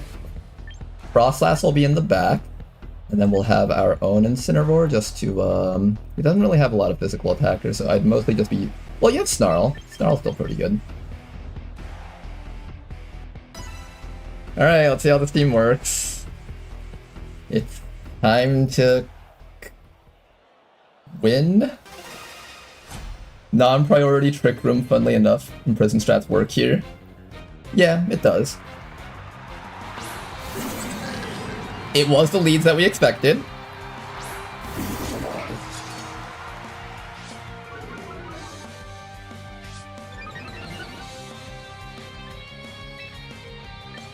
Okay then, so we're going to activate Imprison. He has to choose to fake out one of us. The other one will either kill the giraffe or imprison to stop it from doing things. That's the plan. We're just going to kowtow cleave against the giraffe over there. Let's see how this goes. Oh no, he faked out my King Gambit. Ailbow, you can't use Trick Room. No more Trick Room for you. There we go. Okay, so now that we've sealed away its abilities, now we're going to activate Protect so he can't kill me.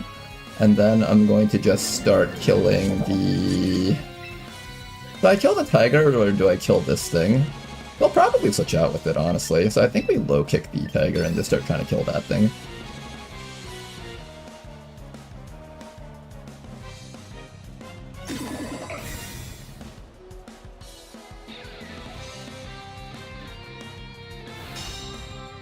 Oh, wrong choice of parting. Well, to be fair, parting shot is just not good against King Gambit because it would just give me more attack. I can't believe this actually worked. Get him! Kill him in one hit!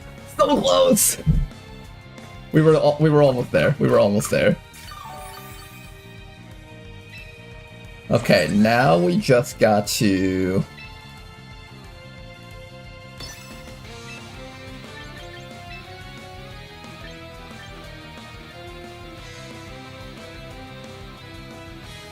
I think I kowtow cleave on the giraffe here. If I can kill the giraffe, that'd be pretty nice.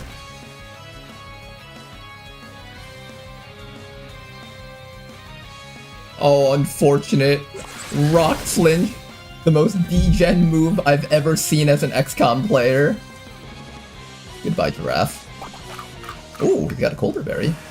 I am +1 though. Close. Rock Slide should deal with both of them now at this point. We're not going to let them get momentum by switching out or predicting anything. And we will kowtow cleave against the tiger.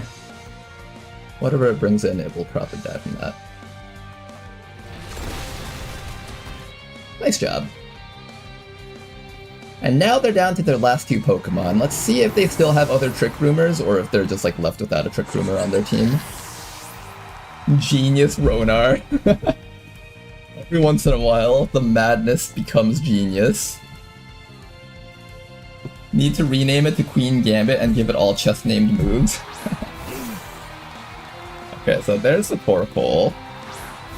Torkoal 1.5, that's actually pretty funny. I don't think either of these learn how to, Yeah, I don't think any of these learn how to Trick Room. So at this point, we should just start weakening them both down. We want them to both just not have any stats. So I think I'm gonna kowtow cleave against... I think I'm a little bit more worried for that thing, probably.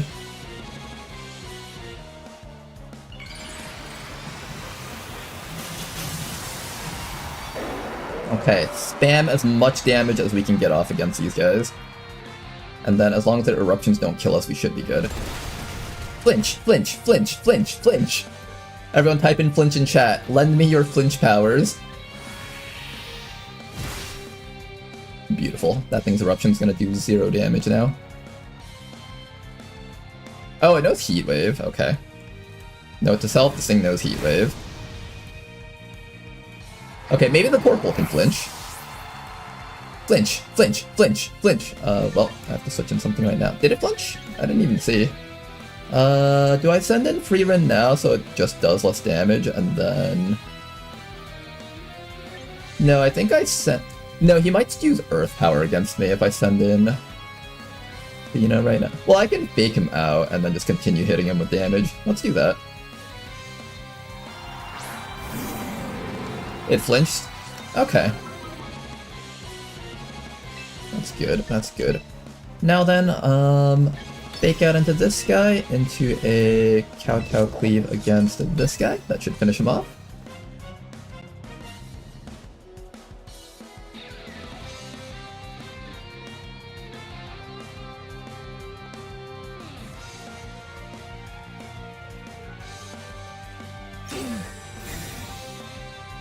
Oh, you picked wrong, my friend. Oh, okay, you picked right by double protecting, actually.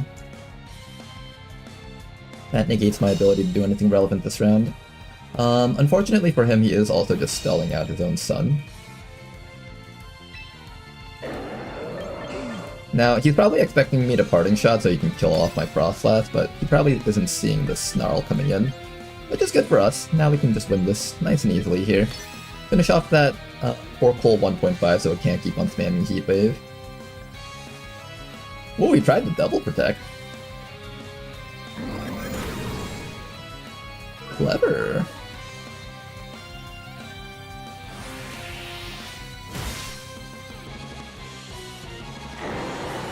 Okay, but at this point, the Torkoal is the last thing standing, and its special defense isn't particularly strong, so we should have no problems dealing with it.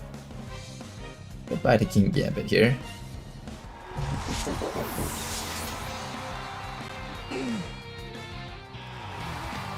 And he forfeited. There we go, good win, guys! This was less of a Mega Frostlass team and more of a lock down everyone and cause them to rage quit before Frostlass even comes in team. I can't believe we actually gained elo for this team.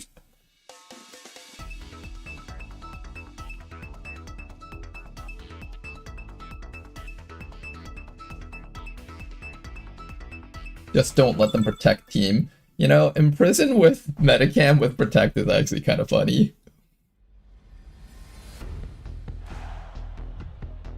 Okay, what do we got this time? Oh, there's a Tyranitar. Alright, we're gonna Imprison so he can't use Rock Slide. And I really hope this strategy actually works. He has, like, 2 Fire-type Pokemon, though. My Blizzards are not gonna be very strong. Maybe you first into a Parting Shot into Frieren. That's probably the right call here. And then after that, I just need something that can kill off... You know, if I have King Gambit, I could kind of threaten the Gyarados from coming in. If I start off with these two, what can they do against my team? Well, Emboar will just fuck me, so I guess I can't do that. Aerodactyl spamming Rock Flinch is just funny enough to work. I'm gonna send in the Aerodactyl.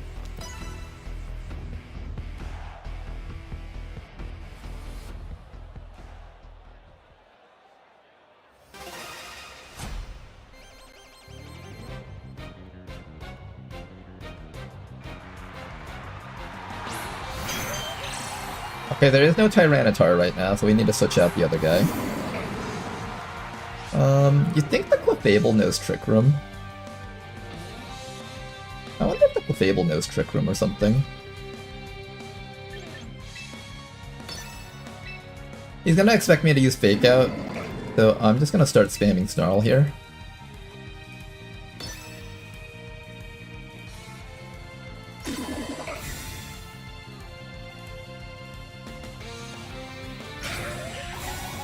Okay, clever move there, clever move. Protected from the Moonblast. And here comes the Snarl. So we do get to weaken down the Clefable, so I think overall this is a net win for us. Next round we don't get to use Protexus, we are gonna have to think about what we're doing here. Oh, he's spamming, he's waiting for Moody, I see. He's doing tricky things. He's waiting for Moody. He'll probably switch out with that thing, I think. If he doesn't, I'd be kinda surprised.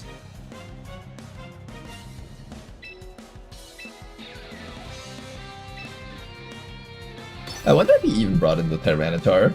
If I'm switching out with his Metacam and he doesn't even have the Tyranitar, then it's just like a complete bust.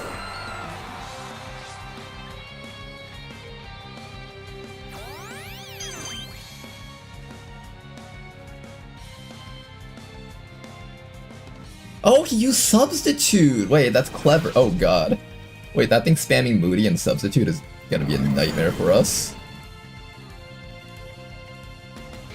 Technically, Snarl goes through Substitute, so we're actually kind of okay here.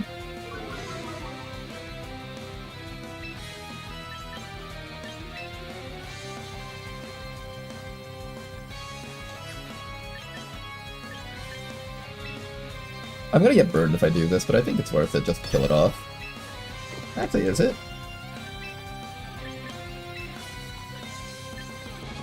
I'm gonna try taunting that thing, see if that works.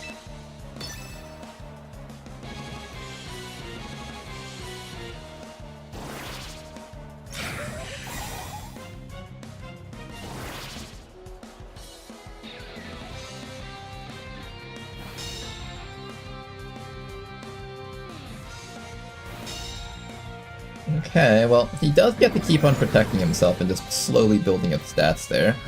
As long as we lower down his special attack enough, I don't think he can kill our team, because that thing should be a special attacker, I think. Oh no, the thing learns Life Stew? Oh no, that can't be allowed.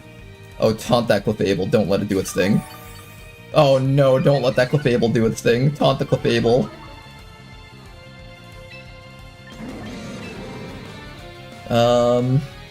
Yeah, let's taunt the Clefable real quick, and then just continue spamming Snarl. We should be able to outpace its special attack gain if I keep doing this.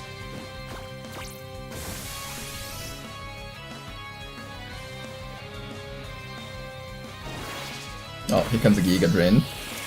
Yeah, it wasn't too bad at all, because we were able to just damage that thing beyond repair.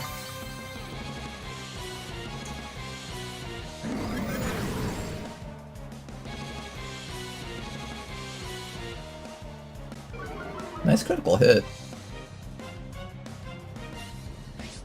Excellent. So now that we've prevented that thing from using Encore, this guy's going to protect again for another round, so what I'm going to do instead is I'm going to actually activate Rock Slide here, just so I can get a bit of damage on the Clefable, and then we're just going to keep on spamming Snarl here. Just in case he doesn't protect, we can punish him for that. Alright, it is going to withdraw. Is it going to be a physical attacker? It is. Okay, so he's got the Serena in now.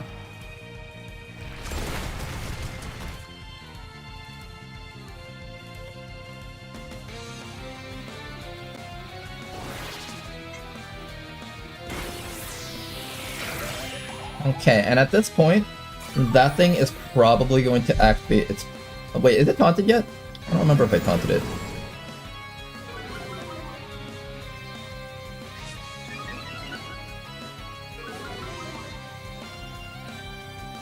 Did I taunt it yet? Your villain is not taunted. It's probably going to protect or substitute this round. I'm going to probably... We're going to dual wing beat against this Serena and see if we can just kill it. While continuing to spam Snarl, I think. I think we have a decent chance of killing Serena from that amount of HP. It's a super effective attack.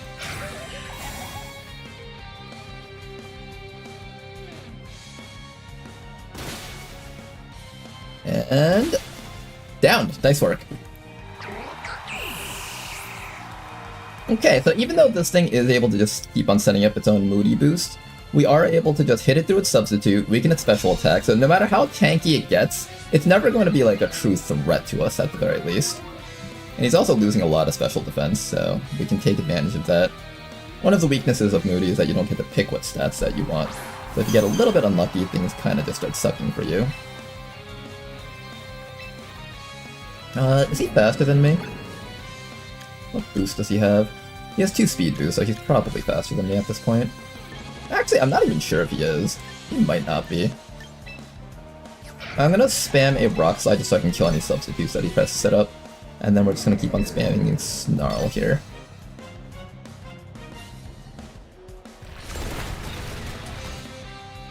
And hopefully we get some flinches too. Flinch. Hey, get destroyed. I think Rock Slide might be my favorite move in DBC. It's such a degen move. I don't know if it was worth it to give up my Aerodactyl for this, but if we're actually close to killing it, it might be. Yep, we got it. And now he's down to his last 2 Pokemon, and we might be able to set up a spamming session for Frostlass. He's down 2. We haven't seen what his last one is. I'm hoping it's not Tyranitar, because if it is, that would really suck for us. So what I'll do is I'll send you in. If it's Tyranitar, we protect, and then I Parting Shot out.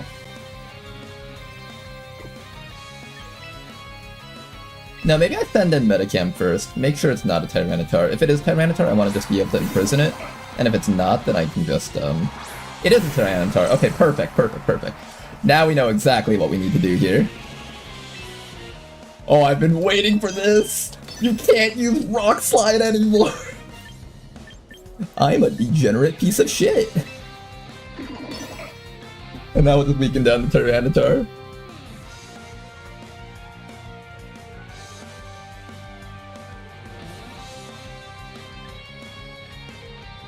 He's thinking about, like, protecting prop. Maybe I should have used Parting Shot on the other thing.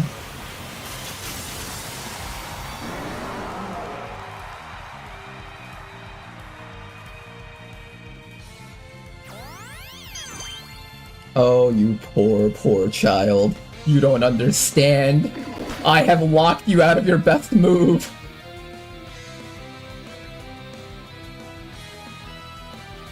And now we can just slowly start whittling down these guys over here. I couldn't get my Parting Shot off against the Tyranitar, unfortunately, so that's a bit of a problem here.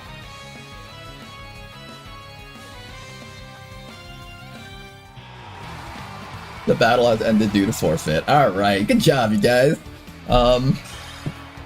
This team is all about setting up for Frostlass, but the problem is Frostlass never gets to come in, because by the time we finish setting up, the opponent basically has either lost or killed us.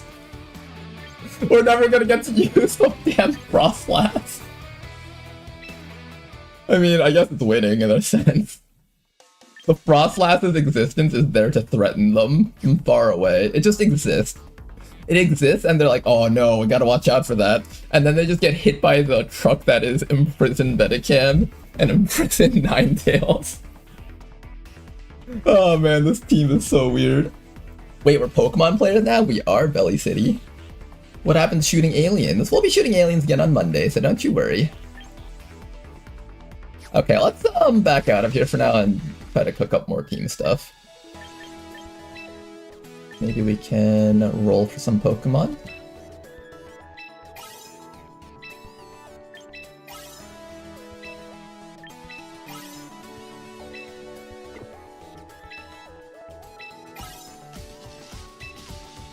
Okay, we got quite a few VP points.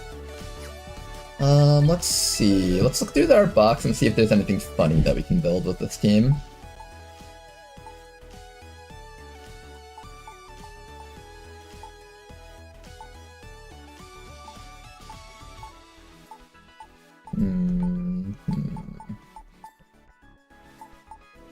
We could try Mega Altaria. Try out the Hisuian Typhlosion. What do you guys want to see? Look through my list of Pokemon and throw out some random names of Pokemon that you think would be interesting, and I'll try to build a team around it. I think the Ninetales should go. No, you just haven't seen the Charizard Ys, okay? When a Charizard Y comes in and we lock out 3 of its 4 moves, and its last move is just Protect, he's gonna instantly forfeit. That's the whole point of this Ninetales, to just force a forfeit out of a Charizard Y user. He'll be like, oh boy, it's a Frostlass, I can bully it with my Charizard. Boom, in comes the Ninetales, imprison. Weather Ball, Heat Wave, Solar Beam, all locked out. All I can do is just sit there and protect. At least, that's the plan.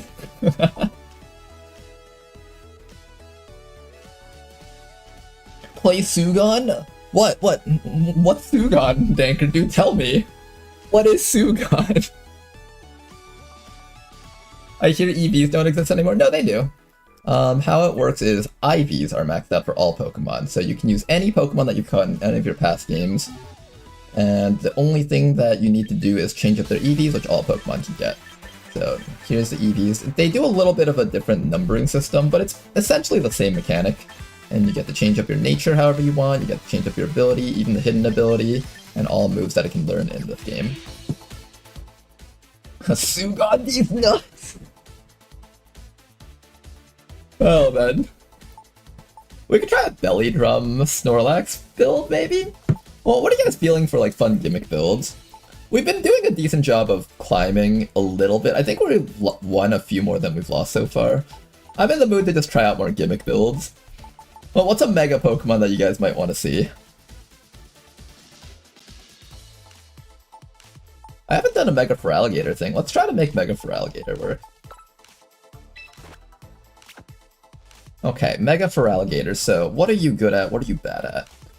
You have Water typing, and when you Mega Evolve, you become Dragon type, and all your normal type attacks turn into Dragon type attacks with a slight power boost. So naturally, Liquidation and Double Edge is the first things that come to mind. So we'll have Dragon and Water coverage. We are completely walled by anything that is Fairy type, and anything that resists Dragon and Water. So we need things that can kill Fairy type opponents, the main one being the Mega Floette. That one's probably the biggest threat out there. To defeat Mega Floette, we probably want to have a good choice of Steel-type Pokemon that can do a lot of damage, preferably on the physical side so it can't Calm Mind set up against us. Poison-type attacks work too, if we have that as an option. Galarian Slowbro is somewhat of an interesting idea for that.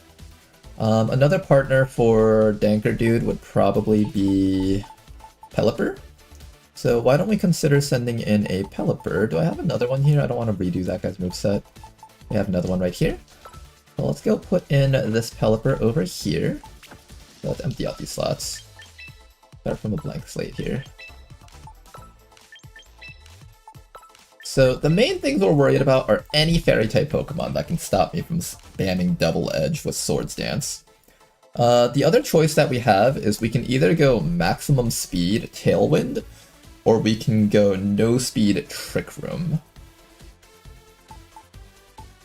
I'm thinking I want to try giving Oranguru a chance to do something here, so I'm actually going to keep Oranguru in here. And what we can do is we can spam Instruct in the Trick Room and just completely ruin opponents with multiple Double Edges or Liquidations. That's not a bad idea. So maybe we go with that. And then we'll go minimum speed on Danker Dude, which we already have set up. Fire attacker against Fairy as well. Well, Fire isn't super effective against Fairy, it's just neutral against them. But it would allow me to resist hits from them though, so that's a good point. Incineroar is part dark, so unfortunately he takes neutral from that. I could throw a curveball by having a Torkoal in here also. That way, if I feel like I can't set up the Dragon Dance Double Edge with Instruct, I can always do Eruption Instruct. Although I feel like every time I do this, these two just end up taking the spotlight from whatever team I was trying to build. I heard this thing's pretty good at setting up Trick Room, so I'm gonna throw this thing in. This is my alternative Trick Room setter. I like this giraffe thing, it's cool. A giraffe with a hoodie. And then for our final unit, what's our final Pokemon, you guys think?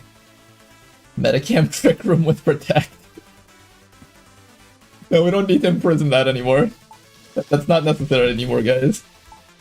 We can play Mind Games with the Hisui and Zoroark. Do you have any way to kill Fairy types? If you do, I could pretend that you're the Feraligatr, make him think that he needs... Yeah, maybe we do that.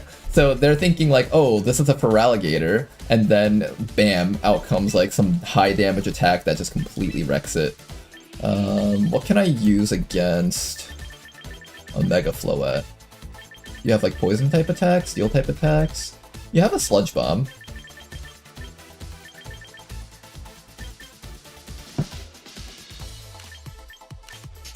I could teach it Imprison.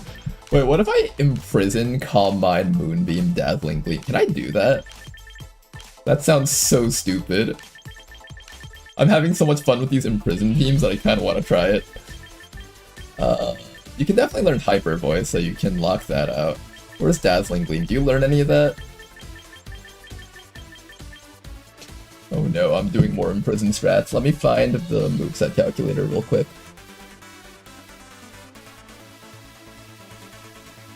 Okay, let's see. So I can get Imprison, Moonbeam, or Moonblast, I think. Moonblast. And Dazzling Gleam. Gardevoir could do it. Clefable can do it. Ooh.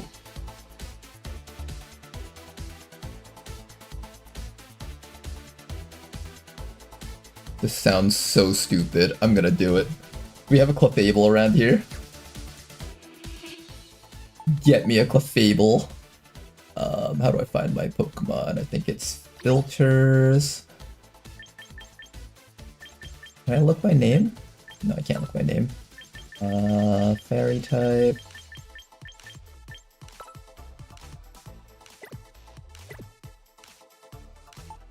I don't have a Clefable with me, but I can get one. Okay, let's go pick up a Clefable from Pokemon Home. Gardevoir, best Pokemon. I would use Gardevoir, but maybe we can use Gardevoir. It's a bit squishy though, which I don't like.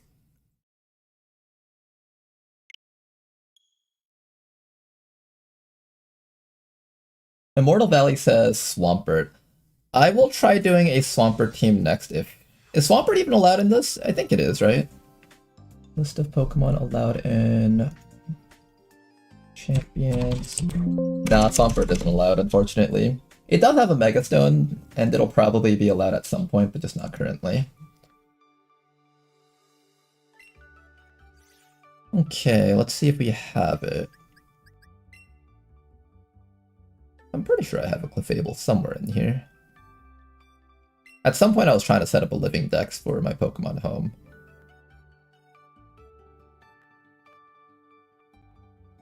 We're about to cook really hard, guys. This will probably be the greatest cook of all time, for real this time.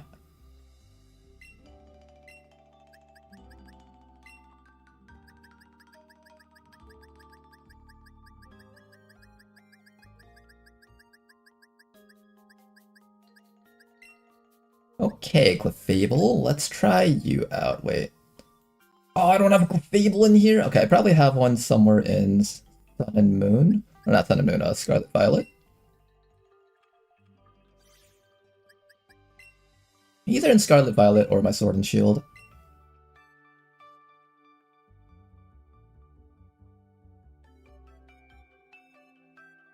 And if we don't have one, then I'll just run Gardevoir for that. Okay, list view, filter.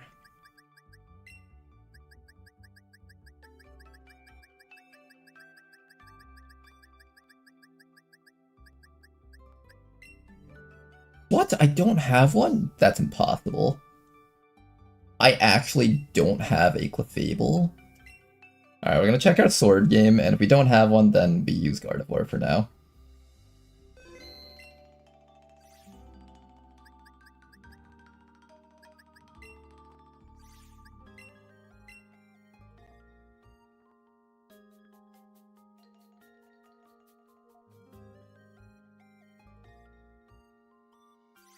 Imprison, Protect, Dazzling Gleam, Shadow Ball.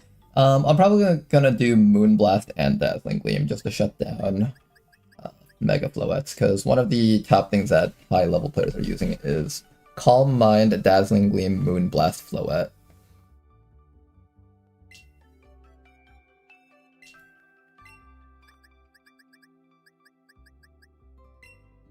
Okay, please tell me I have a Clefable in here.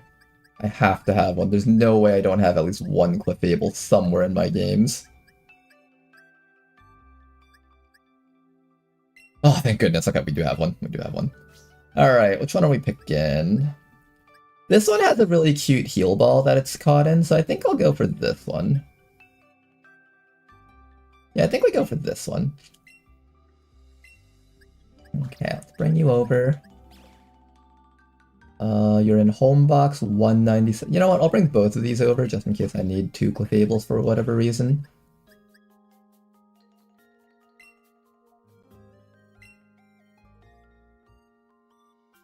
I do feel you should always lock out Protect. It's just so mean. It really is. Although it can be just as funny if you lock out all of the Pokemon's offensive moves except for Protect. It's either one of those two.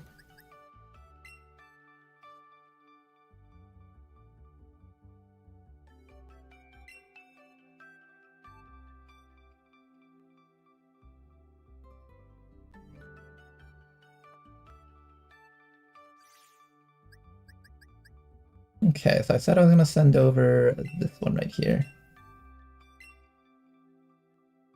I think I'm almost out of space. I'm like literally at like 95 Pokemon in my Pokemon Champions, and I think I'm only allowed to have like 100 in there. So.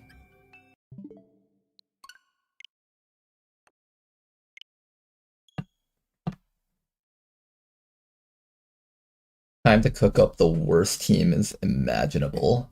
Oh, this is gonna be so much fun. How much are more slots? Well, for the $7 initial starter thing, so you can either play this free, but they make your life a living hell by making it so that you literally only get to hold, like, what, 30 Pokemon or something. So with the initial $7 fee, then you get to actually have, like, a decent amount of Pokemon. So that's what I have right now. I have to recruit it first. Go pick that up.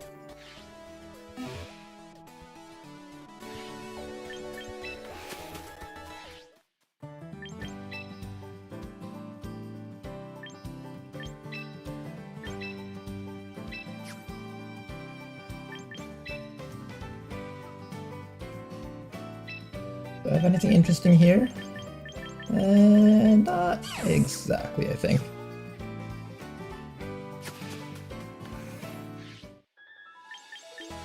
Okay, guys. Let's get ready to create the ultimate Mega Feraligatr team.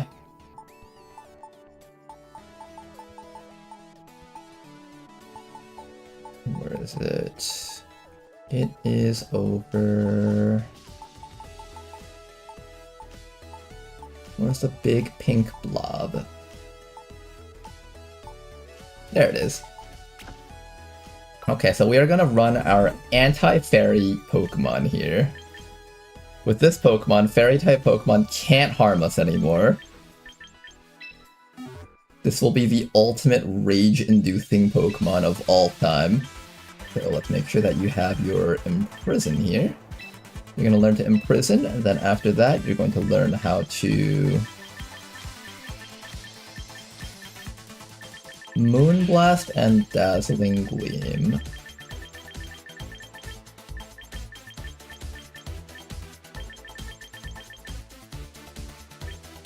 That's the psychic abilities. Where is... There we go. Okay, so we have Moonblast here. We'll give you Dazzling Gleam, Moonblast, and your final ability is either Calm Mind or Protect. I think it should be Protect here, so let's go with Protect. If I use Calm Mind, I can at least make myself a bit... do I do Calm Mind or do I do Protect?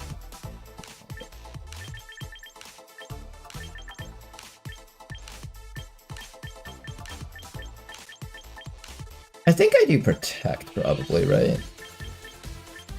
Could probably be Protect, okay. And then after that, max out your HP, and between Defense and Special Defense, I think I'll do, like... maybe a little bit in Defense and a little bit in Special Defense and decide which one I want more. I think I want a little bit more in Defense. No, this is like meant to be an anti-fairy Pokemon. I should actually put more in Special Defense. Here's what we'll do. We'll do like up to this first notch.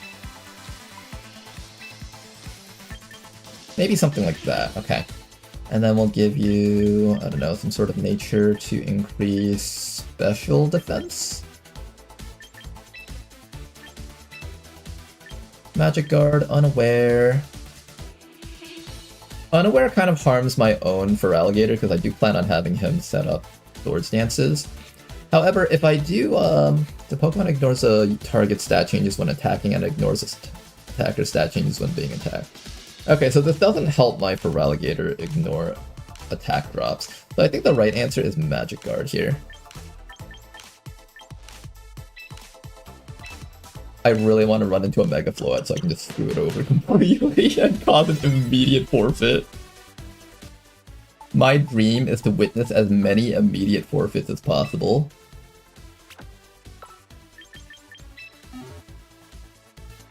I wish to cause everyone mental damage with the teams that I create.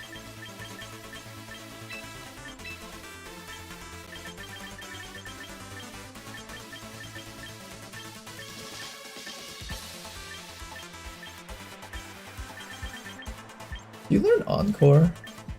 Encore might be good. Helping Hand's okay also. Wake Up, Sleep Talk, Mean Look, Endure, Protect, Substitute, Roar, Thunder Wave. I'm already using Trick Room, so I don't think Thunder Wave helped that very much. Maybe I give you Hyper Voice so you can at least threaten the opponent a little bit. Or maybe I give you Scream so you can just be the most annoying giraffe ever. I might do that, I might go Screams. Can you learn Reflect? Psychic Fangs and Headbutt.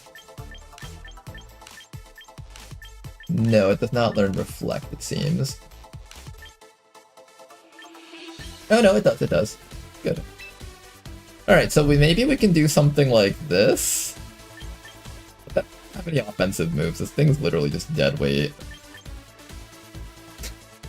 I don't think I can afford to have this thing just be dead weight. What else can it learn besides this stuff?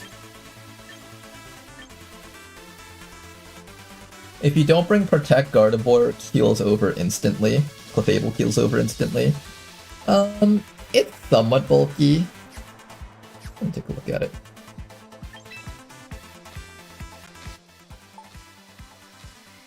We do have Protect on it, so it should be fine. Okay, Farigiraf. What do I do with you? Like, what's a good way to train a Farigiraf? Do we want it to, like, be somewhat offensive? Do we want it to be defensive? I think definitely a lot of HP. And maybe a lot of defense, just to make sure that enemies can't kill it before it gets a chance to do its thing. And then I'll just put the rest in special attack or something. And we will make it into a good defensive Pokemon. Bold it is. And give it Armor Tail.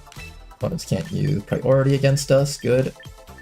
And now we have to decide on a move for this guy. Well, what's the move for this guy? I think it's a normal Psychic type.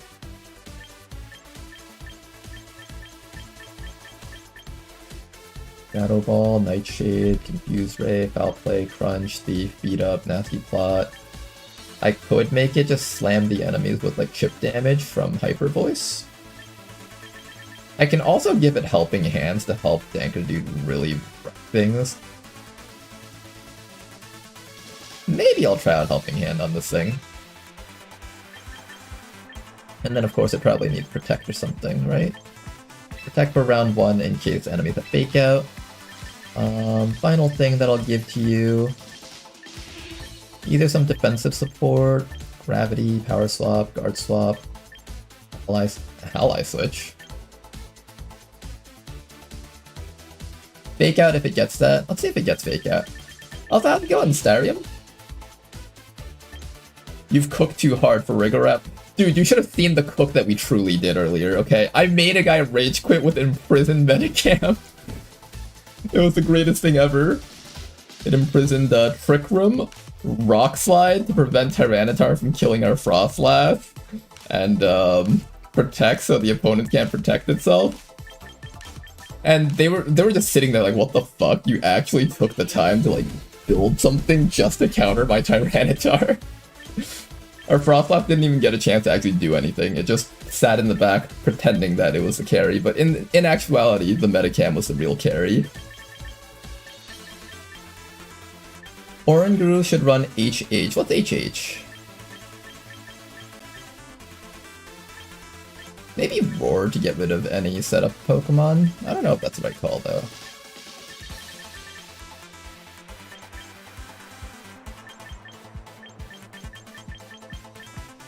I feel like the most important thing to do is to cover our Feraligatr. Helping Hand? I will probably run Helping Hand on that thing. I need to switch out its skills a bit later. What else should I run on the Giraffe?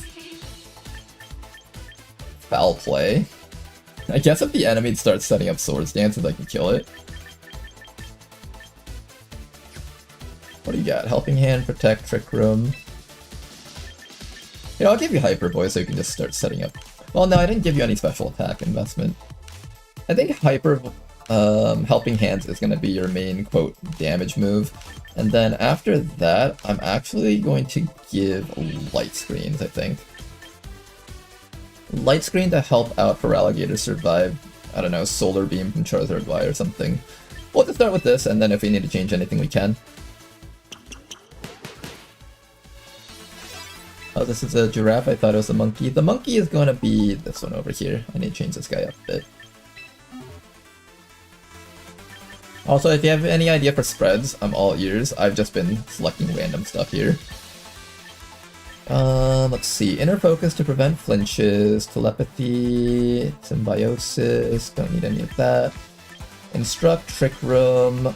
I think you definitely need Protect over Foul Play, so I'm going to use that.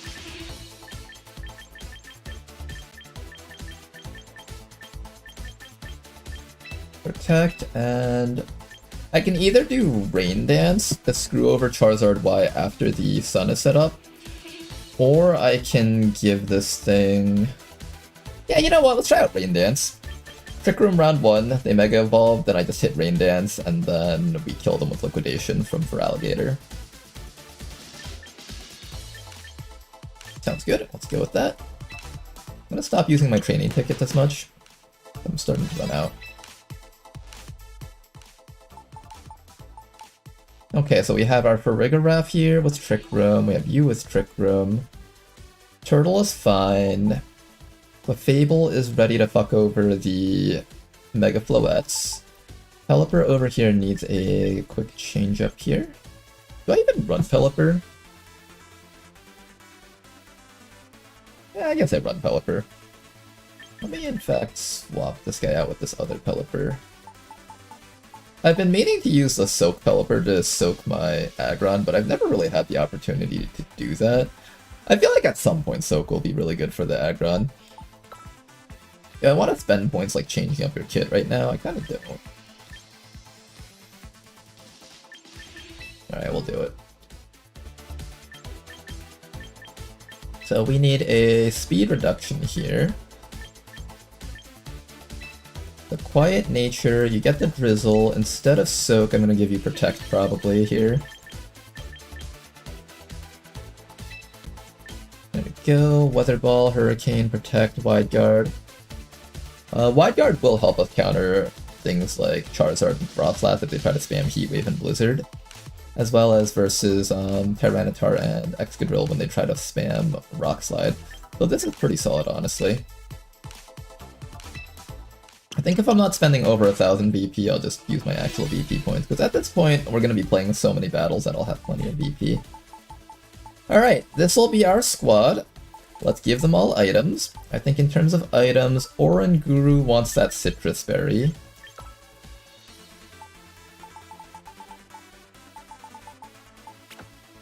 Actually, maybe I want Mental Urge so he can, what does Inner Focus protect from? How do I look at it again? Check summary. What does Inner Focus protect from exactly? Intimidate and Flinches. It doesn't protect from Encore, it doesn't protect from Taunt. So if I want to be safe from that type of stuff, I probably give you the Mental Herb. There we go. So you're gonna get the Mental Herb. Then after that, Morven, I think I'll just give the Charcoal so you can just do a lot of damage.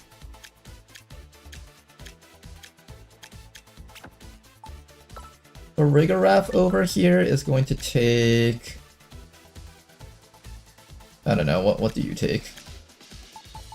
Something that lets you resist an attack, maybe? Bright Powder just to piss everyone off.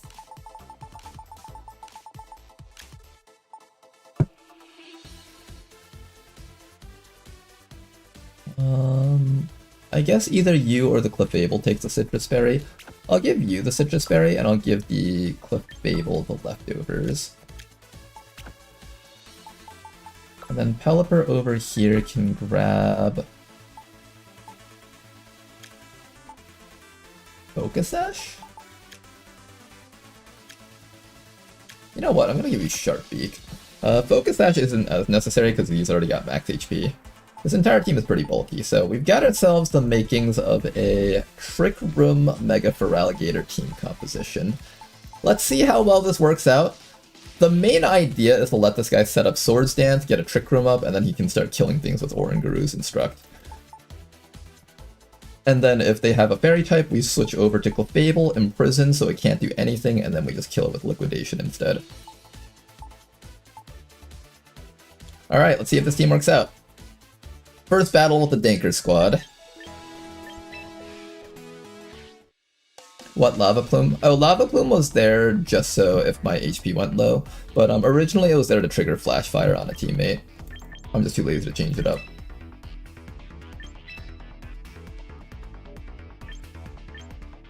Alright then, I think this is a team, right? Yes it is.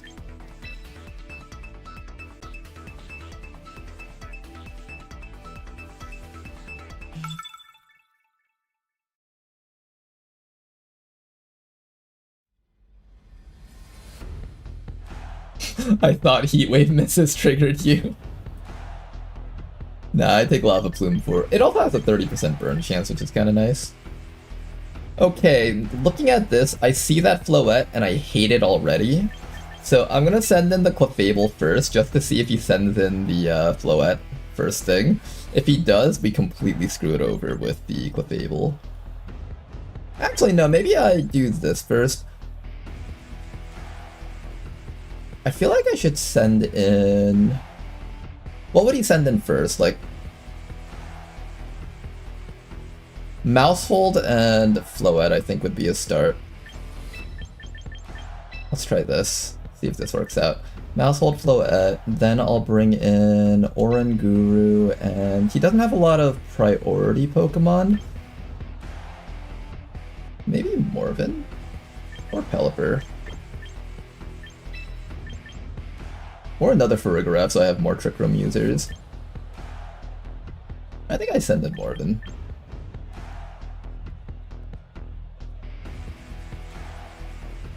Alright, let's see how this team goes.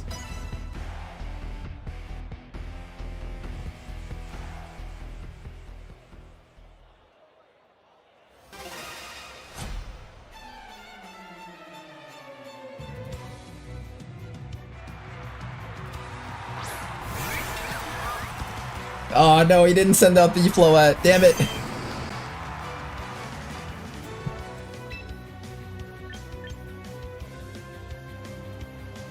Okay, since he's not sending out the Floette, I think I should probably put Trick Room on Clefable just for these situations. Remind me to switch out Protect with Trick Room. Alright, then Oranguru would be in then. So we're gonna send in Oranguru. I'm gonna have you immediately just Mega... Wait, why can I Mega Evolve? Did I forget to put the Mega Stone on you? Oh no. Oh no. I think we forgot to put the Mega Stone on him. Alright, I guess we just lose then. I don't think I clicked in time. I think it's just gonna be a random move there. It's okay, it's just a little bit of ELO. What's a little bit of ELO loss, right guys? It'll give me a great chance to go back and switch up the Trick Room Clefable. Easy. She has the Mega Stone. He stole my Mega Stone. Oh, look at that. There's the thing. Yeah, I'm gonna forfeit probably and just let him have the win. Yeah, let's just save everyone time right now. He's like, aha, I got him. He didn't expect the Floette to come in, and I'm just sitting here like, no, I wanted the Floette to come in so I can murder it.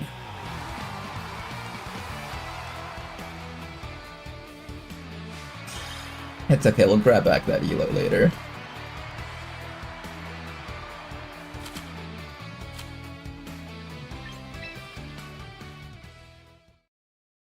Okay, so first... Wait, no, I did have it.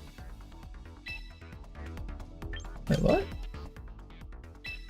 Did I give you the wrong Mega Stone? Oh, I bet I gave you the wrong one, didn't I? I gave you the Frost last night! Alright. In my defense, it was blue, just like this guy was. In my defense, it was blue, okay?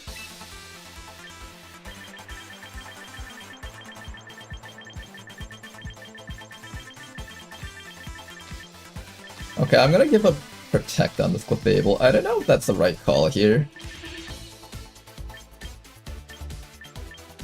But I think I want to deal with those situations where I don't actually run into Mega Floette and they send in something else. That way this guy can also threaten to set up the Trick Room. If you even can learn it, can you? Oh, you can't even learn Trick Room. Okay, never mind then. I just have to predict correctly, otherwise we get screwed over. That's all there is to it. I can always protect for one round with the other guy to buy some time.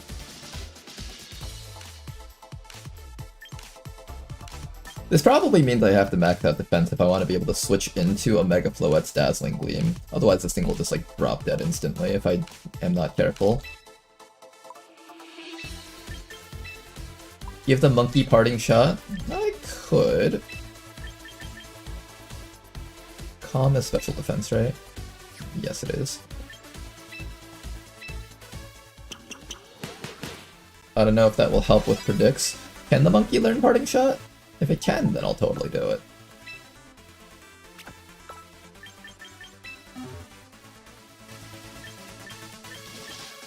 That might be better than Rain Dance.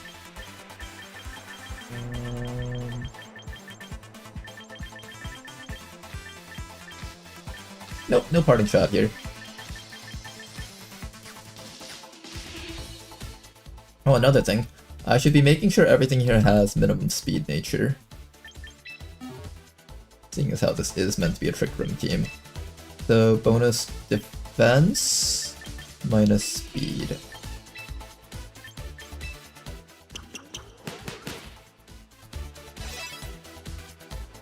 Who else needs minus speed? You've got minus speed, you got minus speed, minus speed.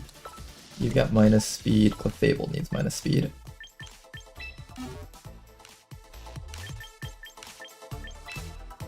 So, plus special defense, minus speed. Have our little sassy Clefable here. Alright, Danker dude, we need you to kill the entire enemy team. We're gonna see if this works out.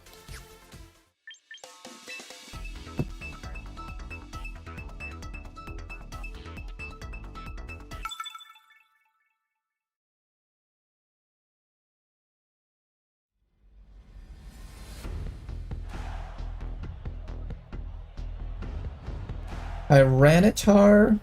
Okay, no fairy types, so I don't need to bring in the Fable. Nothing was priority besides maybe the leopard. I'm thinking we send in Oranguru. Oranguru might die if they all focus fire it.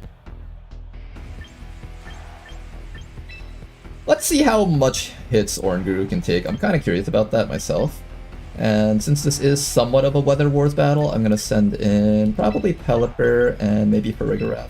Or even Morven just to have more. Nah, everything here resists Morven. I think the right call is this.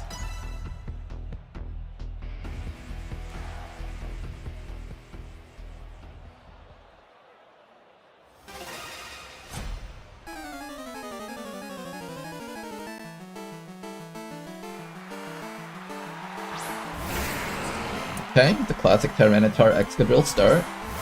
Where were you guys when I was trying to run the Imprisoned Metacam? Come on. I wanted to showcase Imprisoned Metacam versus these guys earlier. There we go, there's a Mega Evolve. I'm just gonna start setting up Swords Dances here. And we're just going to have you start doing Trick Room. And if you're wondering why I don't hit Protect, it's because I'm going to assume... Actually, no, they're gonna double flinch me, aren't they? Shit.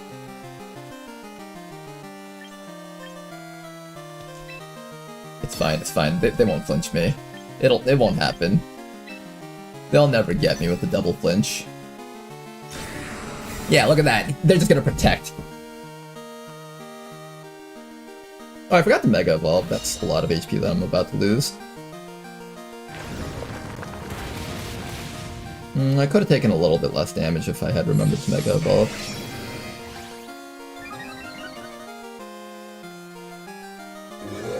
Okay, it's time. It's time. Danker, dude, you are about to absolutely annihilate these fools. Everyone here is about to be dead. He just used up his Protect, which is why I'm doing that first. And then we fire off the Instruct. I think Oranguru is slower than Danker Dude, so Oranguru will go first this time. So for this round, I should actually set up the Rain Dance. I'm gonna take a lot of damage from that Excadrill though.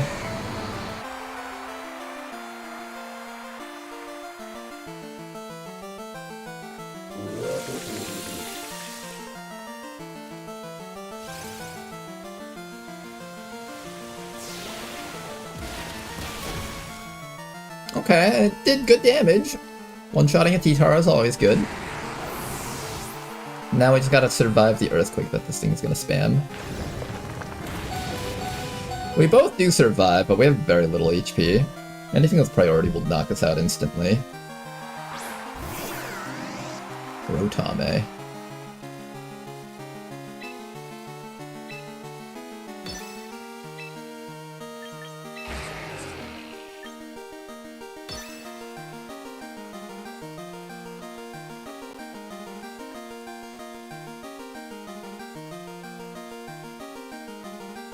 I can't use the Double Edge because if I use Double Edge, then we just die from the recoil on the first Pokemon that we attack. If he was smart, he would just protect the Excadrill, I think. Let's see if he gets me with that. Probably should have just Liquidationed into Rotom. That would have secured a kill against that thing. Oh, the Rotom used Protect. Interesting. Ah, the double Protect, okay. I see it now. He's trying to stall out the rain as well as the,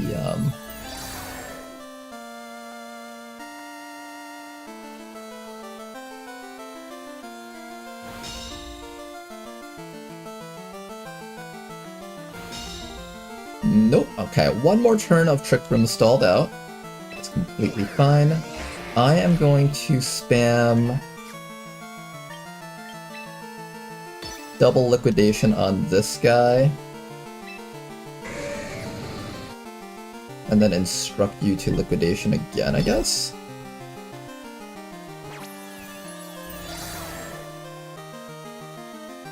He might have a Focus Sash, so I do need to make sure that the Excadrill goes down. Yep, it did have a Focus Sash, so I think I targeted him with both Liquidations, right? I hope I did.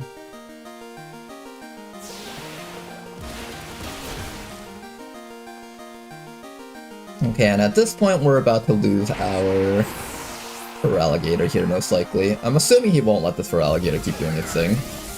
Oh, he's got Discharge, okay. Damn, he got a double kill. I was hoping we could last for just a little bit longer here.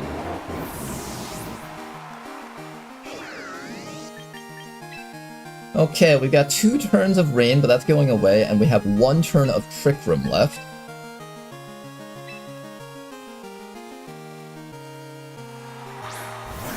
He can just Protect and stall out these last 2 turns. I think we lose against this, actually. Damn.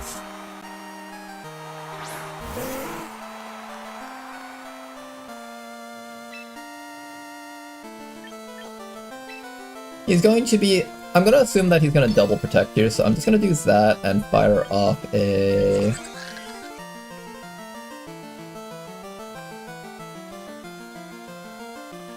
Hurricane? No, I think I'm going to die if I don't deal with the Rotom. Yeah, let's protect for a round, I guess.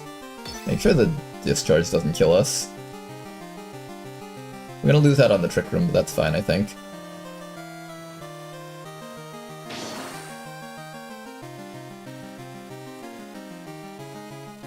Losing that Hurricane's really bad for us. The rain means that Hurricane's gonna be really inaccurate now.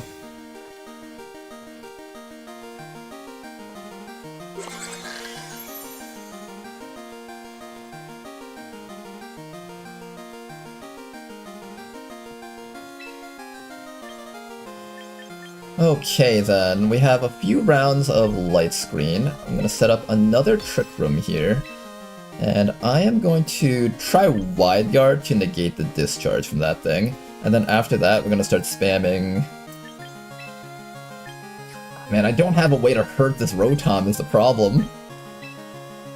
The Rotom is just gonna one-shot my Pelipper, I can't do anything about it.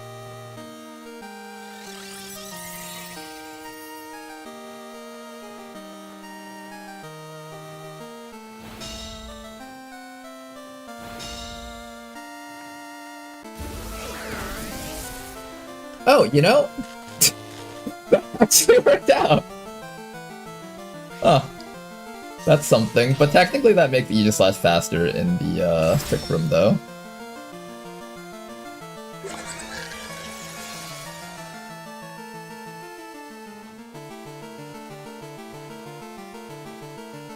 Do you have an attacking move? Please tell me you do. I should have given you an attacking move. Alright. Our goal here is to pray that Pelipper is capable of killing this Rotom with neutral Weather Balls. Maybe I should have spammed Hurricane, actually, maybe get the Confuse off. That was probably my only hope of winning, thinking about it now.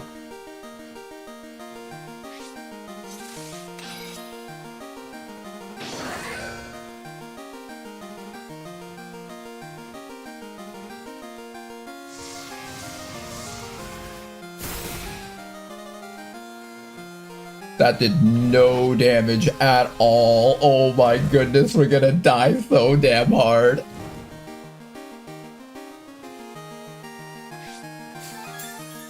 We're gonna get screwed so hard, we do no damage.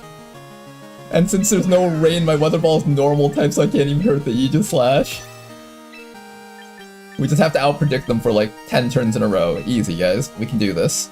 Now he's gonna protect his Rotom, and now I can attack the Aegislash. Just outpredict every single turn from here on out. We're just gonna do perfect predicts on who's gonna do what attack. To be fair, your Jurassic is low-key deranged. It is maybe slightly deranged. Just a tiny bit.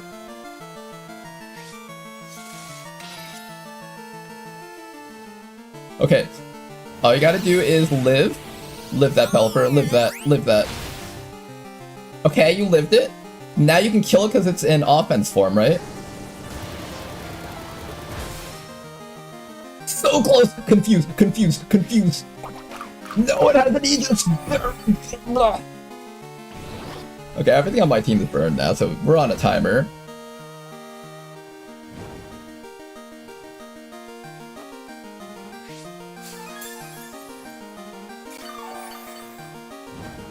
Okay, now the next thing we need to do is we need to land Hurricane with Helping Hand on that Rotom, and if we get the Confused, well, we get one really big Hurricane hit, and hopefully we get a Confused from that.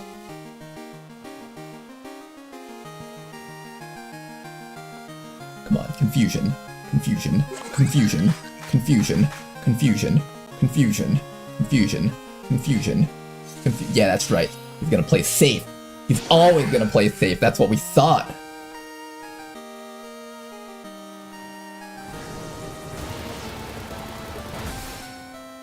Confusion, confusion, confusion, confusion, confusion. No!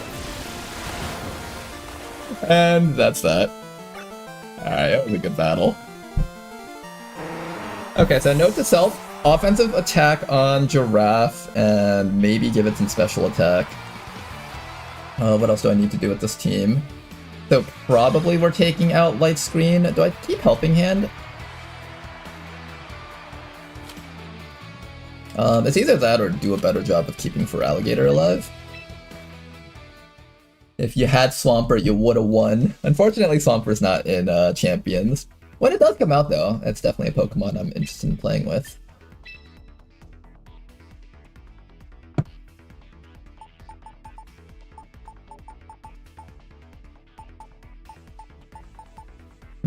Okay. Maybe I will try... You know what I think I need to do? I need to do a better job of keeping Oranguru alive. So maybe instead we set up Trick Room with someone else and then switch in Oranguru?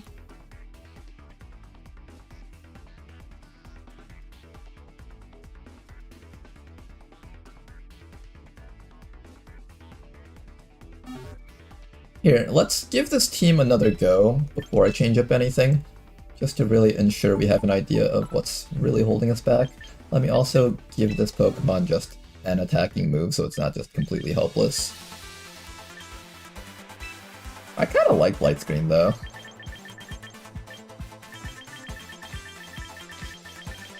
I guess Hyper Voice for like an AoE attack. It doesn't need to actually kill anything by itself, it just needs to chip down enemies low enough for Feraligatr to kill them. And we also need to make sure that our Feraligatr doesn't die. That's another issue. You know what? Instead of Pelipper, let's throw in the Sinistcha. I feel like this guy's healing might be really good for this guy up there.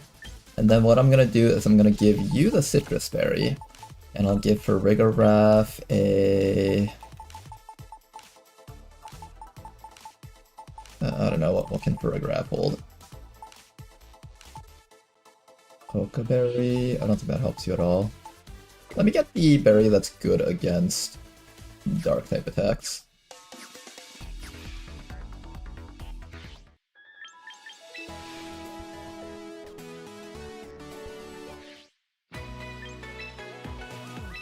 Okay, so the berry that's good against dark type attacks is called the Colbur Berry. Pick one of these up. And now I'm thinking this team should be good.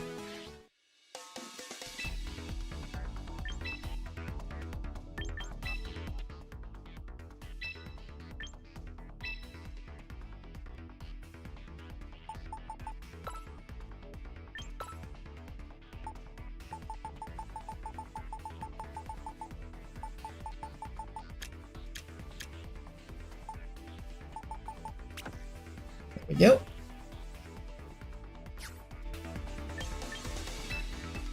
Alright, let's see how this team performs this time. I want to see if we can get a maybe 1 or 2 Mega Feraligatr sweeps under our belts, and then after that we will maybe try out one more team. What role do you think Giraffe is having here? Preventing things like Fake Out while allowing Giraffe to set up Trick Room turn 1 without being interrupted. He's got a Meowstic. A lot of Fairy-type Pokemon. We can lock those down with Clefable, so that's good. Maybe this time around we're going to send out Clefable first into Feraligatr. I'll have you in the back to heal up, and I'll have you in here to provide more instructs. Alright, let's see how this works against the fairies. If they send in Gardevoir first, I should be able to just Trick Room in its face. Or no, not Trick Room, Imprison in its face. And then it'll just have to switch out. Can't do anything to us after that. The one thing I need to worry about is probably the Aerodactyl constantly flinching us with Rock Slide. That I cannot avoid.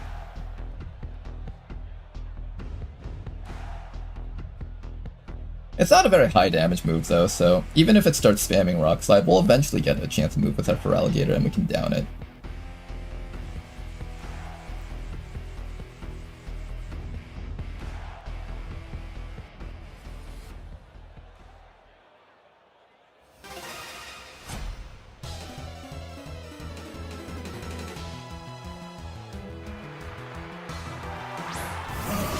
Okay, King Gambit. That will absolutely wreck our Fable. Oh no. Our Fable's getting completely demolished by that thing.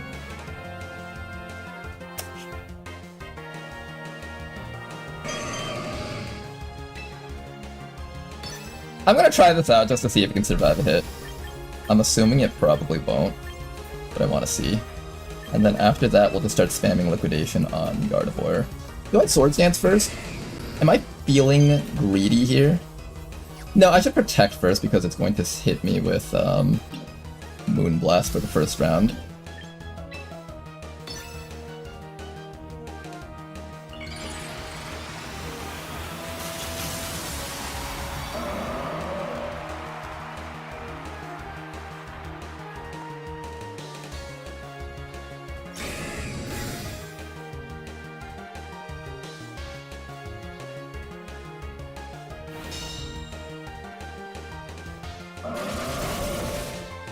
Do I just die to the Iron Head? I think I do, right? Yeah, I just died to the Iron Head, okay. Yeah, we're not doing that, okay. So, note to self, this strat needs a kind of fast Pokemon to use the Imprison. Okay, Clefable, I'm gonna have to switch you out with something else. The Imprison strats aren't working here. Yeah, we'll get this Oranguru in for now. He's just gonna Kowtow cleave me, isn't he? I can't get up Trick Room with this team. This team's just toast.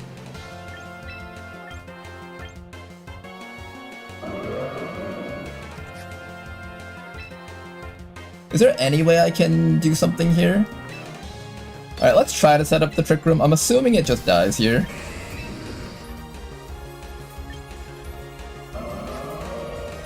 You know, how about this? What if I don't Mega Evolve, and I just quietly Swords Dance here, and then next round I start killing things if Oranguru magically survives. Yes, there we go, there we go! Yes, be passive when you have the advantage. Do it! Be passive! Now the question is whether or not this thing can actually kill my Oranguru in one hit. Oh, 10, no! I thought it with max HP and a lot of defense it was enough, but I guess it wasn't.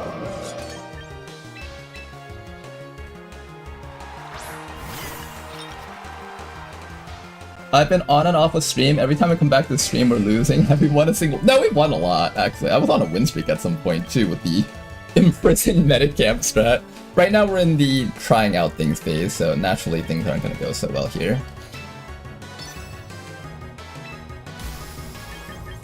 Here's what we'll do. We'll Liquidation into the Gardevoir and just try to end it quickly before it gets a chance to use its stuff against us.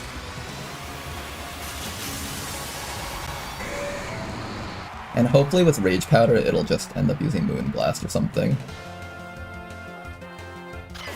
I suspect this won't work at all, but we'll see. Yeah, it's just gonna use Hyper Voice and destroy my life bar.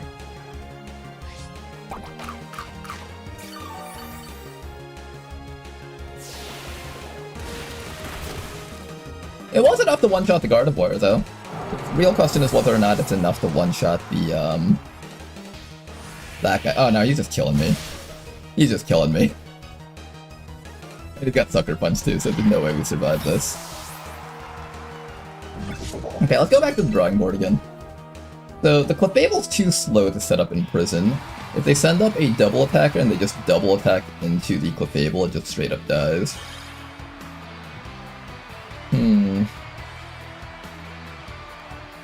Well, if they're double attacking into Clefable, that means they can't... Maybe I just need to greed harder and Swords Dance with the Feraligatr. Let's try another battle.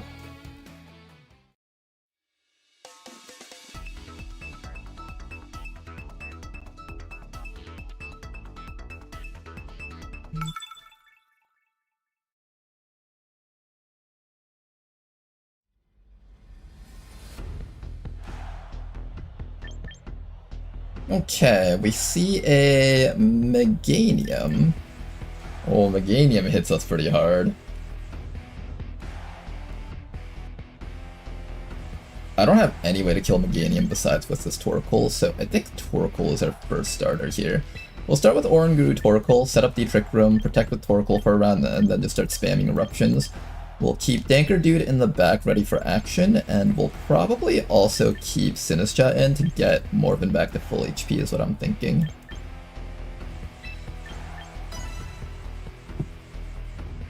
Can we just set up the most unkillable comp ever that can't deal much damage but is impossible to kill and gets opponents to forfeit?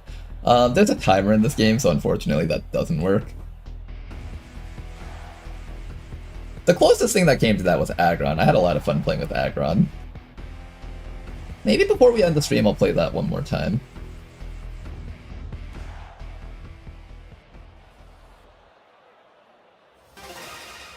As in match timer? Yep, there is a match timer. Also, because it's doubles, the opponent can attack with 2 Pokemon into 1 slot. So you have to be able to have a Pokemon tanky enough to survive a double strike, which is kind of rare.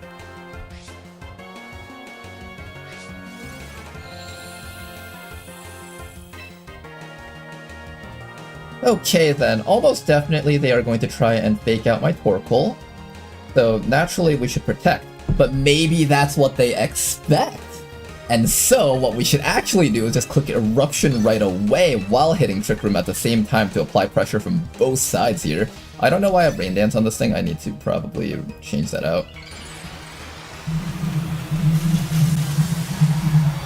Let's see if he expects me to use Protect on Torkoal.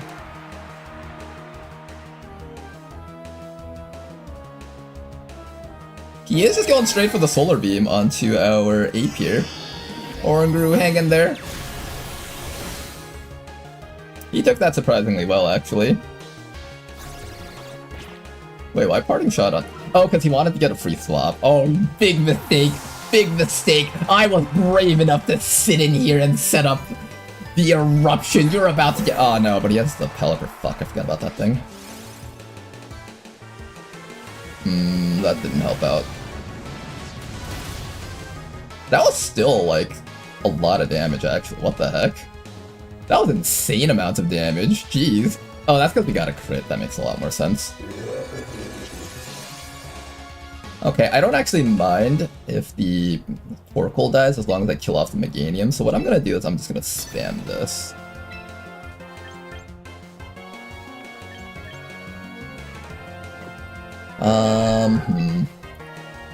I do a swap, maybe? I don't want to waste my Trick Room turns is the problem, but I might end up having to do that. I'm gonna eat a Weather Ball, I think. That's fine. I think we can survive a Weather Ball. Oh, what the? Wait, why am I switching out? Oh, I switched the wrong thing out. Wait, what did I click? I clicked Eruption and... Oh my god, I just clicked everything wrong. I thought I was selecting Torkoal to switch out to Sinistcha. Alright, that was my mistake. That was actually kind of terrible for us. I wanted Torkoal to switch into Sinistcha and then Oranguru to stay in. Well, that's unfortunate. We would have actually survived that and been able to turn this around really hard.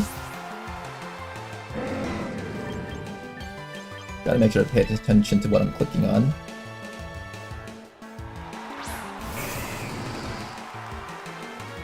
Okay, I need that Pelipper dead. They're definitely switching into, I think they're definitely switching into Meganium on the right. So what I'm gonna do here is I'm actually going to Swords Dance into a Rage Powder. Force the Pelipper to attack us, and then we're going to try and see if we can have just a lot of bonus stats on Danker Dude and use the remaining 2 Trick Room turns to just try to kill things. Seeing the Meganium switch out earlier kind of convinces me that it might not have Protect. Although I think the default set for Meganium is to have Protect.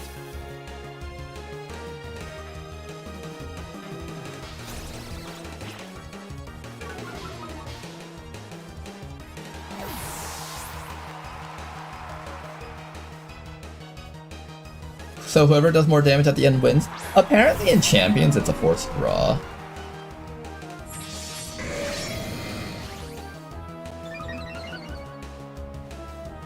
Okay, let's see if we can do some killing here. So the first thing we're going to do right now is we're just going to continue using Liquidation into the Pelipper. And then we're going to have you continue using Rage Powder to draw the Archaludon's attacks away. And if he sends in the Meganium, it's... oh, the Incineroar. Okay, that thing's just gonna die then.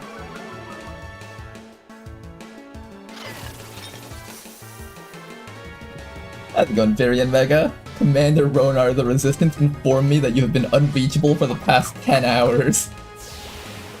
It's okay, the Resistance will manage by themselves for a bit. I'm sure.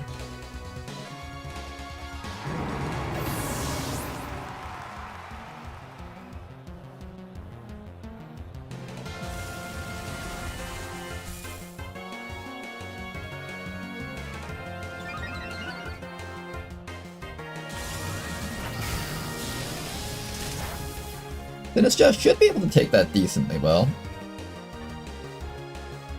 And now the next thing to come out is probably the Meganium. There it is. What am I more scared of, Meganium or Archaludon? I have one more turn of Trick Room left. I think I double edge into the Archaludon so it dies. Then I just life do back up our HP from the Meganium's attack.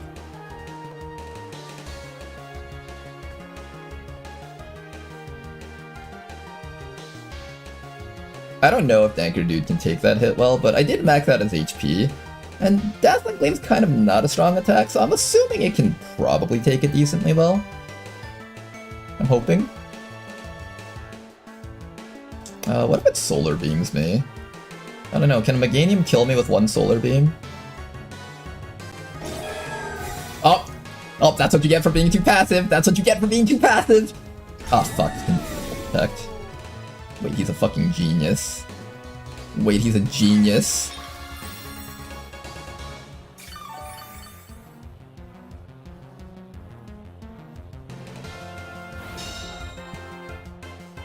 Okay.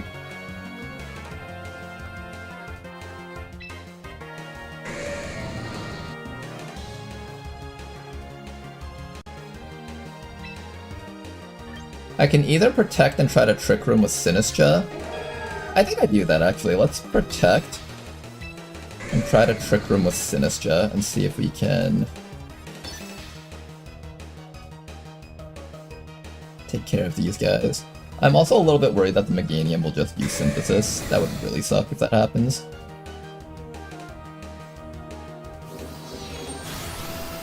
Oh, they're just gonna try to kill Sinistcha. Alright, never mind. Come on, little Sinistcha, you can live. You can live that, right? Come on, Sinistcha, you can do it. You can do it, you little green teacup. Oh, you did it! The green teacup lives! The Trick Room is back up, the advantage is back on our side again. Oh, you guys are in for a world of fucking hurt. Get them with the double edge, destroy them. And now they're gonna play passive, so what I'm gonna do is I'm just gonna hit Life Steal, I think. Or I switch an Oranguru. Okay, am I feeling that brave that... I think I am. I'm feeling that brave right now. I'm feeling so brave right now. Come on back, Sinistcha. So how's the game? I tried watching it, but I have to say, didn't like it too much as a spectator. I feel like you have to have some sort of understanding of the Pokemon series to actually be able to enjoy it to some degree. Because this is basically just competitive Pokemon. Oh, I think I die from this. No! My hopes! My dreams! I thought you'd be able to survive that, but I guess the recoil damage is causing you to die here. Tomba's having a blast, it seems. You know, we could do viewer battles. They do have a setup for people to do battles with each other. In fact, if you guys have a friend code or something, post it in chat once we're out of this. No, he got me. He still got his Pelipper too. Alright, that's a win for them, I think.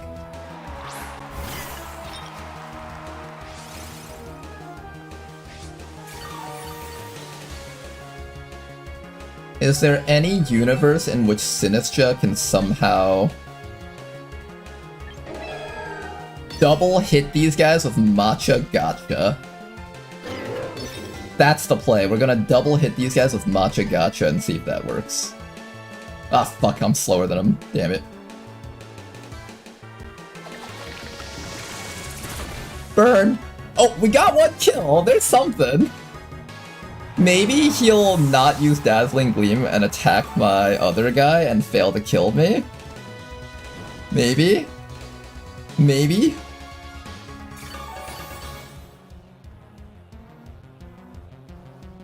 No, he's got the Weather Ball. I'm dead. Bye-bye, Matcha Gotcha. That was a good fight while it lasted. Meganium got us in the end.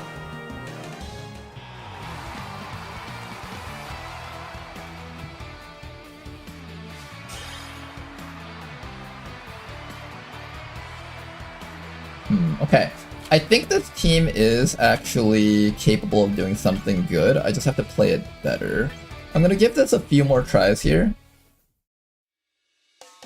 I don't really often play Trick Room teams too much, so I don't really have a lot of experience with gauging how much damage certain Pokemon can take, but I'm starting to get a better understanding, slowly.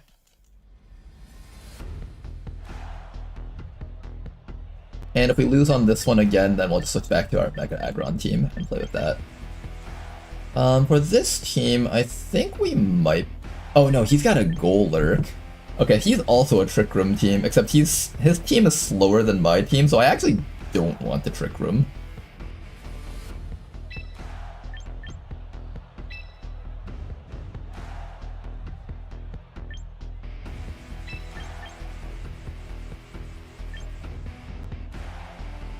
You know, I could bring Clefable in prison. It can't really do anything else with that in prison, and it'll just die to like everything else in the map. I think I'll just send these guys in. If they do get up a Trick Room, then our Torkoal outspeeds everything on their team.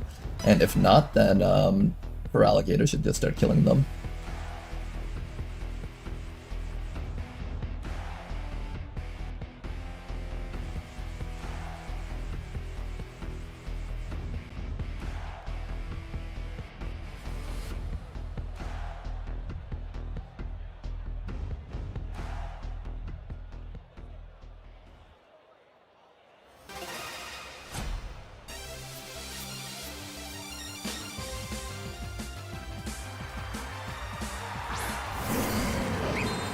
Blaziken? That's not a Blaziken, and that's not a Lucario.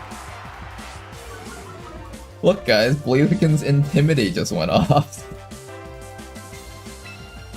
Yeah guys, it's Blaziken's Intimidate. Look at that guys. Alright, we're just gonna immediately Swords Dance and see if we can get away with setting up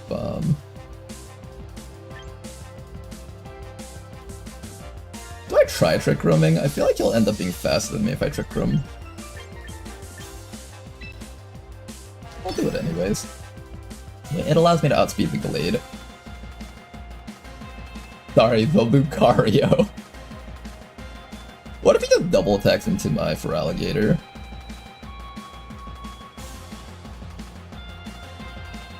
I'm assuming they think that my Feraligatr is going to protect, so they'll probably just focus fire on Oranguru to try to stop it from setting up Trick Room. If they don't, then we just accept this loss. Oh, he doesn't realize that I have inner focus. He lived! He lived!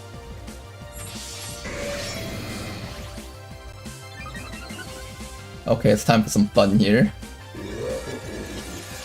It's time for some fun right now, guys. Oh, we're about to have lots of fun with our enemies. Let's start by slamming Liquidation against this guy, and then just going for an Instruct. If I go for an Instruct, he'll just Swords Dance a second time, which is not bad. I would have preferred being able to Liquidation twice, but Swords Dancing twice, getting 2 Swords Dances off will make this guy just an absolute threat. Alright, Danker dude, start killing. Oh, he's gonna be so damn powerful.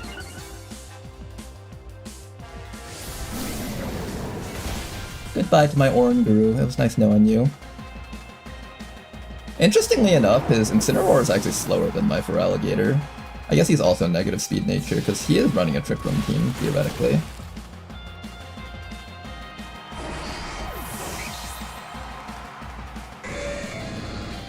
Okay then, and with that, what we're going to do next is we're going to send in Morven to help out with the killing here.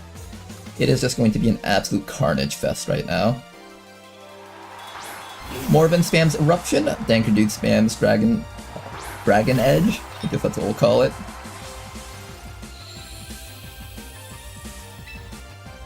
And then we should be able to Liquidation into Blaziken, and Eruption into the rest of these guys. Pot of Greed will die in one shot, and then Liquidation should hit the other guy there. He is going to activate Rage Powder, but if he's dead, he can't draw my fire anyways, so that's completely fine. Kill him, Morven! Yeah! There we go. Alright, Dankerdude, slam his face in! Oh wait, yeah, he's faster than me, I forgot. Doesn't do any damage though. Most Incineroars are on spec for a lot of attack stat.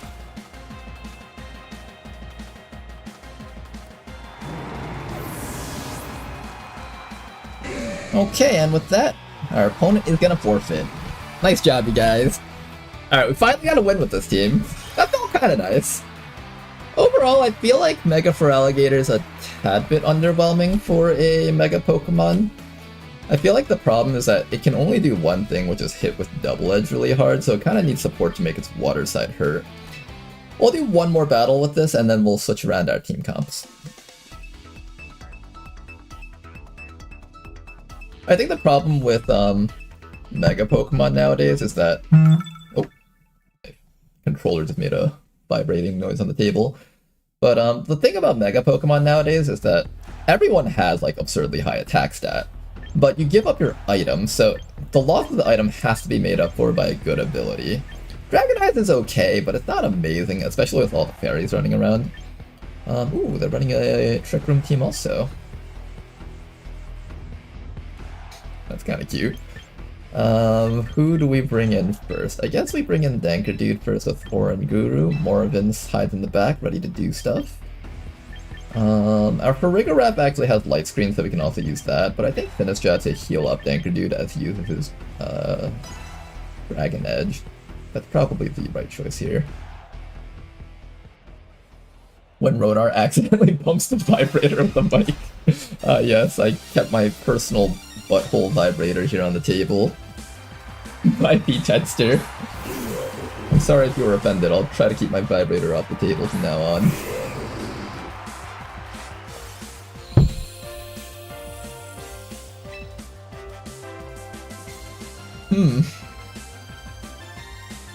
We both have our guys out here.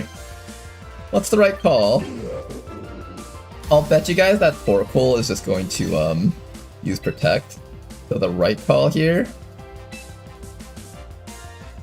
Oh, what if I Rain Dance? That'll really fuck over the Torkoal instead of Instruct. No, I can Instruct next round. Let's Rain Dance. I think the Rain Dance is a good call here.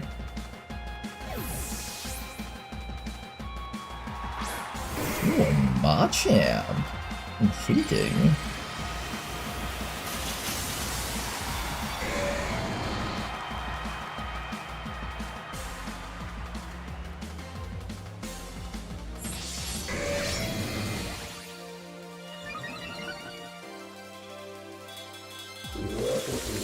His Oranguru should have the same speed as mine, so I happen to win the speed tie here. Okay, now unfortunately I'm taunted, so there's literally nothing else I can do here. Oh no, I have the Mental Herb! I'm a genius. Obviously I remembered that. I was so smart that I remembered all of this. Damn, why am I so smart, guys? Why am I so damn smart, everyone? That thing is going to be slamming me for a lot of damage. Is that okay? Let's see if I can survive a hit from a Machamp. Oh, I'm faster, actually. Good. He didn't let me set up Trick Room. Or he didn't set up Trick Room himself. I thought he was gonna set up Trick Room himself, but That's completely fine. Alright, Danker's just gonna Dragon Edge into both his Pokemon and just destroy them.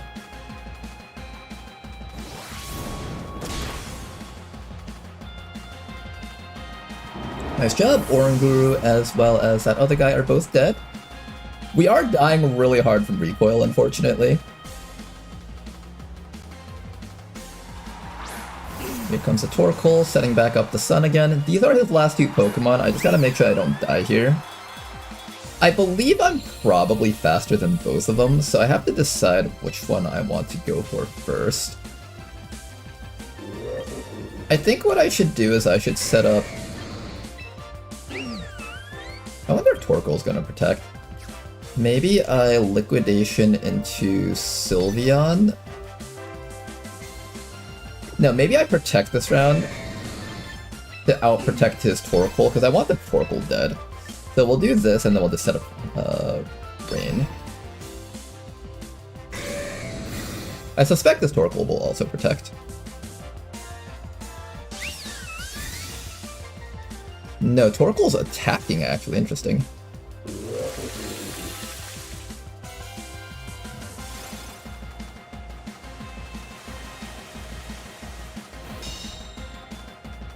Alright, there we go. And now we have full advantage on the map here. What we're going to do next now is we are going to spam Liquidation into Torkoal, and then it should follow up right into the Sylveon, I think. The Liquidation, and then after that we Instruct. Let's see if that works out. There we go. I think I'm a little bit faster than Sylveon, as long as that thing's min speed, which it should be because it's running in a Trick Room squad. No, it's faster! No! Okay, so he has one Pokemon that was not minimum speed, I guess. Alright, that's a bit of a problem for us. Oh, he forfeited. Of course! Of course! I was obviously gonna win to begin with. Yes, I was not worried one bit.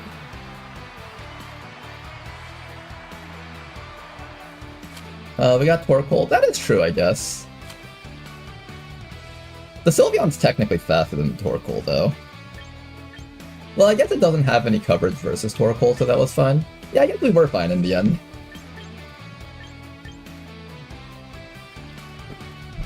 We could have Trick Roomed and blown up Sylveon. Yeah, we could have, but I didn't realize that the Sylveon... Because I thought his Sylveon was slower than my Feraligatr, because Feraligatr has like 78-something speed, and Sylveon naturally has like 65 speed, I think. So, looking at his team, it looked like a Trick Room team with his own Torkoal on the field, so I assumed both of us were negative speed, but apparently his Sylveon was neutral speed, so he actually ended up outspeeding us. Okay then, well, we've done pretty well so far, and by pretty well I mean our elo has stayed exactly the same since the start of the stream, so why don't we do one final thing before we end today's stream. I can either play with the Aggron, or we can... I can try playing with the Houndoom more. I had a lot of fun making these teams, though, on stream. I think we'll try playing with the Aggron team a little bit.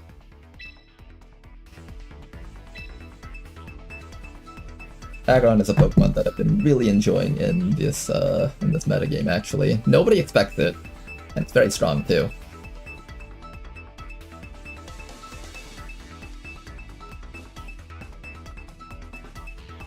You know, I mentioned this earlier in chat, but does anyone here know where the origin of the name Ragnar comes from?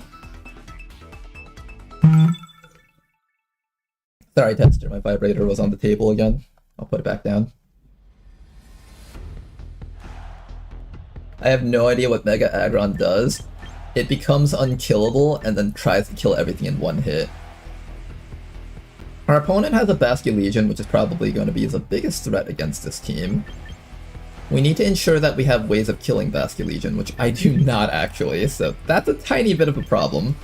I'm going to assume that Aggron can just be sent out here. The Rotom is also a bit of a threat, but I think everything else I'm not too scared of. I'll start by sending in... probably John Cena to intimidate them. We'll have the Sneasler in here, because Sneasler can do a decent amount with that coaching. Bobo over here exists. We can also bring in Aerodactyl if I want to get off more damage, but I think I just want healing. We'll try out this team here. See how this plays out.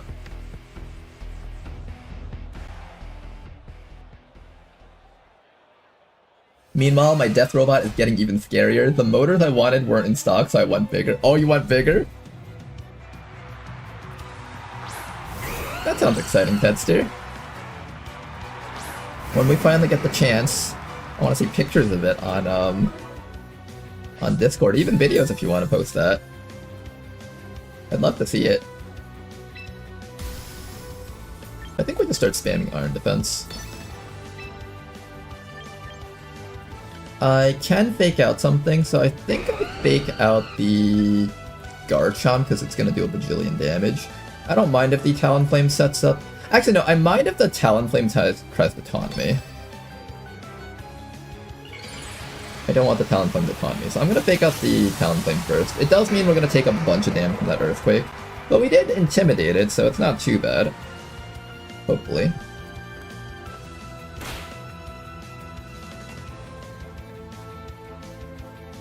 Alright, here comes the Earthquake as expected. Hopefully we take that reasonably well. Not super well. Not at all.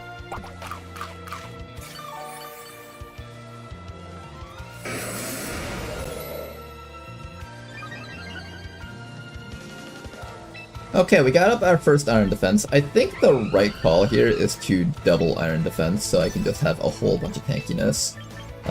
There's a possibility that we get Will-O-Wisp. If that happens, then unfortunate, I guess, but not the end of the world. I'll switch in Sinistcha to get a bit of healing onto the Aggron here. And I suspect they're going to both try to double attack into it. Hoping the Talonflame doesn't attack into the Incineroar slot, otherwise we just lose our guy here. Yep, he does double attack into the Aggron there. No burn, please. Damn it! The one thing we don't want, and it happens. Alright, as long as we kill off the Talonflame, I'm happy with that. I'm assuming that's a Scarf Garchomp. It won't do a lot of damage to our Aggron. Aggron's very tanky now. And all we just gotta do is continue setting up our Iron Defenses, and we should just be able to wreck them. Since we're burned, I'm gonna go for a third Iron Defense, and that will max out all of our stats here. Hopefully. He doesn't have a Pokemon with Haze or anything, right? I hope not.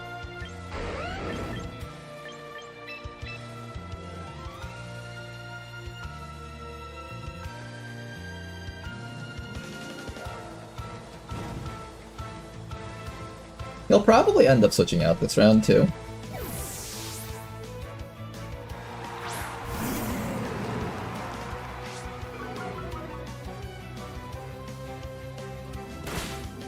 There we go, we can take that hit pretty well. At this point, his Pokemon are both just double intimidated, so they really can't do much against me setting up like this.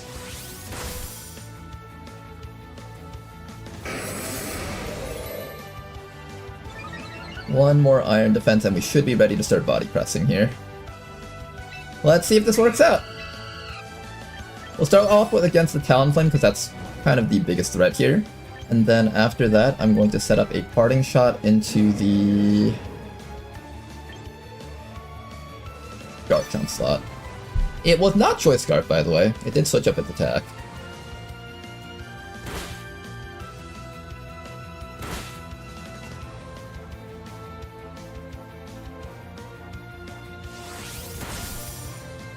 He wasn't strong enough to survive that. That's alright though. At this point we're just gonna start body pressing. Things will die, hopefully. Not enough. The burn and the resist is making it hard to take care of this thing. But that's alright. We have our Sinistcha here. We just continue switching in Sinistcha over and over again and just keep on getting off free healing. That's our strat here.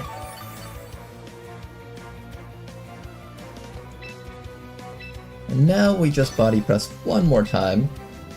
And maybe I even switch out again just to get more healing on this guy. We'll switch in Sneasler. I think he can survive all the hits that these guys try to deal.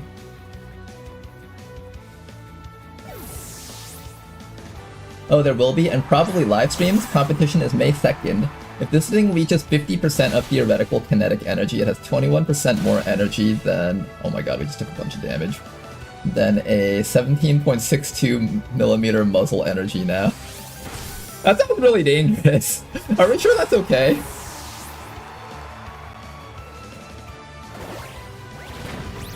Alright, we finally killed off the Talonflame.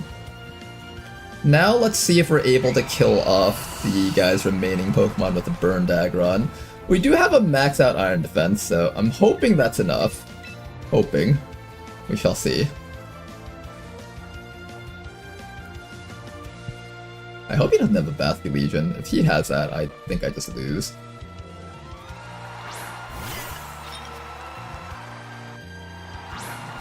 Oh, she has the Floette! Do I survive against that Floette? I don't actually know if Heavy Slam or Body Press does more damage. I do technically have 3 boosts on the Body Press. This probably does a bit more. Let's do this and then start spamming Life Dew. Actually, no, let's start spamming Trick Room if possible. Trick Room into a Life Dew would work out better for us. He does finally pull out his Garchomp, and his last thing is a Sneasler. Sneasler will not do any damage to us. We should be fine here. Our biggest hurdle is killing this Floette. If we can kill that Floette, then this win is ours. I've been talking all stream about how powerful Mega Floette is, but this is the first time we've seen one. Clever.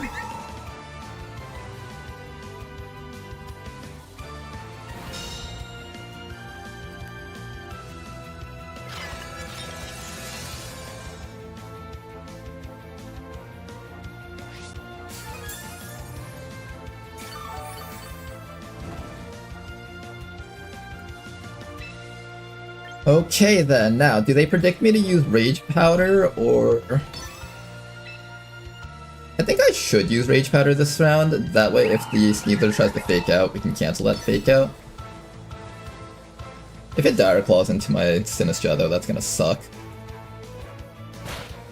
Oh, Rage Powder happens after fake out? Interesting. For some reason I thought Rage Powder would have higher priority. Guess not.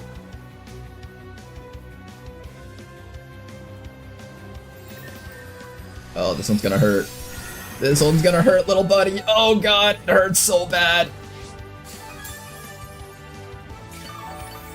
Hang in there, little Sinistcha. Oh, he did not take that well at all.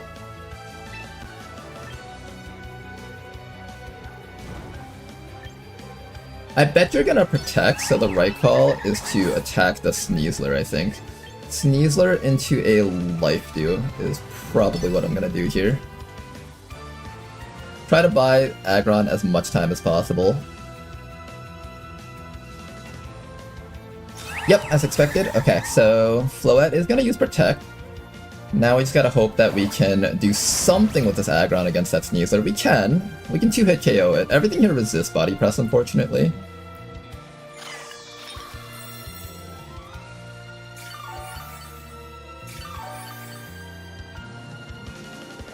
He is just going to use Dire Claw. Okay, so he understands that Sinistcha has to go. Now the question is whether or not Aggron can actually take hits from Floette. Let's find out.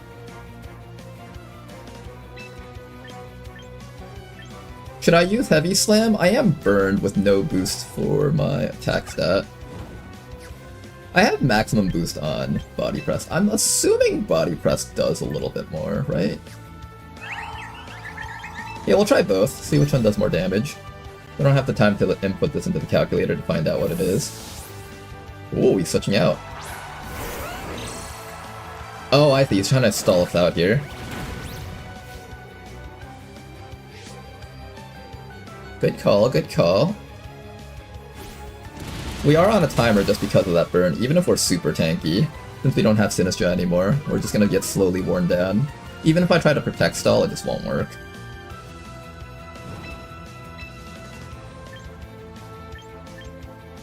I'm gonna try to finish off that Sneasler so he stops close combating me.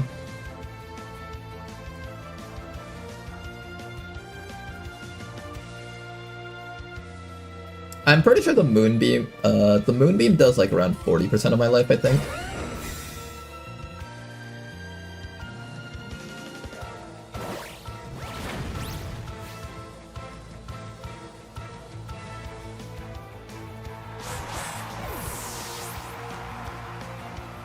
Okay, now, the natural thing he should be doing is protecting with Floette, and then attacking with Garchomp.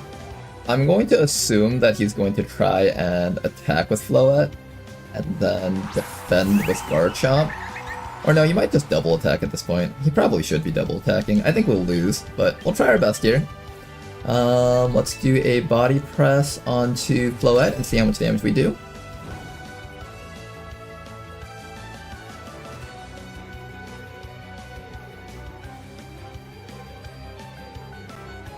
I did use Protect, damn it.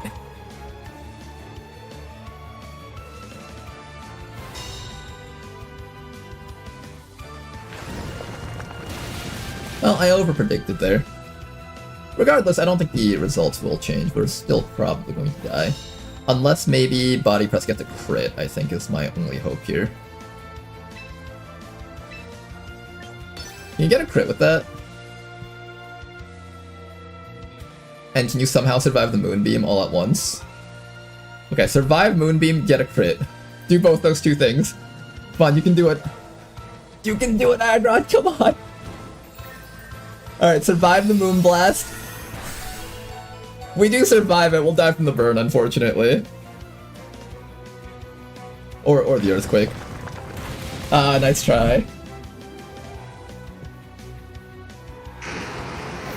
These things are insane, rated for 1 kilowatt continuous power on a motor that you can easily hold in your hand. That does sound pretty fun.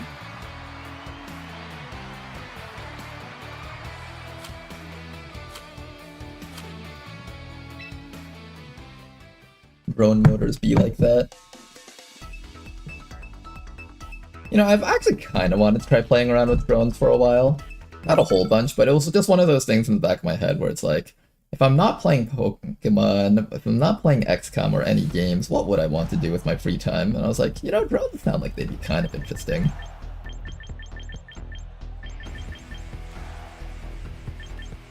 Okay, again, I think I need a answer to Basket Legion. Those things are kind of really scary. I really don't have a solution to those things. I'll send in John Cena again, and he can just snarl at our opponents. Snarl at our opponents, we'll have Sinistra, and I forgot what Bobo does. Bobo is a Sunny Day setter, so I could actually bring in Bobo and use Sunny Day to clear out like that guy's rain stuff. Oh, this is the wrong set for the... Oh god, I forgot I switched it up earlier. It still has light screen, so it might be helpful. I'll keep you in anyways. It's either that or I put in the Sneasler. Maybe I put in Sneasler, actually. Okay, so we're relying on Sinistra for healing, and we're going to be relying on Incineroar for the Snarl.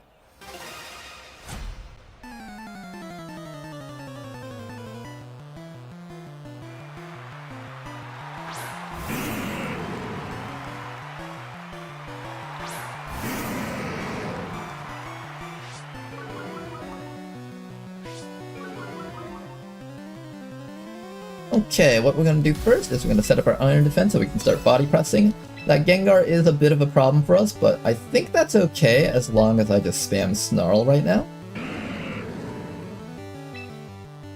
So I think I'm just going to do that. If he tries to fake me out, then I won't get to do my Snarl, but most likely he's faking out Aggron anyways. I don't know if Aggron can actually take hits from the Gengar very well, though. Mega Gengar can hit kinda hard with those Shadow Balls. But after a Snarl, maybe I should have protected first. I kind of just wanted to have the momentum of having an Iron Defense up, though. Make it so that my body presses actually matter. Okay, as expected. Oh, he's gonna Parasong. Interesting.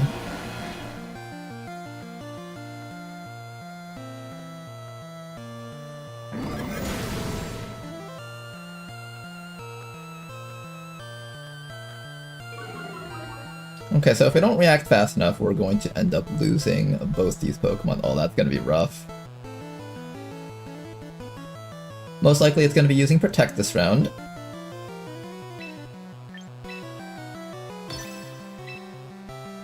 I think we just spam Snarl here. He'll probably Protect this round, and then next round I'll use Parting Shot.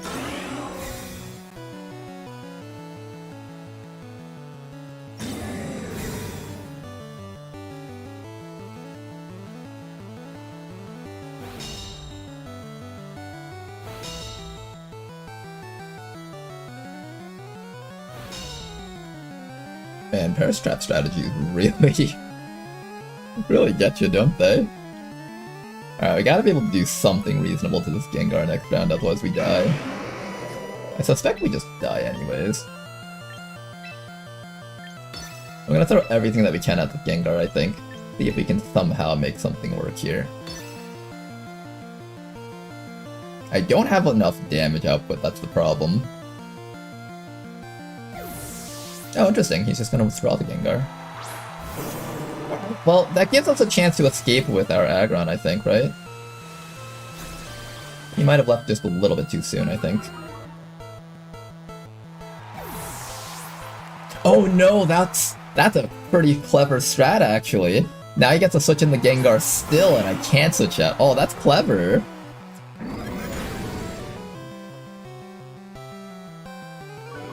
And now his Gengar gets to protect again. Oh, that's actually pretty clever.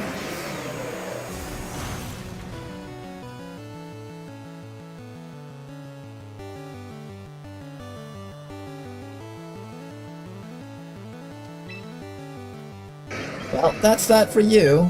They're both just gonna protect here, it seems. I'll try to parting shot, but I don't think I'll have that opportunity here. Okay, this is my first time actually dying to the strat like this. I should probably come up with countermeasures in most of my teams to deal with that. Oh, he was smart enough to only protect with the Gengar. Ah yeah, we just die here. This is our only carry. I'll admit defeat.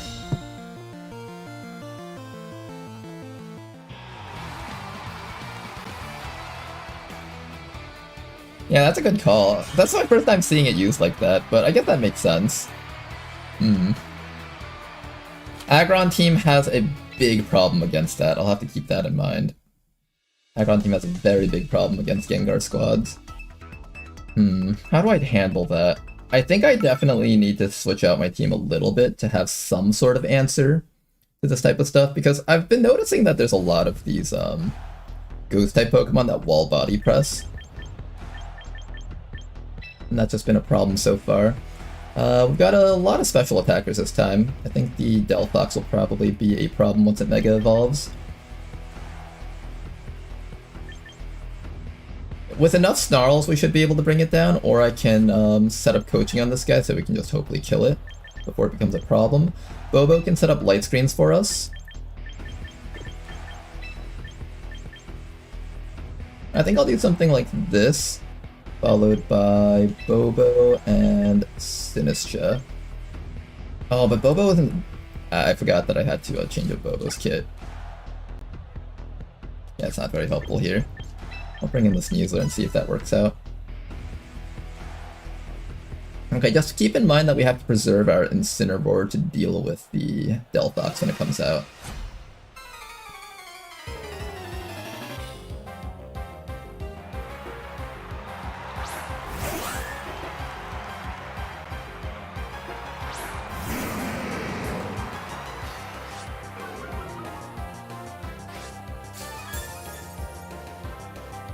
Okay, Whimsicott. I'm assuming Tailwind is what that thing's gonna try casting.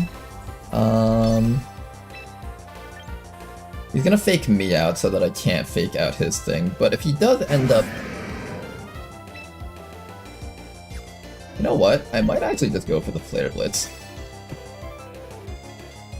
If he chooses not to fake me out then. Okay. He doesn't.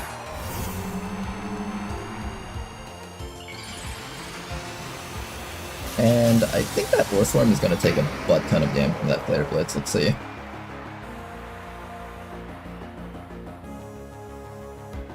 He did go straight for the close combat. He wants damage right away. He's greedy, he wants that damage, and that's not a bad idea. I will have to switch in Sinistra at some point to kind of make up for that lost amount of HP. Okay, bringing this Orthworm down below half HP means it can't use Shed Tail anymore. That's really, really good for us. Oh, is it? Not quite, not quite. It's not quite below half HP.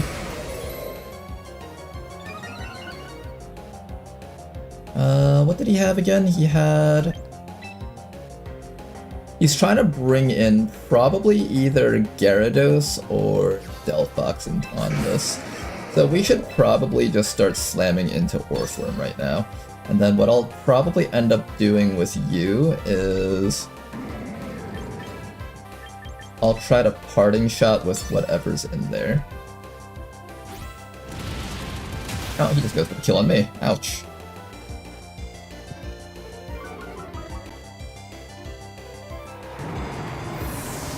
Okay. That guy's dead. He is gonna shed tail, and I will be able to try and get rid of the substitute, so that's good. I'm not letting his thing switch in for free at the very least. But we did have to lose our Incineroar for that. What is he gonna send in? So we've seen so far Sneasler. There is a Delphox, okay, so that was expected. Okay, we definitely want to slam that thing with the body press before it gets a chance to do anything. Good. Okay, what do we do next? Delphox is going to absolutely wreck our team. I think I need to just start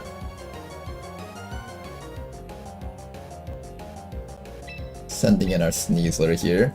I can fake out that Delphox and prevent it from getting to do anything. The other possibility is that this Sneasler absolutely wrecks us. If I double attack into it, I risk running into the Protect. So maybe what I'll do is I'll do this into a fake out on... I could fake out Sneasler and then...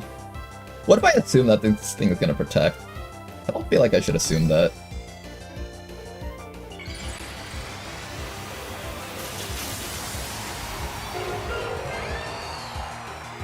Okay, let's see if we can take care of this Sneasler before it becomes too much of a threat to us. Okay, it was gonna Protect, that's good. Now we get to clear out the Sneasler at least.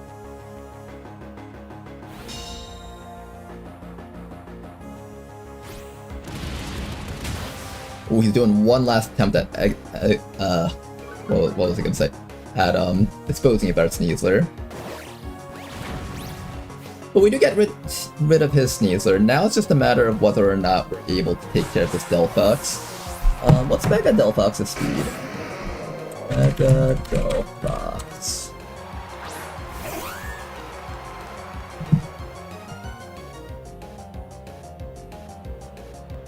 Where's Cerebi? Oh no, go faster! Why is Cerebi all the way at the bottom? Does the algorithm not know that we always look at Cerebi first? 134 speed, okay, it does outspeed me. Oh, that's a problem. I think Protect with you, and we attempt to... I don't think I can Dire Claw that guy, right? I don't think it's happening. And I think we die to a Heat Wave. Oh yeah, and that Sunny Day kills us, I think. Almost definitely.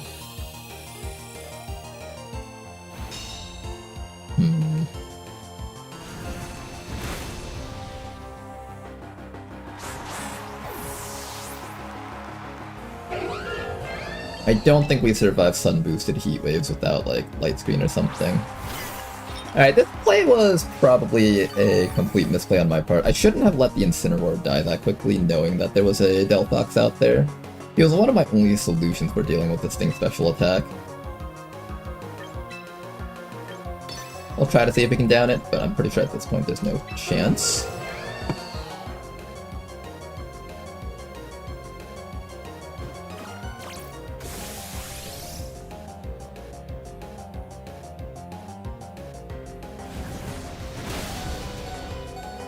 You know, somehow Aggron actually survived sun-boosted Heat Wave. But that's nowhere near enough damage to kill it, though. I can 2-hit kill most things, but not enough to 1-hit kill. Okay. So we need a solution for fast Shadow Ball users. Things that are paired with other things that can kill my Incineroar are kind of a problem too. How would I adjust this team to handle that? I think what we would do is we would adjust... Aerodactyl's there for the Charizard. Maybe I should have brought Aerodactyl on this one, knowing that they had a Delphox that it could outspeed and kill with Rock Slide. I guess that was one solution. The other answer is I needed to make sure my Whimsicott was actually functional, which it was not. I don't feel like changing up its moveset, so I'm just gonna switch it out with something else here.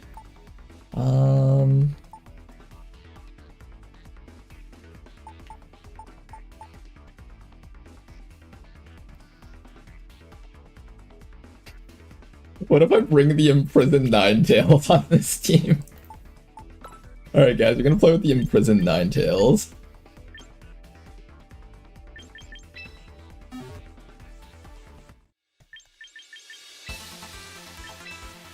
gonna give you Flashfire instead of Drought.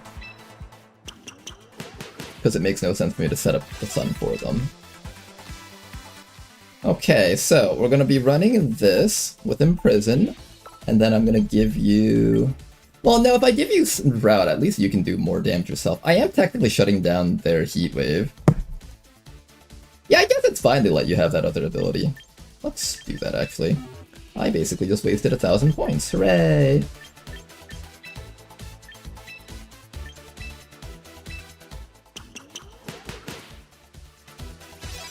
Okay, we are gonna keep this. Then after that, we just gotta give you a good item. Give an item to hold. Oh, you know what else I should do? I don't care if they use Solar Beam versus this team, so instead I'm gonna take this out with Protect. That way while you're imprisoning, you can swap between Protect and Imprison.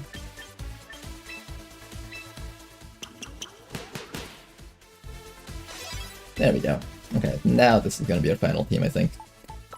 So, I'm going to give you a decent item to hold. What should it be? Citrus Berry, I already have that on someone. Oka Berry. Focus Ash?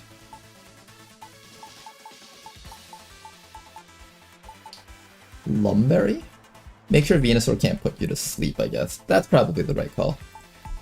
Alright, let's try this team out again. And let's also just try to misplay less. I find that when I try to play fast, I misplay a lot. I'm a very hasty guy.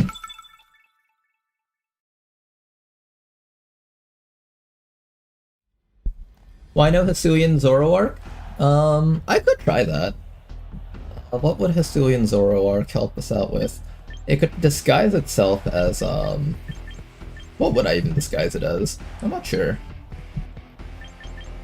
Alright, versus this team though, I'm fairly certain, since we don't have any Sun users, we don't bring in the Ninetales. So we want to have... I'm a little bit scared of that Basculegion. That thing is always scary. And then of course there's the... Let me send in the Sneasler first, then I'll have you in the back ready to do stuff. And then after that I'll either bring in Aerodactyl or Sinistcha, probably Sinistcha. I think Sinistcha just pairs too well with the Aggron to ever let him go.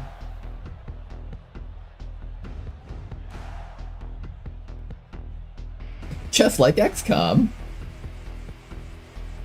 Do you guys feel like I misplay more with this game or XCOM? I feel like this game I misplay more with, just because I have less experience with it.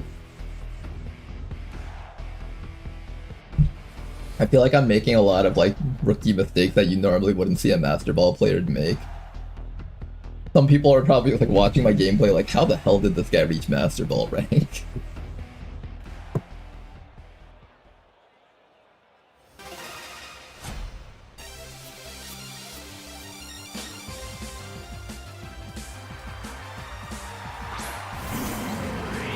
Ooh, a Glimora.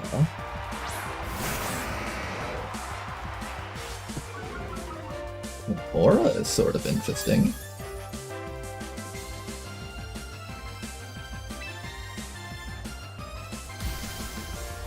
I can kill that Glimora with Heavy Slams as long as I don't get hit too many times by the Incineroar.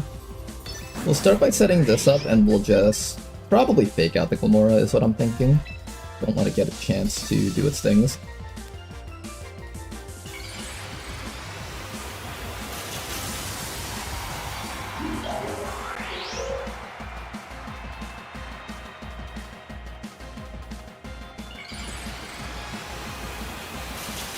Also in XCOM you play against predictable AI, where in this they're mostly real players. What? You're telling me Rishi isn't taking direct control of the units in my games and just causing them to outplay me all the time? Impossible. Hey, double fake out.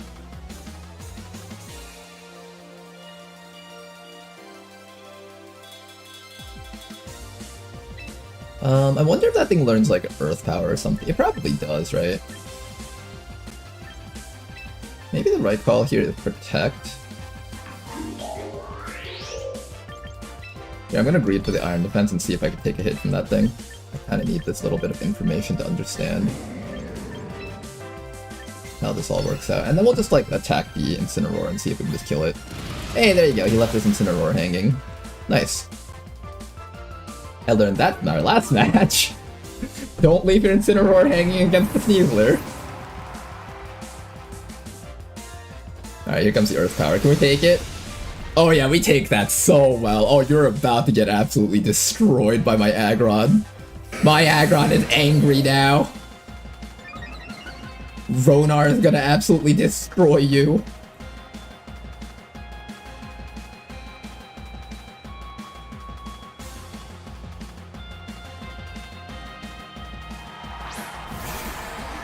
John the Swimmer. Okay, that's a little bit spooky. How do I deal with John the Swimmer? I think I just want to slam this guy for as much damage as possible before he gets a chance to start hitting me. Maybe I should just be killing the Glamora first. I don't know.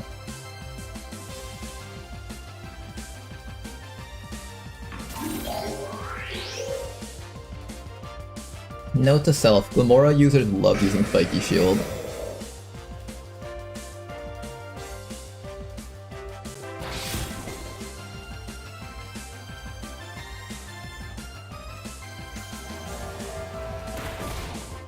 Ouch! Okay, that hurt like a truck.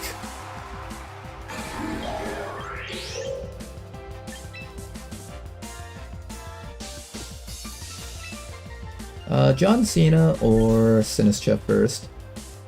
I think Sinistcha first.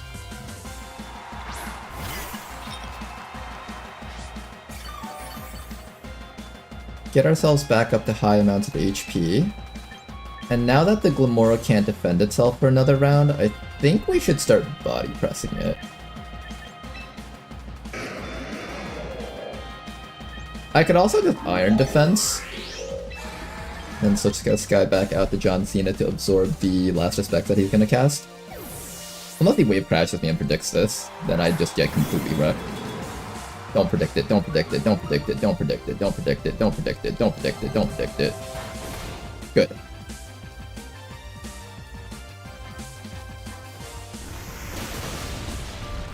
Okay, he is actually getting a lot of damage off against me. I do need to start attacking very soon.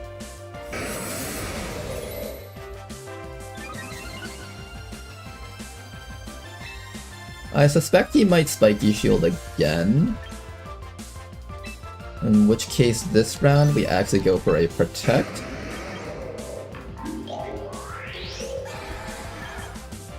Into a Parting Shot against John Swimmer. And if he switches out, we get a Parting Shot against whatever he brings in. Perfect, okay. I could have probably set up another Iron Shield, but I didn't want to eat in another Earth Power. I was half expecting that.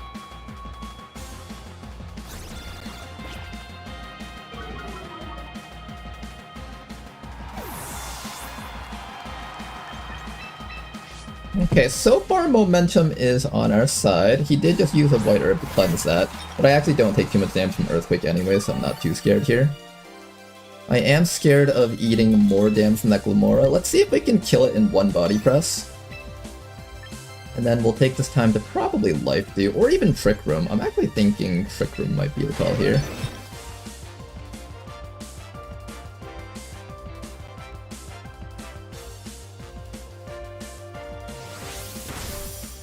Okay, he's starting to attack my Sinistcha.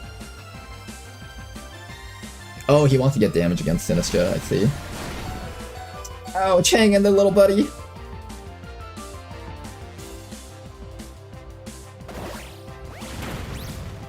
Killed it in one hit, nice work, okay. Oh, that was a crit. I think the crit probably mattered. To be fair, it was +2 Iron Defense. or +4 from Iron Defense.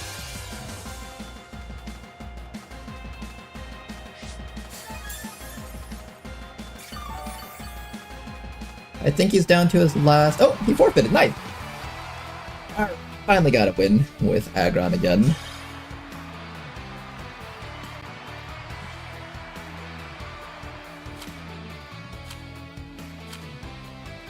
Let's do a couple of battles. Maybe let's see if we can hit 1800 rank tonight. I'm assuming we can't, unless I win, like... I have to, like, win streak 5 games in a row to do that, probably. Let's see if we can hit at least, like, 1750 today. Bring ourselves back up to neutral. Ooh, a Salazzle. Oh, that thing can corrosion toxic me. Oh, we can't act. This team hard counters us. What the heck? This team hard counters us. Oh my goodness. Alright, here's what we're gonna do. We're gonna send in the Aerodactyl. I'm assuming that thing knows how to use Toxic. Heat Wave. I might be able to imprison his Heat Wave, but I don't think I'm willing to take that risk. I think I just need like a bunch of other damage dealers on this team. Maybe I don't bring Sinistcha. No, Sinistcha would still help me win, I think. Which one of these two would work better against the Sneasler? Probably the... You have Snarl, so I think you help me win a bit better against Sneasler. Or not Sneasler, Salazzle, sorry. I'm talking too fast.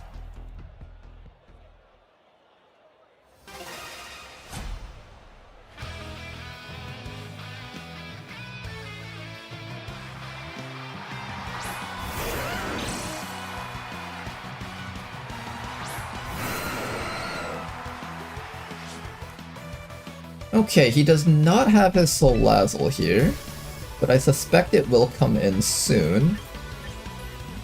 And I also suspect that I'm getting hit by a Will-O-Wisp, but unfortunately I guess I just have to eat that. And then after that we'll bring in this guy here.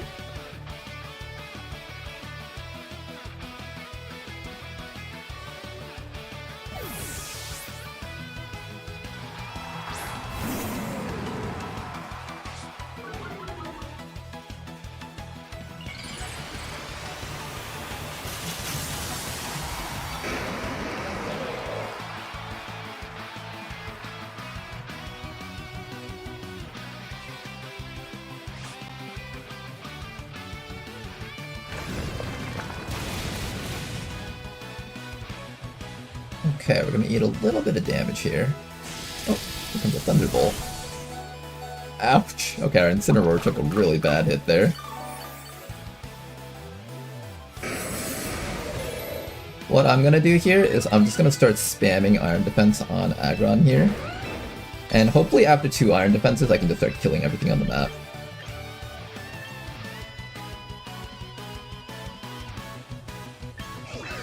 We'll switch in Sinistcha next, just to get a tiny bit of healing onto the Aggron while resisting the Earthquake and maybe the Thunderbolt or the Hydro Pump that's coming out. I'm really a big fan of hard switching. It's a habit that I have from playing single so much.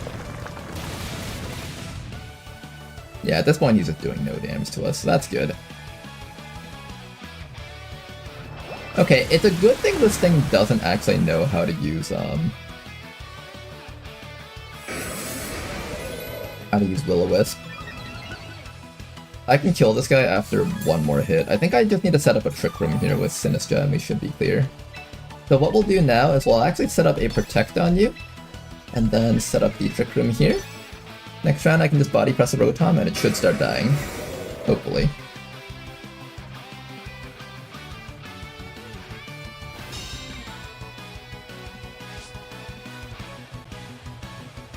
I like his name, Linen Lord. That's a cute name.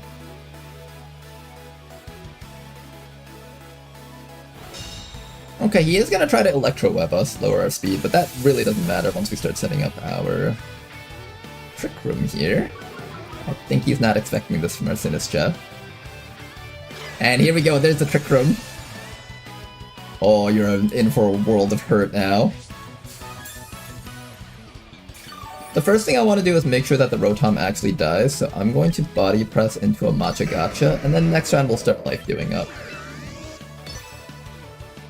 I don't want to take like a Thunderbolt from that thing. It'll hurt like a truck.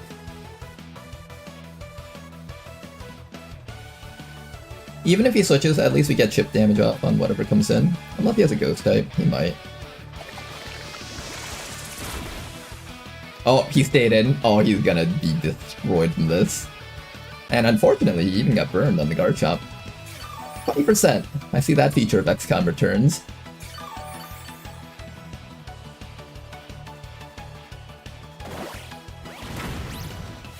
And now we just start sitting on the washing machine. It's dead. One special attacker down. As long as we kill every single special attacker, the physical attackers I'm not too concerned about. Like, looking at this, they literally do 0 damage. He really should just be hard switching out the Garchomp, honestly. Because essentially he's only attacking me with a Pokemon from one slot, which is just really bad for him at this point. Because now my Aggron just gets to have full reign over the rest of the other half of the battlefield. Oh, it's a Mega Chimecho! This is my first time seeing one of those! I think it's Psychic Steel type, so if it Mega Evolves, I'll hit it for neutral damage, so that should be good. And then we'll just start setting up some Life Dews here. I kinda wanna see how that thing looks. Ooh, that thing looks pretty cool. There's a lot of little Chimechos on it. That's actually pretty neat.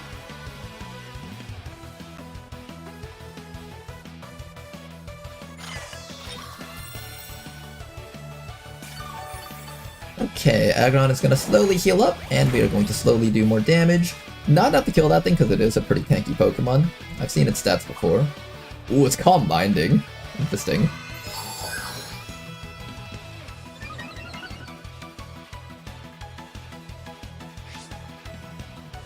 I'm curious whether or not that thing has Protect. It might be able to try to stall out my Trick Room. Hopefully that doesn't happen.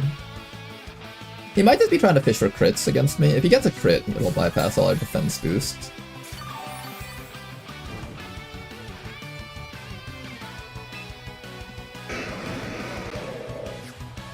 Here's what I'll do. I'm gonna protect this round. Actually activate Matcha Gotcha again. Just in case he has enough special attack to kill my Aggron. I don't think he does, but just in case. Unless I miss the Matcha Gotcha.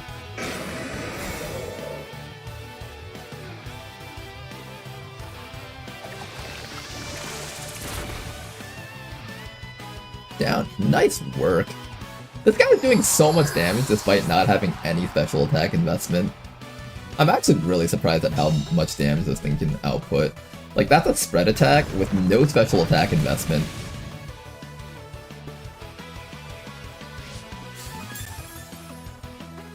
And it's over.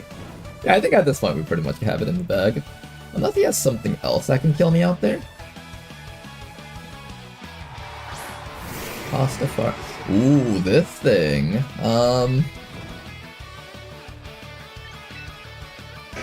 I think we just spam Body Press against it, and then spam Life Dew.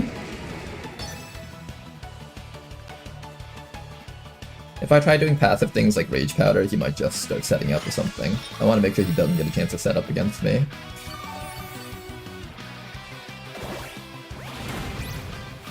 Good damage. Oh, he's got Aura Sphere! Oh, okay, that's gonna hurt. Ow.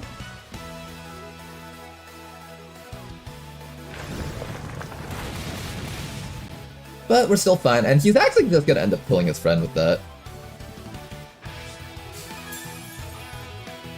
We should have one more turn of Trick Room, or 2 more turns. I think one more turn. It might even... Oh no, it wore off this round. Okay. So what we'll do is we'll just protect with you, and... So, you know what? Let's just Rage Powder with that guy.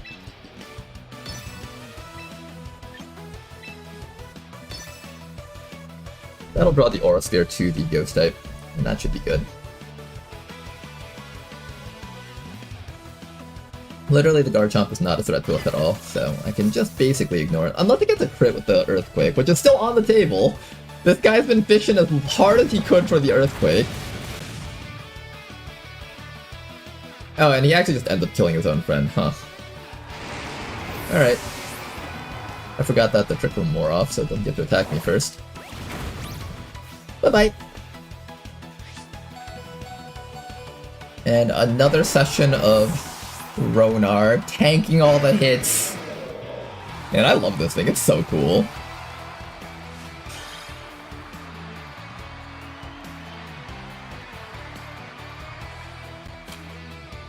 Ronar. Ah, man. The name Ronar has so much tie-in with actual Agrons. Or at least Aron, the original form.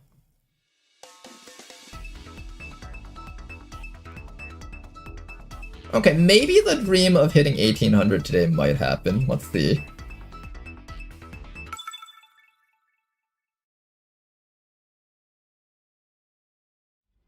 Ronar, man.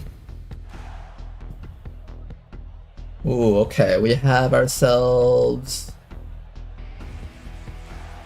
The thing about that dragon is... what's called Jengmo, I think? Those things can either be special or physical attackers, so if it's a special attacker, it's a big threat to us. The Venusaur can sleep me, that's another problem that we have to worry about. I really don't like that we can get slept by the Venusaur over and over again. Technically, I don't think the Venusaur can hurt me. I'm immune to poison and I resist grass, kind of. With enough snarls, it shouldn't be a problem. And I should bring this guy to try to kill it with dual wing beat. So I'll bring the Aerodactyl. I think we'll leave behind the Sneasler for this one, and we'll bring the Sinistcha.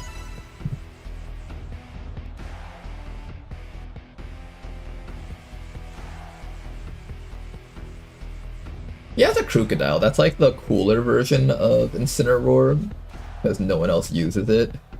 But I think it's a little bit weaker. It has less good resistances, and probably slightly lower stats.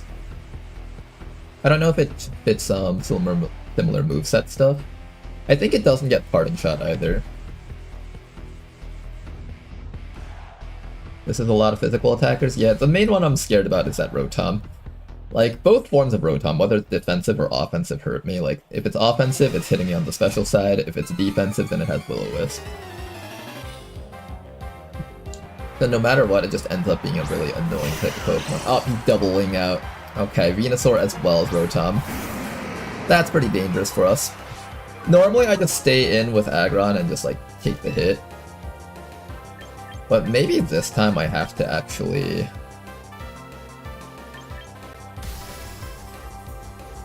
protect.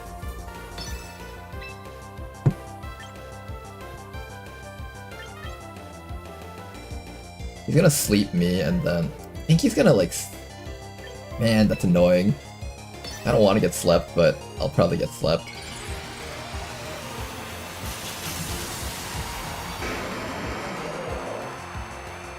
Alright, this first move is a check to see whether or not he has Will-O-Wisp. Okay, he's just gonna protect. Maybe I should have just used Snarl.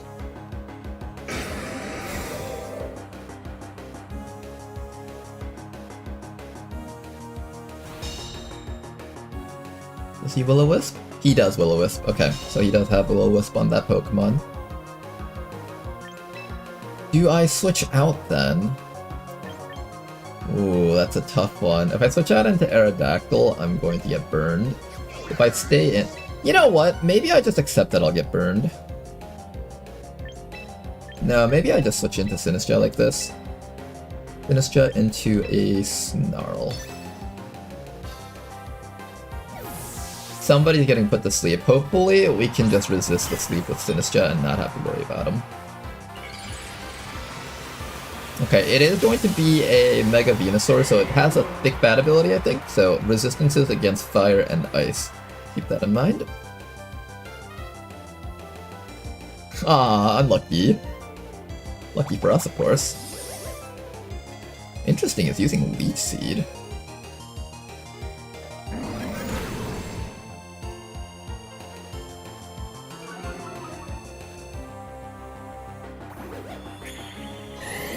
Okay, so I guess it's a defensive Venusaur? That's unique.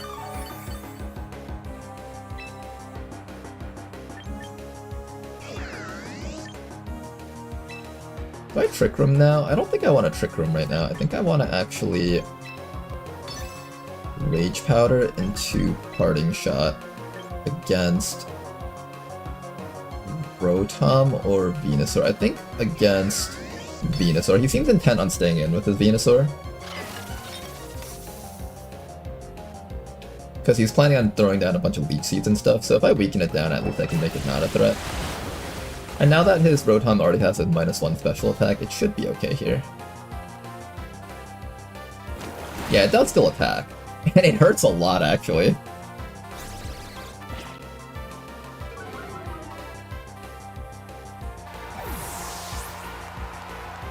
Okay, now we can threaten the Venusaur properly here. Let's get in our Aerodactyl here. And we are just going to continue drawing fire using our Sinistcha and its Rage Powder. It should force Venusaur to switch out at this point. Let's see if it will. Let's activate our Dual Wing Beat against this guy. Or you know what? Maybe I can taunt it. Hold up. No, I want to like keep it in. I want to keep it in so I can like... Okay, he is withdrawing Rotom. He's got his own Sinistcha. Interesting. And I'm assuming Protect from Venusaur at this point. He did not Protect with Venusaur, but I missed my Dual Wing Beat. Oh no!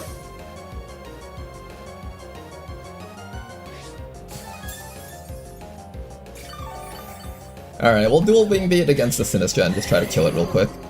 And we'll continue. Since it doesn't seem like this Venusaur has any spread moves, we just keep spamming Rage Powder here, I think.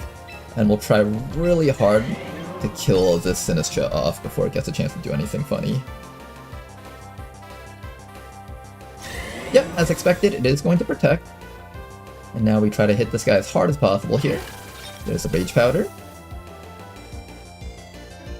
I swear if I miss another Dual Wing Beat. Good, get him. Big hit. Nice critical hit to make up for that last one. Okay, that last miss was made up for with that crit, not bad. Now we can focus on the Venusaur properly here.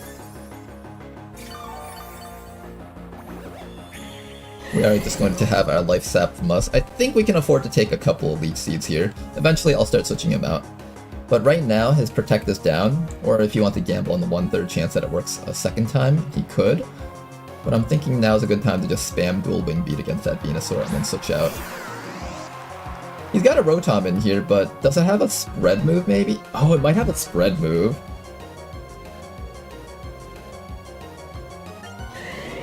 Ooh, we might need to be careful about that. If it has a spread move...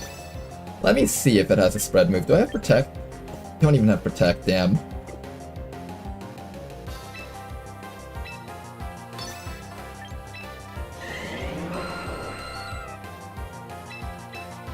I'm gonna switch back in the Incineroar here. I suspect it has Discharge to hit both of us. If it does, did it show Thunderbolt before? I don't remember if it showed Thunderbolt before. Oh yeah, it does have a spread move in the form of Electro Web. Okay, so I gotta watch out for that. I'm okay with losing a little bit of speed here.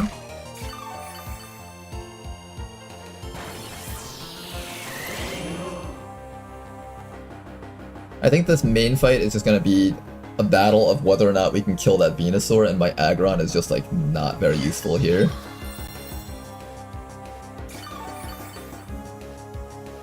Okay, at this point he's gonna start trying to Hydro Pump my guy. I'm gonna activate Rage Powder one more time. And with that Rage Powder, I'm also going to start activating Snarl, start reducing his special attacks. I think we just win if I just spam Rage Powder and Snarl here. Because with Rage Powder, we force him to use his Leech Seed against us, which just won't work. Alright, Komodo.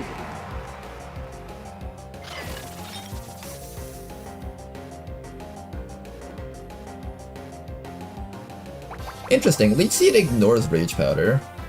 I guess he has a Grass type. Rage Powder doesn't work against Grass types.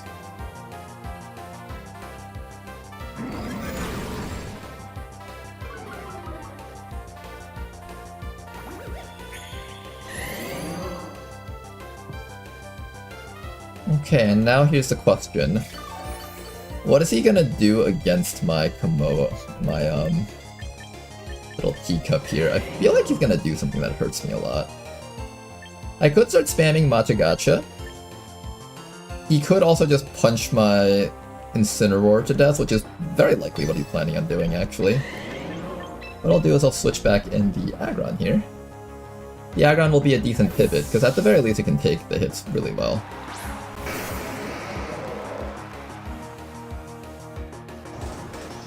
Oh, he's boosting up. Okay, I don't know what this thing actually does. I'm a little bit scared of it, though.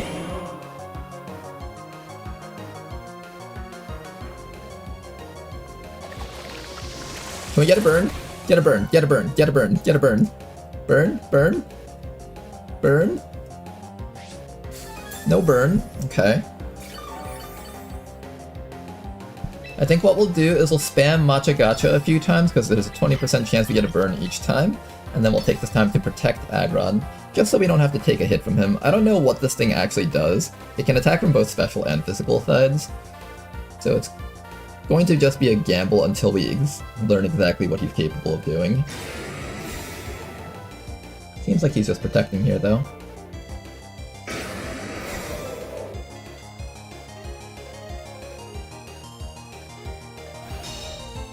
Well, another chance to get a burn on Venusaur. Try your best. Come on, little teacup. Burn him. Burn, burn, burn, burn, burn, burn, burn, burn, burn. Damn it. One day we'll get that burn.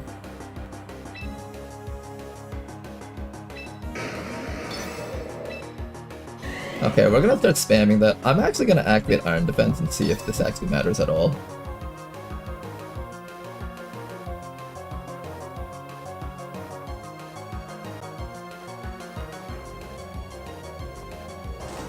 Oh, he's activating it again? Oh, that's scary. But that also implies that he doesn't have a special attack to actually hurt me. I think that implies that he's scared that he can't overcome my 230 base defense.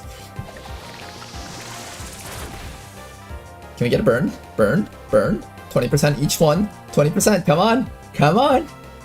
Damn it. I wish for a battle where my opponent gets only unlucky and I get all the luck. A little bit of chip damage from that thing, but honestly it's not too bad.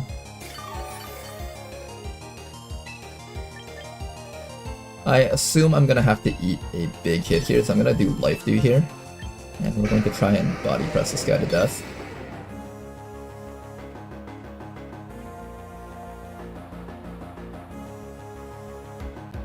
Imagine he protects or uses it again. I feel like that'd be way too greedy. Oh, he did have a special attack. Oh, what the heck? That hurt a lot. Wow. Wait, he could have just killed me this whole time if he wanted to.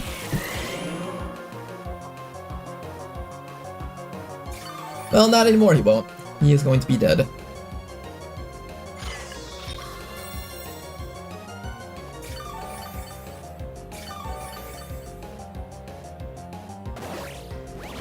Alright, Komodo also dead. I think this is the last Pokemon he's got now. Did I kill one or two? I think I killed two, right?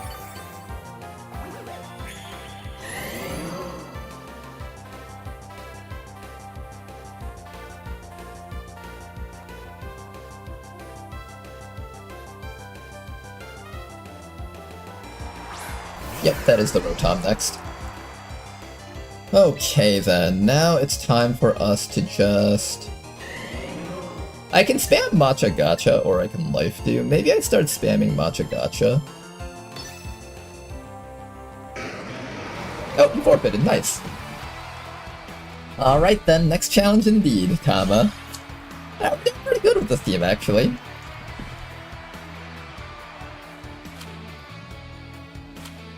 Alright, we're back up to 1750. Let's see if we can climb up to 1800 today. Yeah, Aggron's really good. It's actually like, it applies a lot of pressure to the opponent's decision making because they have to realize that half of their physical attacking team will just not be able to be relevant for the rest of the battle if they like ignore Aggron, or they have to try to kill everything else and hope that Aggron can't solo the rest of their team. Ooh. Frost Blast can be kind of scary.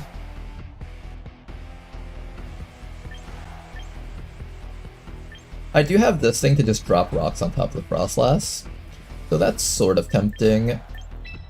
I could also bring in a Sneasler and try to Dire Claw it down. Although it's kind of immune to my close combat.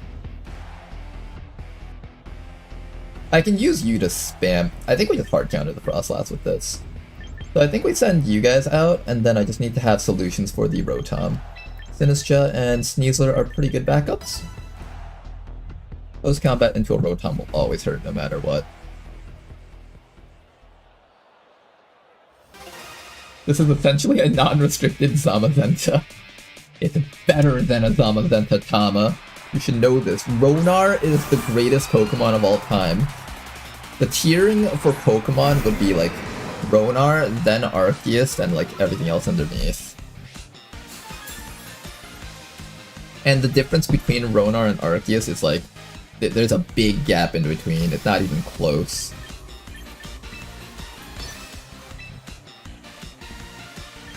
Do I fake out the Sneasler? I think I do, right? He's gonna fake me out. No, you know what? I'm gonna Snarl, assuming that he's gonna fake out the Aggron and Aura Veil with the Lady. I think that's what he'll do. Maybe I'm making too aggressive of a prediction. I didn't have a lot of time to really review what I wanted to do with this turn here. I think if I were to ever enter a tournament, I would just like look at all the popular leads that I've fought against, and then kind of come up with like a default strategy so I don't have to like spend 20 seconds thinking about it during the game itself. Oh, he's just gonna protect in close combat, it seems.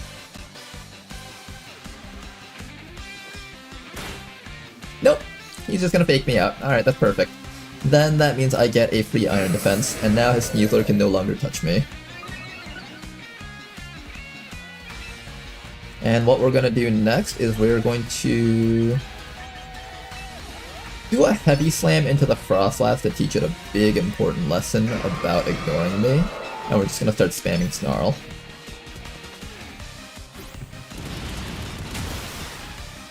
Oh, he just knocked me out instantly. Never leave your Incineroar hanging versus the Sneasler. Let's see what his Frost Blast does then. Oh, it has Will-O-Wisp. Interesting.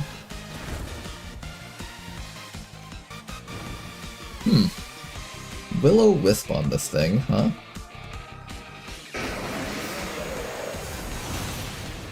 I can still do over half its life, so that's good. Okay, but we did lose our Incineroar, which was kind of our anti-special attacker thing.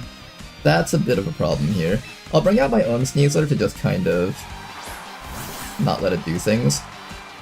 And now he's probably expecting me to fake him out, and instead what I'm going to do is I'm just going to Dire Claw this Frost Blast, probably. Or you know what, maybe I just double attack into his team. Maybe Body Press into Dire Claw on Frost Blast. One of them will probably protect, right? Yeah, that way I cover both bases.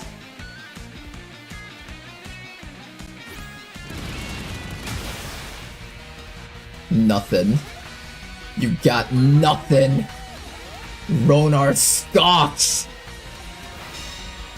Scoffs at your attempts at damage. Good. Okay, so now I have a guaranteed one-shot against both of them, I think.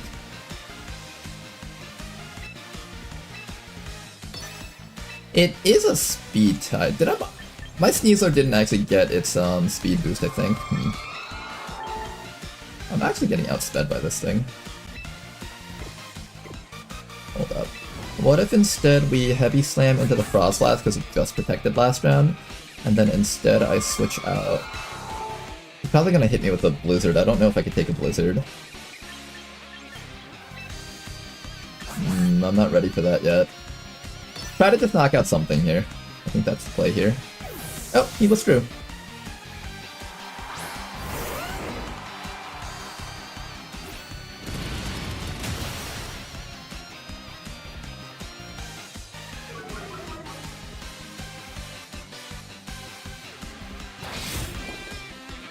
Okay, enemy Sneasler downed. We're going to need to start doing damage against the Garchomp. I'm gonna do no damage with that Heavy Slam, but that's fine. This is a lot of chip damage coming out against our team, though. That's the one thing I'm a bit worried about. And he's still got his Rotom, too. I feel like last battle, I should have set up a second Iron Defense. Sometimes I feel like I don't greed enough with Iron Defenses.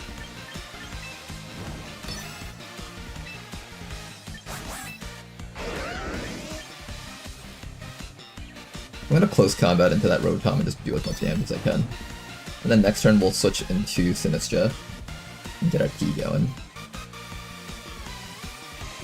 Let's see if he's smart enough to protect this Rotom.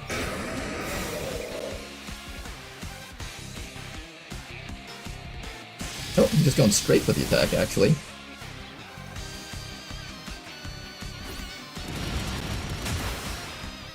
Perfect. Okay, now we can take care of that Rotom, no problems. Technically, I'm really fast. If I don't die from this Earthquake, I can actually stay in for one more round. I think I probably die from it. I'm weak against it. Yep, Sneasler is down. Okay then, now all that's left is for the rest of our Pokemon to try to find a way to live. Let's see if we can make that happen. No head stop, so Frostlass will eventually come back in.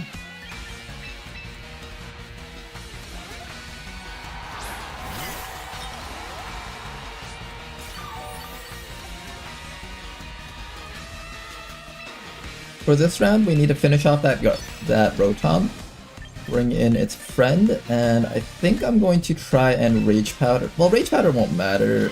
No, it will. He's going to try to attack into my Aggron. So what we'll do is we'll Rage Powder first, draw in the Hydro Pump, Thunderbolt, whatever he's trying to do.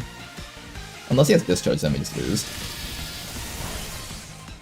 But we did see that he had Thunderbolt earlier, and it would be weird if he ran Thunderbolt and Discharge together. And now he can't attack my Aggron. Perfect. And now we just knock out that Rotom, and we have one final thing that needs to die here.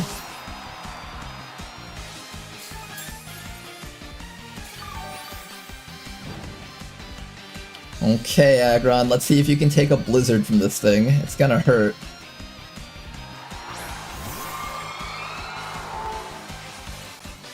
What if he decides to Shadow Ball into me? If he Blizzards, then I lose from hitting Heavy Slam into him.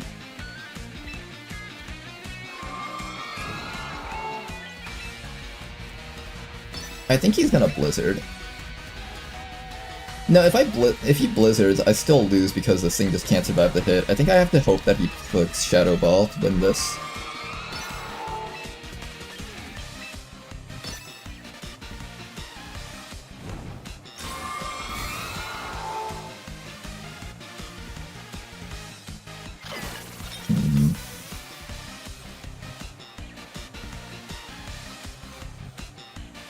If I greeted and hit the Trick Room, I could have won. Unless he doesn't have Shadow Ball. He did pick Will-O-Wisp, actually.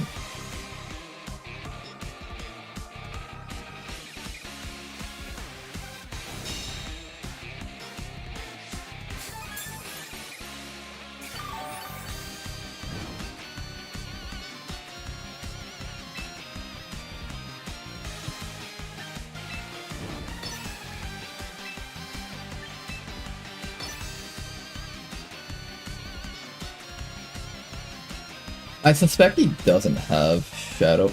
He definitely has Blizzard though, right? Unless it's not spec for offense.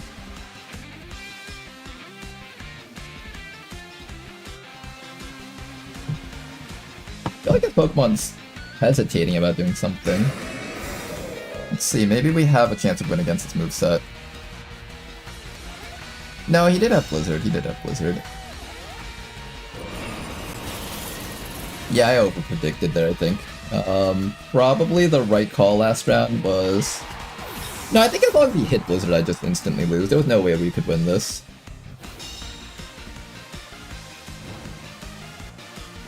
Yeah, I think at that point he just needed to put Blizzard to win, since Sinistra died in one hit anyways.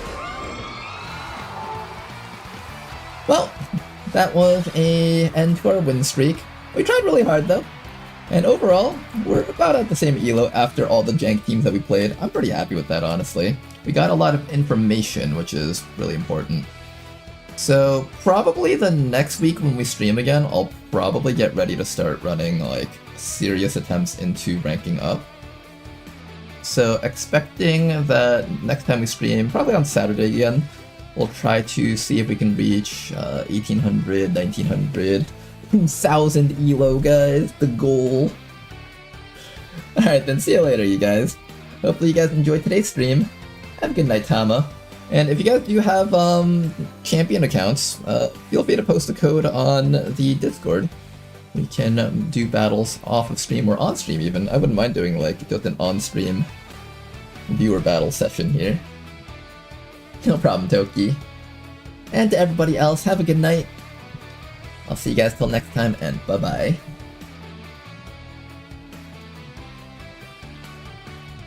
Looking forward to it, Tama. Alright then, see you guys till next time.